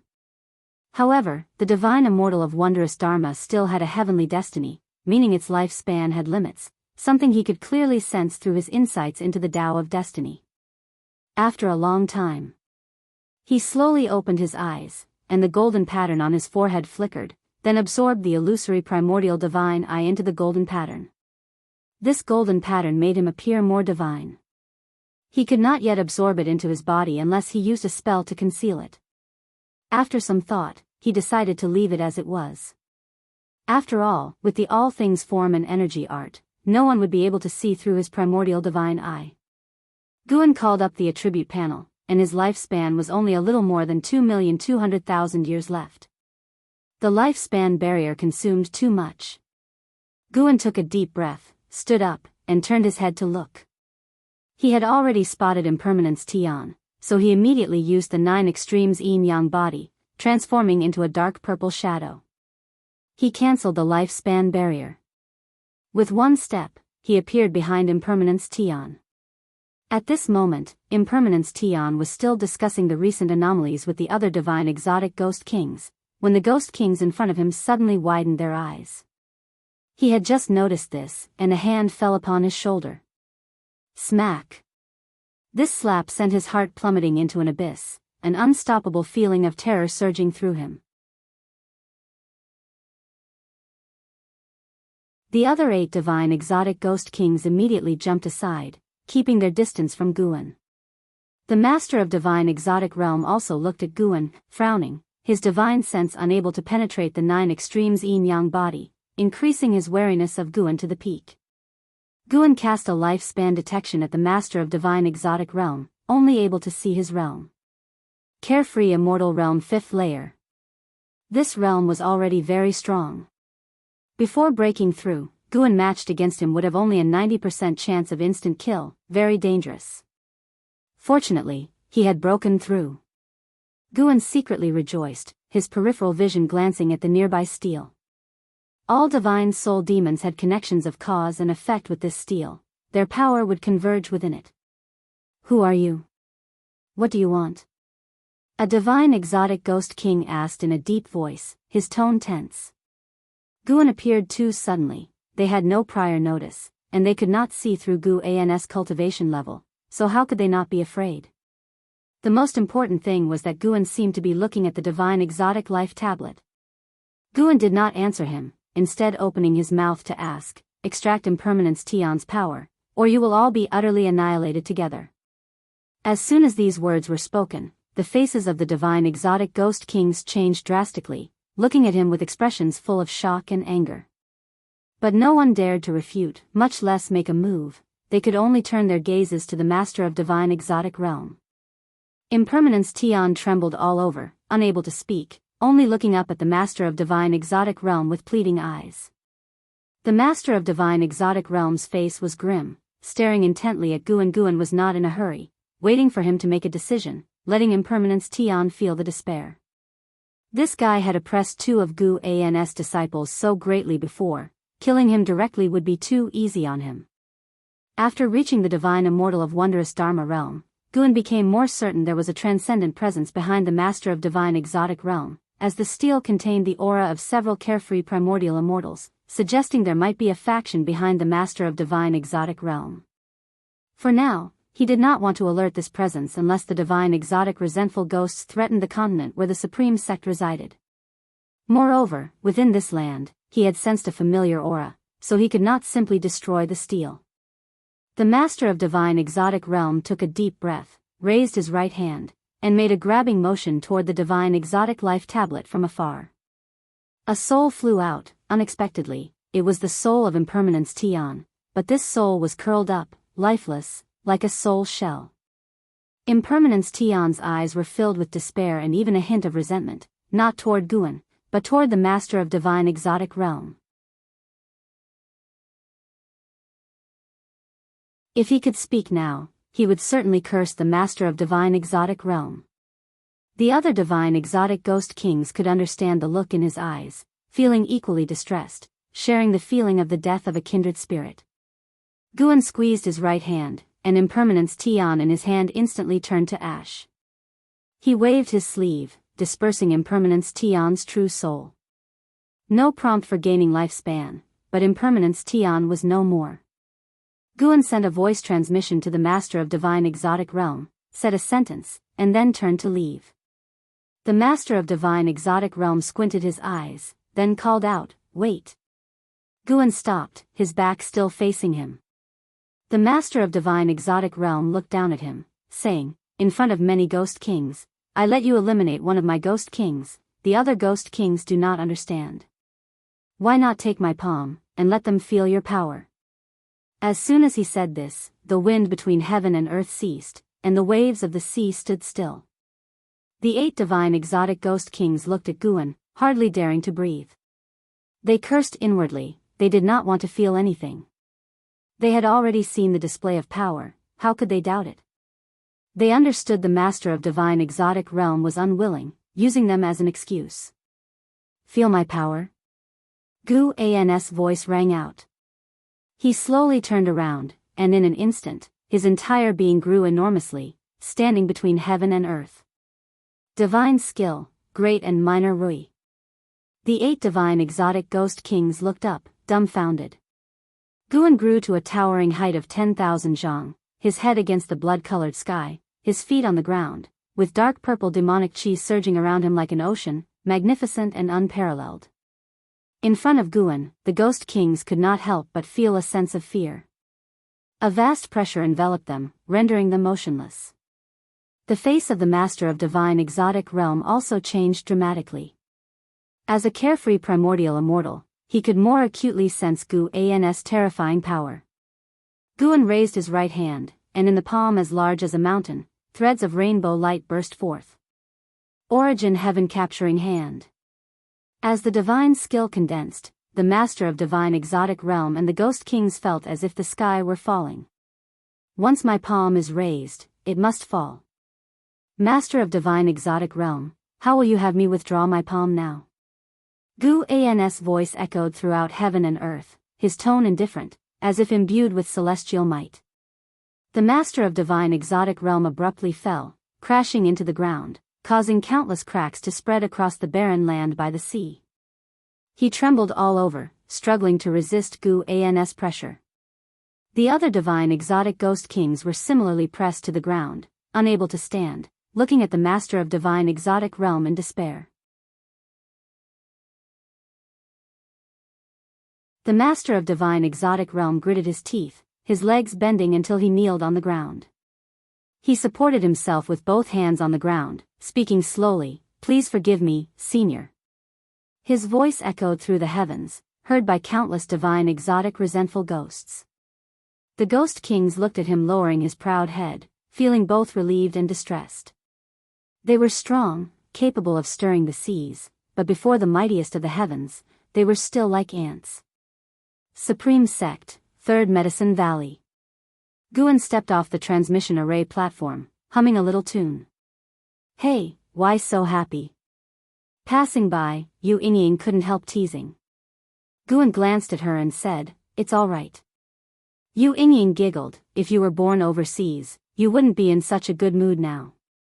Guan replied, "There are no ifs, are there? Cherish the present, enjoy life, Junior." As he finished, he walked towards the chess area in the distance, ready to defeat Nine-Finger Divine Lord in 3 more games.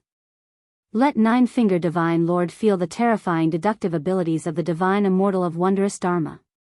Yu Yingying watched Gu An's back, pouting slightly, reflecting that sometimes being in the lower ranks might not be a bad thing. At least you don't have to worry about world-ending catastrophes.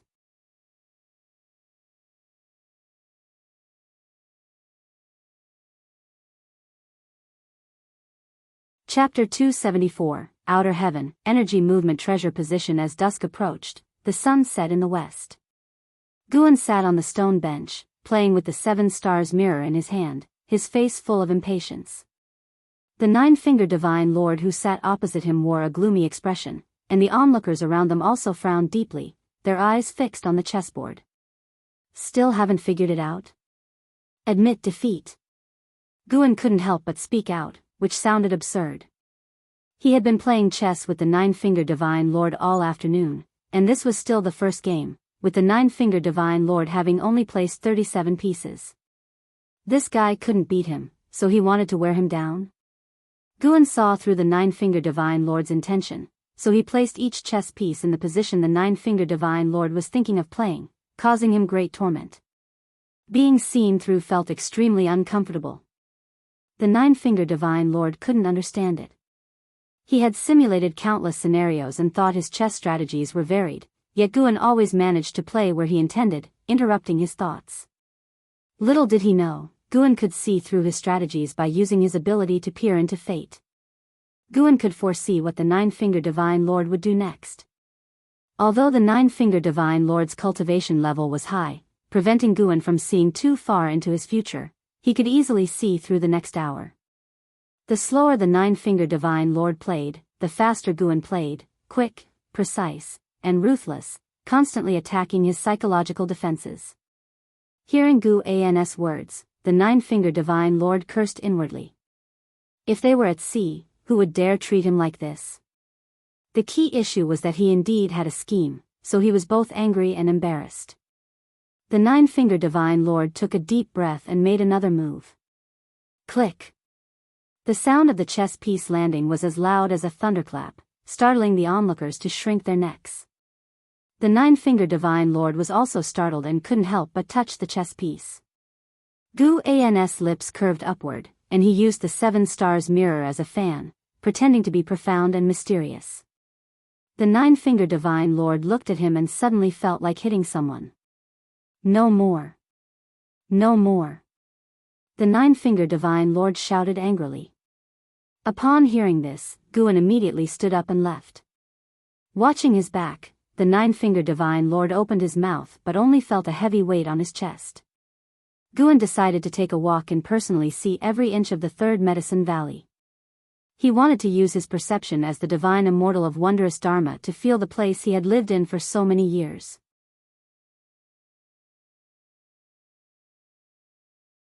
Just as he hadn't walked far, Yang Jian came up to him and told Guan that he didn't know why, but he suddenly felt enlightened and relieved today.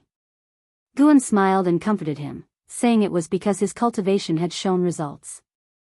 Receiving praise from his master, Yang Jian was instantly invigorated and left happily, prepared to spar with Li Lingtian.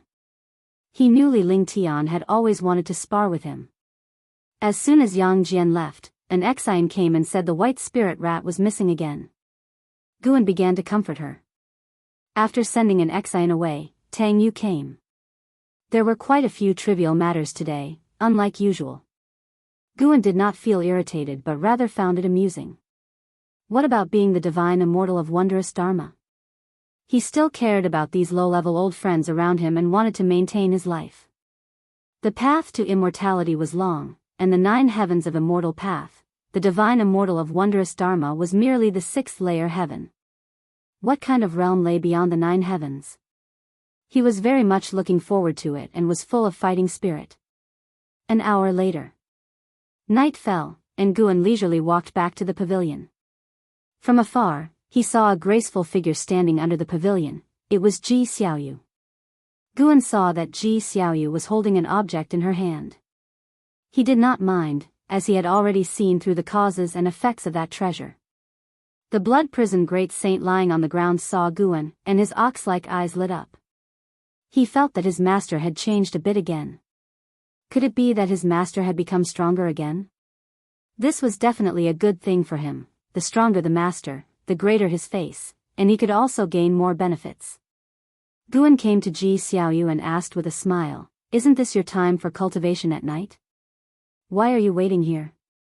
Ji Xiaoyu's eyes fell on Gu An's forehead, where a golden pattern faintly glowed under the night sky. She couldn't help but raise her hand and touch her own forehead. There was a red pattern on her forehead, finer than Gu An's Dao pattern. She smiled and said softly, "Nothing, just came out to look at the moonlight." The item she was holding in her other hand disappeared. Guan turned around and stood shoulder to shoulder with her, looking at the bright moon in the night sky. He smiled and said, "Xiaoyu, what do you think the scene beyond the sky is like?" Ji Xiaoyu, hearing this, looked up at the night sky and replied, "Perhaps there are many other worlds. I have heard the elders in my clan say that every star in the sky is a world. The Tao is simple, and all things follow the same principles. Life on earth is as tiny as dust, and the heavens and earth in the Tao are as small as stars." Guan couldn't help but turn his head to look at her, surprised she could speak such profound words. Unknowingly, this girl had already grown so tall. If one cultivates to immortality, they can eventually fly beyond the sky. Ji Xiaoyu finished speaking and looked at Guan. Guan met her gaze and found that her eyes were still very beautiful. The two of them started chatting about the world beyond the sky, imagining various scenarios. They spoke slowly, feeling like a gently flowing stream. Half an hour later, Guan bid farewell to her and went to his room on the second floor.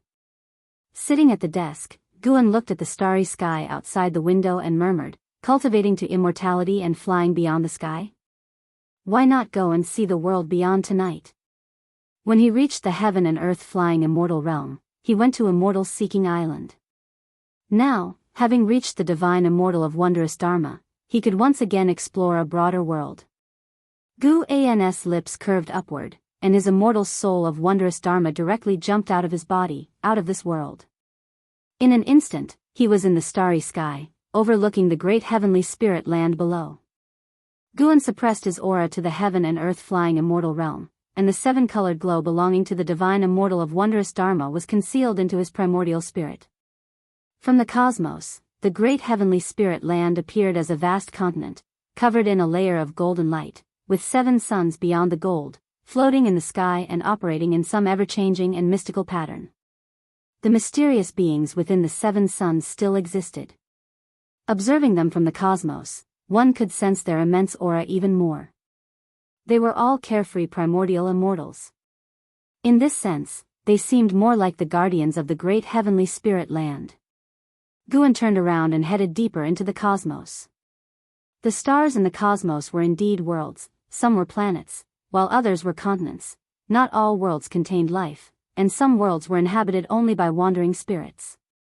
These worlds were also covered in a layer of golden light, isolating beings below the heaven and earth flying immortal realm. Gu An's flying speed was swift, but he stayed within the speed range of the heaven and earth flying immortal realm. The cosmos was vast. Even at the speed of the heaven and earth flying immortal realm, it would be difficult to encounter other heaven and earth flying immortal beings in a short time, let alone stronger existences. However, during his flight, Guan sensed several unusual auras from various directions, far away. The outer heavens also held dangers. Eventually, Guan locked his divine sense onto a heaven and earth flying immortal and quickly flew towards him. Besides the worlds constrained by mysterious forces, there were also some meteorites of various sizes roaming aimlessly in the cosmos. On one of these meteorites, which was as large as a continent, hid a heaven and earth flying immortal. It was a cultivator of the human race. This person was meditating in front of a mountain wall, his Taoist robe as white as feathers, and his face handsome, looking no more than 20 years old, with an otherworldly aura. When Guan approached him, he used his lifespan detection on him. By Zia, heaven and earth flying immortal realm, 3rd layer 124, 902/350/000/400,000. Baizia sensed Guan's aura and opened his eyes, his pupils a clear blue, like two crystal stones. He stood up and watched Guan approach. As Guan landed, he cupped his fists in greeting and said, "I am Meng Lang, new to the outer heavens. It must be fate to meet a Taoist friend. Would you like to be friends?" After hearing this, Baizia smiled and said, "So it is your first time in the outer heavens. No wonder you are so reckless. Consider yourself lucky to have met me. My name is Baizia.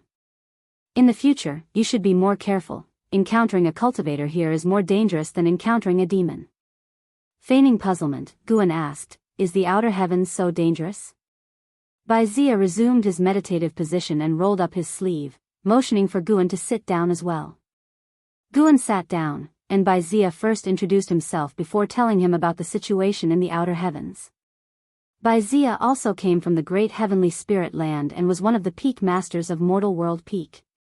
He had been in the outer heavens for 20,000 years and was recently preparing to return to the great heavenly spirit land for a visit. According to him, within the great heavenly spirit land, the immortal path holy court restrained the great cultivators, but there were no rules in the outer heavens. If you died here, the cause and effect were hard to trace back to the great heavenly spirit land, so the great cultivators were even more reckless in the outer heavens. There were many worlds in the outer heavens, but the great heavenly spirit land was the main one, while the other worlds were minor. As for whether there were worlds comparable to the great heavenly spirit land, Baizia didn't say much. In any case, this starry sky was dominated by the great heavenly spirit land. Aside from the struggles among cultivators, the cosmos was also home to heavenly demons. These demons had existed since ancient times, were endless, and had formed their own forces. They were very hostile towards cultivators and demons, killing them on sight. Baizia had encountered the most terrifying heavenly demon, one that swallowed a heaven and earth flying immortal in one gulp. He only escaped because he was faster than the other heaven and earth flying immortals. To this day, thinking about it still gave him chills. If you are curious about the outer heavens, don't go too deep into the cosmos. Once you step into the silent destruction domain, it is swarming with heavenly demons, and also filled with various terrifying and strange curses. Heaven and earth flying immortals who enter have a slim chance of survival. Of course, if you see no hope for a breakthrough, you may as well try your luck. Some have managed to defy fate in the silent destruction domain. It's said that the silent destruction domain was once a prosperous large world, more glorious than the great heavenly spirit land. In fact, the great heavenly spirit land is just a fragment of that world. Baizia spoke at length, and Guan listened carefully. He didn't feel any hostility from Baizia, which indicated this person was enthusiastic and kind-hearted. Of course, Guan was not afraid of a sneak attack. Baizia looked at Guan and asked, "Taoist friend Meng Lang, which sect are you from?" The great heavenly spirit land was vast, but for heaven and earth flying immortals, it wasn't very big. Guan replied, "To be honest, I am just a loose cultivator with no sect. Years ago, my sect caused trouble and was exterminated. I escaped and have been cultivating in seclusion ever since." Intrigued, Baizia asked, "You managed to reach the heaven and earth flying immortal realm just by cultivating on your own? Taoist friend, it seems you have great talent. Why not join our Mortal World Peak? I can make you a peak master, and you can also gain an energy movement treasure position in the Holy Court. With the Holy Court's chief fortune, perceiving the heaven and earth rules will become easier."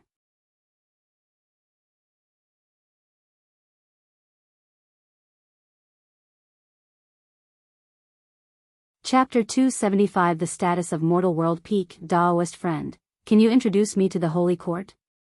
Guan didn't immediately accept Baizia's invitation but instead asked this question. Is there an entire dynasty of immortal spirits within the great heavenly spirit land? Could it be the Holy Court? No, that dynasty, though powerful, was definitely not the most powerful in the world. In the mortal world, there was an incredibly vast continent, and even the divine sense of the carefree primordial immortal faced resistance just by nearing its edge. That continent should be the location of the Holy Court. Baizia gave Guan a suspicious look. How could this person not know about the Holy Court? How long has he been in seclusion? Although puzzled, Baizia still introduced it as was appropriate. The Holy Court is the absolute ruler of the great heavenly spirit land and the origin of the immortal path, located in the Taoist divine continent of Great Heavenly Spirit Land. The Taoist divine continent is the largest continent within the Great Heavenly Spirit Land, and the human race also originated from the Taoist divine continent, eventually spreading throughout the entire Great Heavenly Spirit Land. The Holy Court does not interfere with affairs across the land but ensures the safety of the great heaven and earth. If there is a world-ending catastrophe or an invasion by outer heaven demons, they would take action. They also oversee various chief fortune sects across the world. If any sect brings disaster to the world, the Holy Court would send someone to punish them. Within the Great Heavenly Spirit Land, the cultivators of the Holy Court represent immortals. Not all chief fortune sects can obtain the chief fortune treasure position of the Holy Court. The chief fortune treasure position enhances one's understanding of heaven and earth rules and extends lifespan, making it a pursuit for countless cultivators. Mortal world peak may not be as powerful as it was in ancient times, but it has a profound foundation. Many of our ancestors are venturing in the outer heaven. If they encounter each other, they can offer mutual assistance. The Peak Master's authority is vast, not only holding office in the Holy Court but also overseeing tens of thousands of disciples on the peak. Baizia's tone was filled with pride, as if Mortal World Peak was the most formidable chief fortune sect in the world. Guan curiously asked, how does Mortal World Peak compare to the Star Sea congregations, Seven Stars Spirit Realm, Deep Sea Spirit Palace, and the Bitter Sea Buddha sect? Baizia glared and said, how can Star Sea congregations, Seven Stars Spirit Realm, and Deep Sea Spirit Palace compare to our Mortal World Peak? The founder of Star Sea congregations once cultivated at our Mortal World Peak, and generations of their disciples remember our kindness.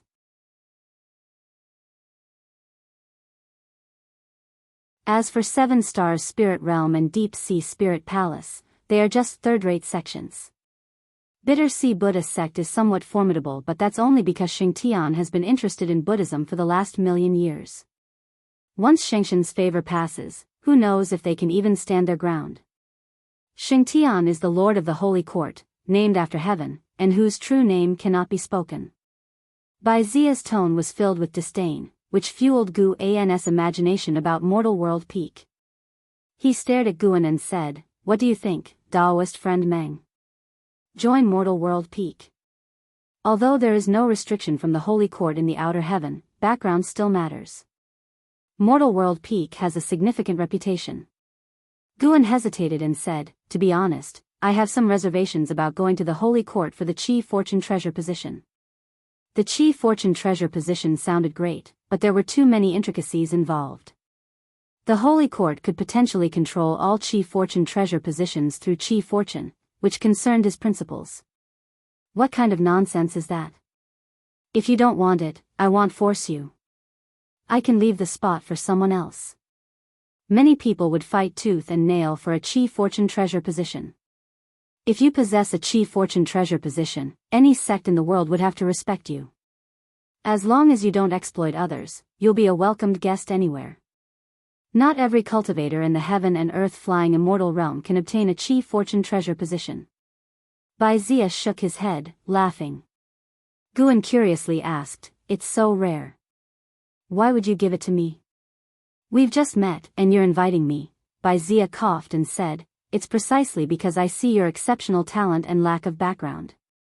Within the great heavenly spirit land, unaligned cultivators in the heaven and earth flying immortal realm are extremely rare. Mortal World Peak is powerful, but not invincible. Of course, after joining Mortal World Peak, if you misbehave, Mortal World Peak won't go easy on you. Our Mortal World Peak has beings that surpass those in the heaven and earth flying immortal realm. Reaching the heaven and earth flying immortal realm meant breaking through minor realms was incredibly difficult. It had been 10,000 years since he had a breakthrough in a minor realm. Guan wasn't surprised. He had long guessed that the Mortal World Peak hid some carefree primordial immortals. He continued to ask, why don't you try to recruit heaven and earth flying immortals from other sects? For example, there are heaven and earth flying immortals in the star sea congregations. Baizia shook his head and said, how could it be so easy to recruit them? Not speaking of karma and relationships, those heaven and earth flying immortals wield great power within their sects and regions, monopolizing cultivation resources. Even if you join Mortal World Peak and hold a higher status than them, obtaining the same level of resources as them is difficult. Of course, joining their sects now would make it hard to surpass them since they have been established for tens of thousands, even hundreds of thousands of years. Guan found it reasonable. After thinking for a moment, he said, if that's the case, I'll join Mortal World Peak. However, I can't go to Mortal World Peak right now. No problem. Mortal World Peak won't confine you. In fact, your disciples would be more than happy if you're not at the peak, allowing them to be carefree. My disciples and grandchildren probably have already forgotten me. Baizia laughed self-deprecatingly. He then took out a piece of green jade, carved with a mountain peak. This is mortal jade, symbolizing the identity of the peak master. When you encounter disciples or affiliated sects of Mortal World Peak, you can show it. Of course, with your cultivation level, you can stand boldly in the mortal world. Baizia laughed. Guan accepted the mortal jade, examining it closely. He asked, aren't you afraid I'll act recklessly after receiving the jade and then escape? Baizia laughed, if you misbehave, the Holy Court will deal with you. As long as it's investigated that you didn't stay at Mortal World Peak, the Holy Court won't blame Mortal World Peak. In fact, when you show the mortal jade, you also add strength to Mortal World Peak, making the world know Mortal World Peak has another heaven and earth flying immortal. This made Guan more cautious of the Holy Court. No wonder the 7 stars spirit realm didn't openly harm the continent's beings. They were afraid of the Holy Court. At that time, the Star Sea congregations also sent many disciples to gather evidence against the 7 stars spirit realm, seemingly to accuse them. The Holy Court protected the beings of the world but not the sections. The world was vast, and the Holy Court couldn't care for every being, so there would always be places where beings suffered. Guan continued to inquire about the power dynamics of Mortal World Peak, and Baizia didn't hold back, informing him of the allies and affiliated sects of Mortal World Peak, as well as their enemies. Overall, Mortal World Peak had more allies than enemies, which was why it could stand strong in the mortal world. As they continued talking, the conversation shifted to the outer heaven. Guan intentionally hinted at his desire to explore the outer heaven to prevent Baizia from investigating him in the mortal world. After chatting for a long time, Guan finally took his leave. He didn't head towards the great heavenly spirit land, but instead flew into the depths of the universe. Baizia watched Guan's departure direction, deep in thought. He mentioned the Star Sea congregations, 7 stars spirit realm, and deep sea spirit palace. These 3 forces are adjacent to each other. Could he come from that region? I need to check it out. How could such a place produce a heaven and earth flying immortal without a sect background? Strange, strange.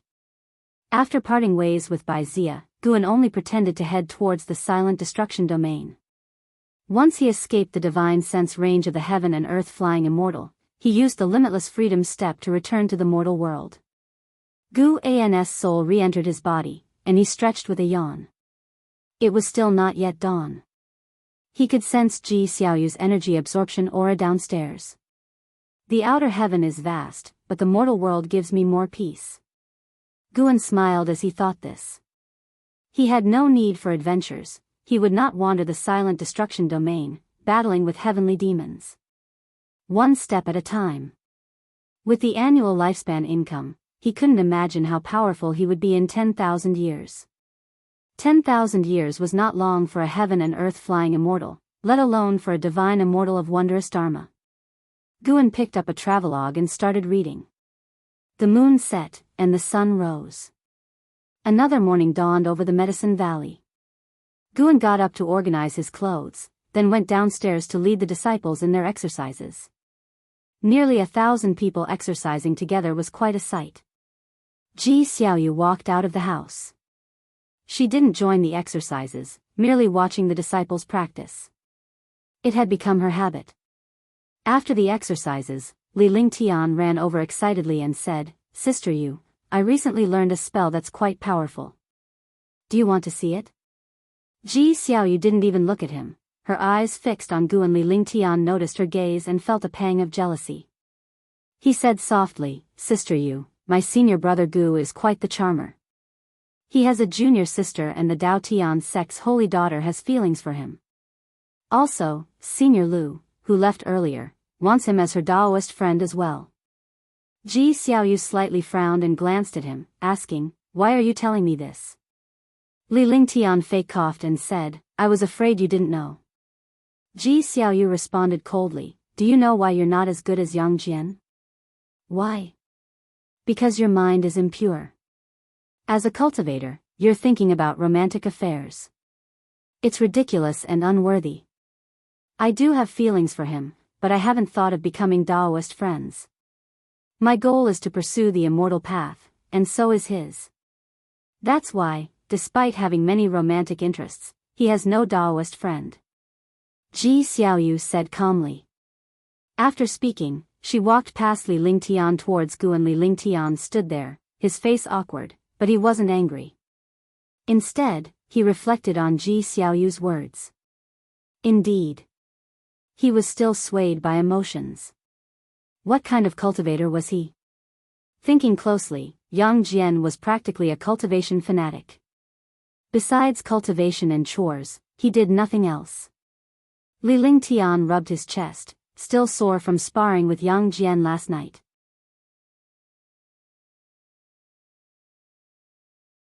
Guan didn't pay attention to the conversation between Li Lingtian and Ji Xiaoyu.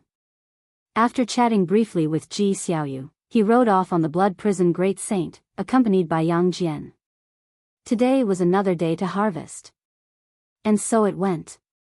A month passed quickly. On this day, Guan arrived at Heavenly Phoenix Mountain, Ninshu Cave. Tian Yaor saw him and excitedly rushed forward, saying, "Master, there's activity in the outer world cave. Some immortal herbs have matured." Gu An's interest piqued, and he called for Tian Qing and Tian Bai to head to the outer world cave. Tian Qing and Tian Bai immediately clung to his arms, making it difficult for Tian Yaor to get close to Guan.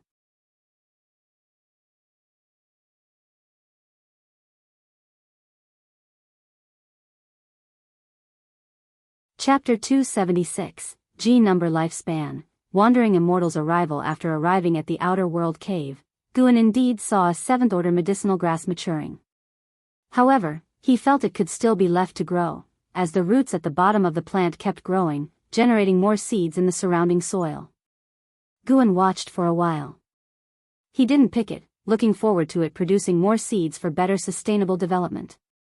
Having already reached the 9th layer of the mystic law spirit immortal realm, Guan no longer needed to rush to harvest thousands or even tens of thousands of years of lifespan. His goal was 100 million years of lifespan. As long as the overall time taken was shorter, that was fine.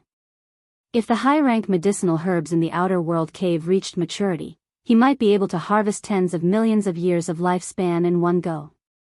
Just thinking about it made him a little excited. I'm planning to expand this cave. Later, you can move in. If you get bored, you can also raise some demons, but they must know the rules and not damage my medicinal herbs. Guan looked at the boundless medicinal garden and smiled softly. Hearing his words, Tian Yaor and the other 2 women were very excited and began to imagine things together. Compared to raising demons, they were more eager to go out and explore. Guan promised them that once they reached the Mahayana realm, they could go out and play, which was also for their own good. Upon hearing about the Mahayana realm, the 3 women's faces all fell. How long would they have to cultivate to reach that level? The world outside is dangerous. If you get caught, being bullied would be the least of your worries. You might be skinned alive, have your flesh turned into elixirs, and your bones made into ornaments. Guan shook his head, scaring the 3 women in just a few sentences, making them not dare to think about going out anymore. Before meeting Guan, they had all faced hardships. Tian Yaor had been kept in captivity by the Heaven Phoenix Demon Mother, while Tianqing and Tianbai were orphans who roamed everywhere after their parents died. During that time, their wounds had never healed. Tianqing sighed, "It's better to focus on cultivation and not raise any more demons to avoid distractions." Tianbai hugged Gu An's arm and nodded, swaying her body.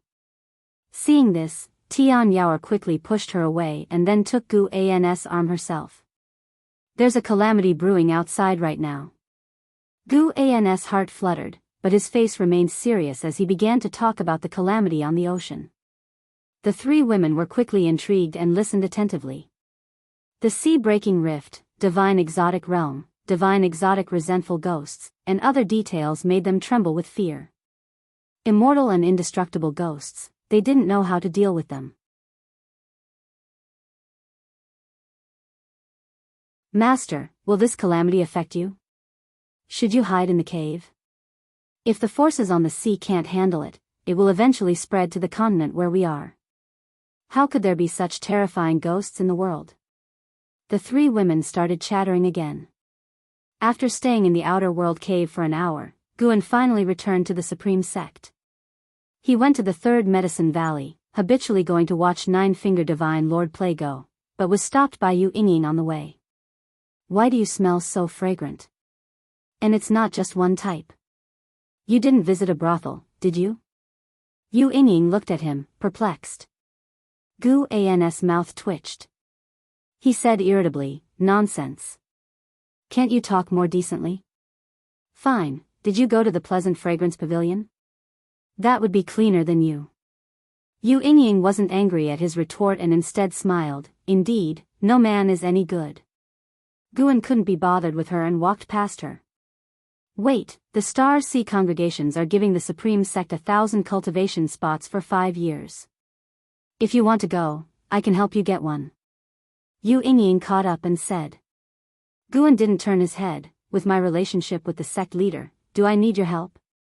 Yu Yingying responded, "The Supreme Sect will surely choose the 1,000 most talented disciples. Even if you go, considering your cultivation level, you'll only feel pressured. If I put in a word for you, you'll have a better experience and greater gains. You might even go into closed-door cultivation upon returning and break through to the nascent soul realm." Guan stopped and looked at her. This girl only had a foundation establishment cultivation level, but her tone was so grand, indicating her high status within the Star Sea congregations. Guan suddenly became interested and began probing the mysterious power of cause and effect within Yu Yingying's body.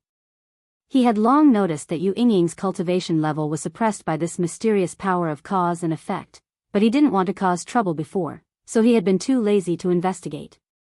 Now, with his higher cultivation level, he could take a look. Because of this power of cause and effect, Guan couldn't directly deduce her fate.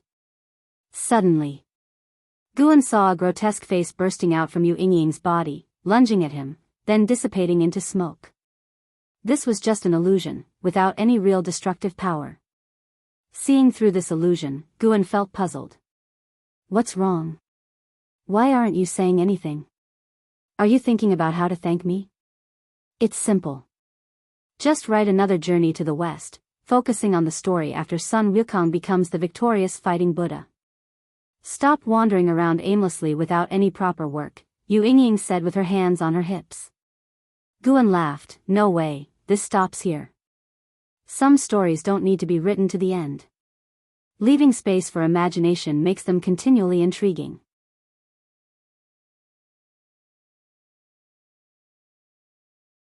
Yu Yingying gave him a glare and asked, "Are you going or not?" "I'm not going.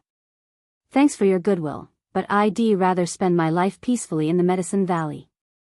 If I go and your Star Sea holy daughter falls for me, what then?" "Pa, shameless. Our Star Sea congregations don't have any holy daughter. Being entangled by a female genius is also quite stressful, just like now." Yu Yingying started to make a move, and Guan quickly jumped away and slipped away. This guy really didn't know what was good for him. Guan was afraid he might kill her with a single shock. Life continued quietly.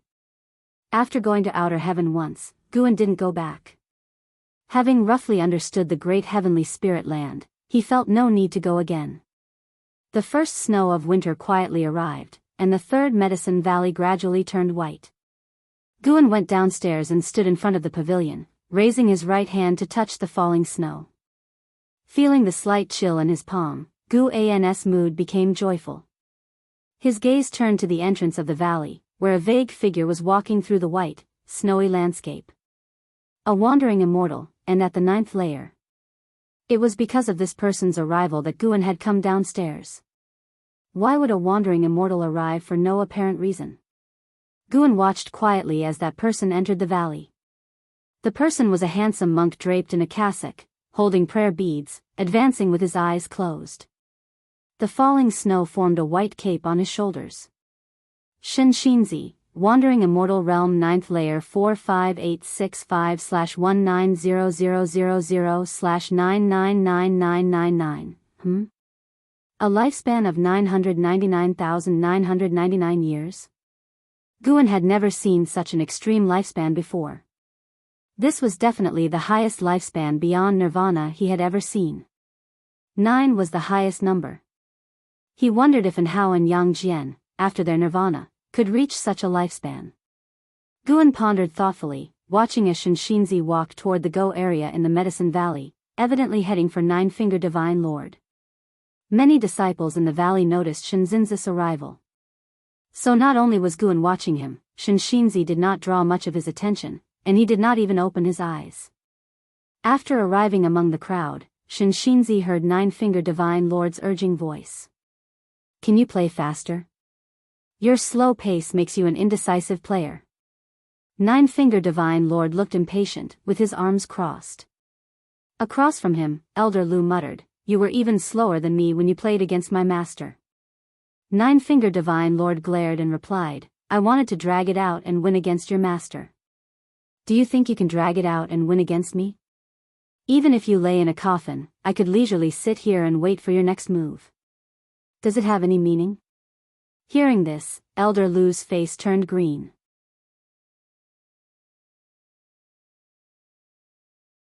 The surrounding disciples, displeased, began to criticize Nine-Finger Divine Lord for speaking excessively. Of course, they dared to speak out because they knew Nine-Finger Divine Lord well and knew he wouldn't be genuinely angry. Unbeknownst to Wen, Nine-Finger Divine Lord, within the Third Medicine Valley, could show his true self without pretenses, and he enjoyed this feeling. Even in the midst of verbally jousting with everyone, Nine-Finger Divine Lord glanced at Shenxinzi in the crowd. He only took a look before withdrawing his gaze. Shenxinzi opened his eyes and began observing the game. After an hour, Elder Lu conceded the match. Others took turns playing, while Shenxinzi stood by and watched. Although they were curious about him, no one questioned him further. By now, they were used to great cultivators coming to the Medicine Valley to observe Go games, all for Nine-Finger Divine Lord.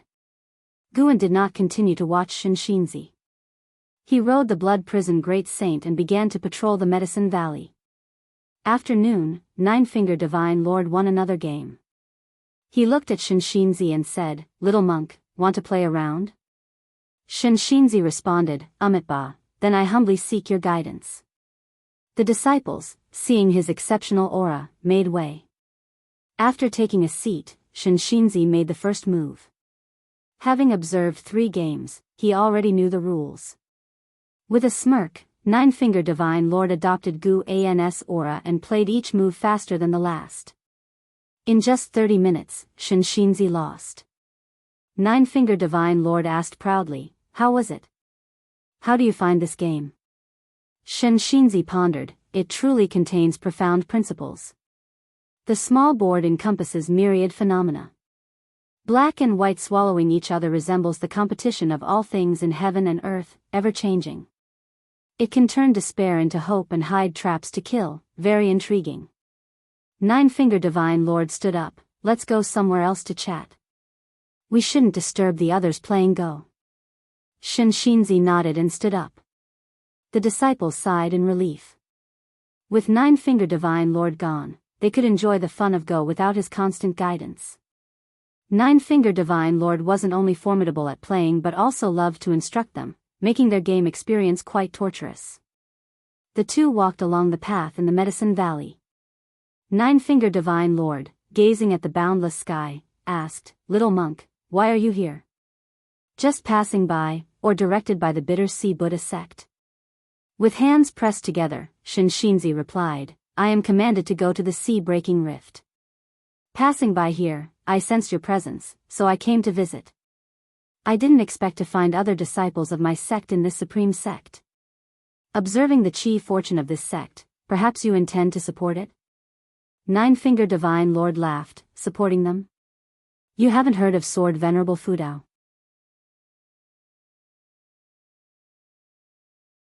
As Shinshinzi was about to inquire, his attention suddenly shifted to Yu Yingying, who was passing by at a distance. His brows immediately furrowed.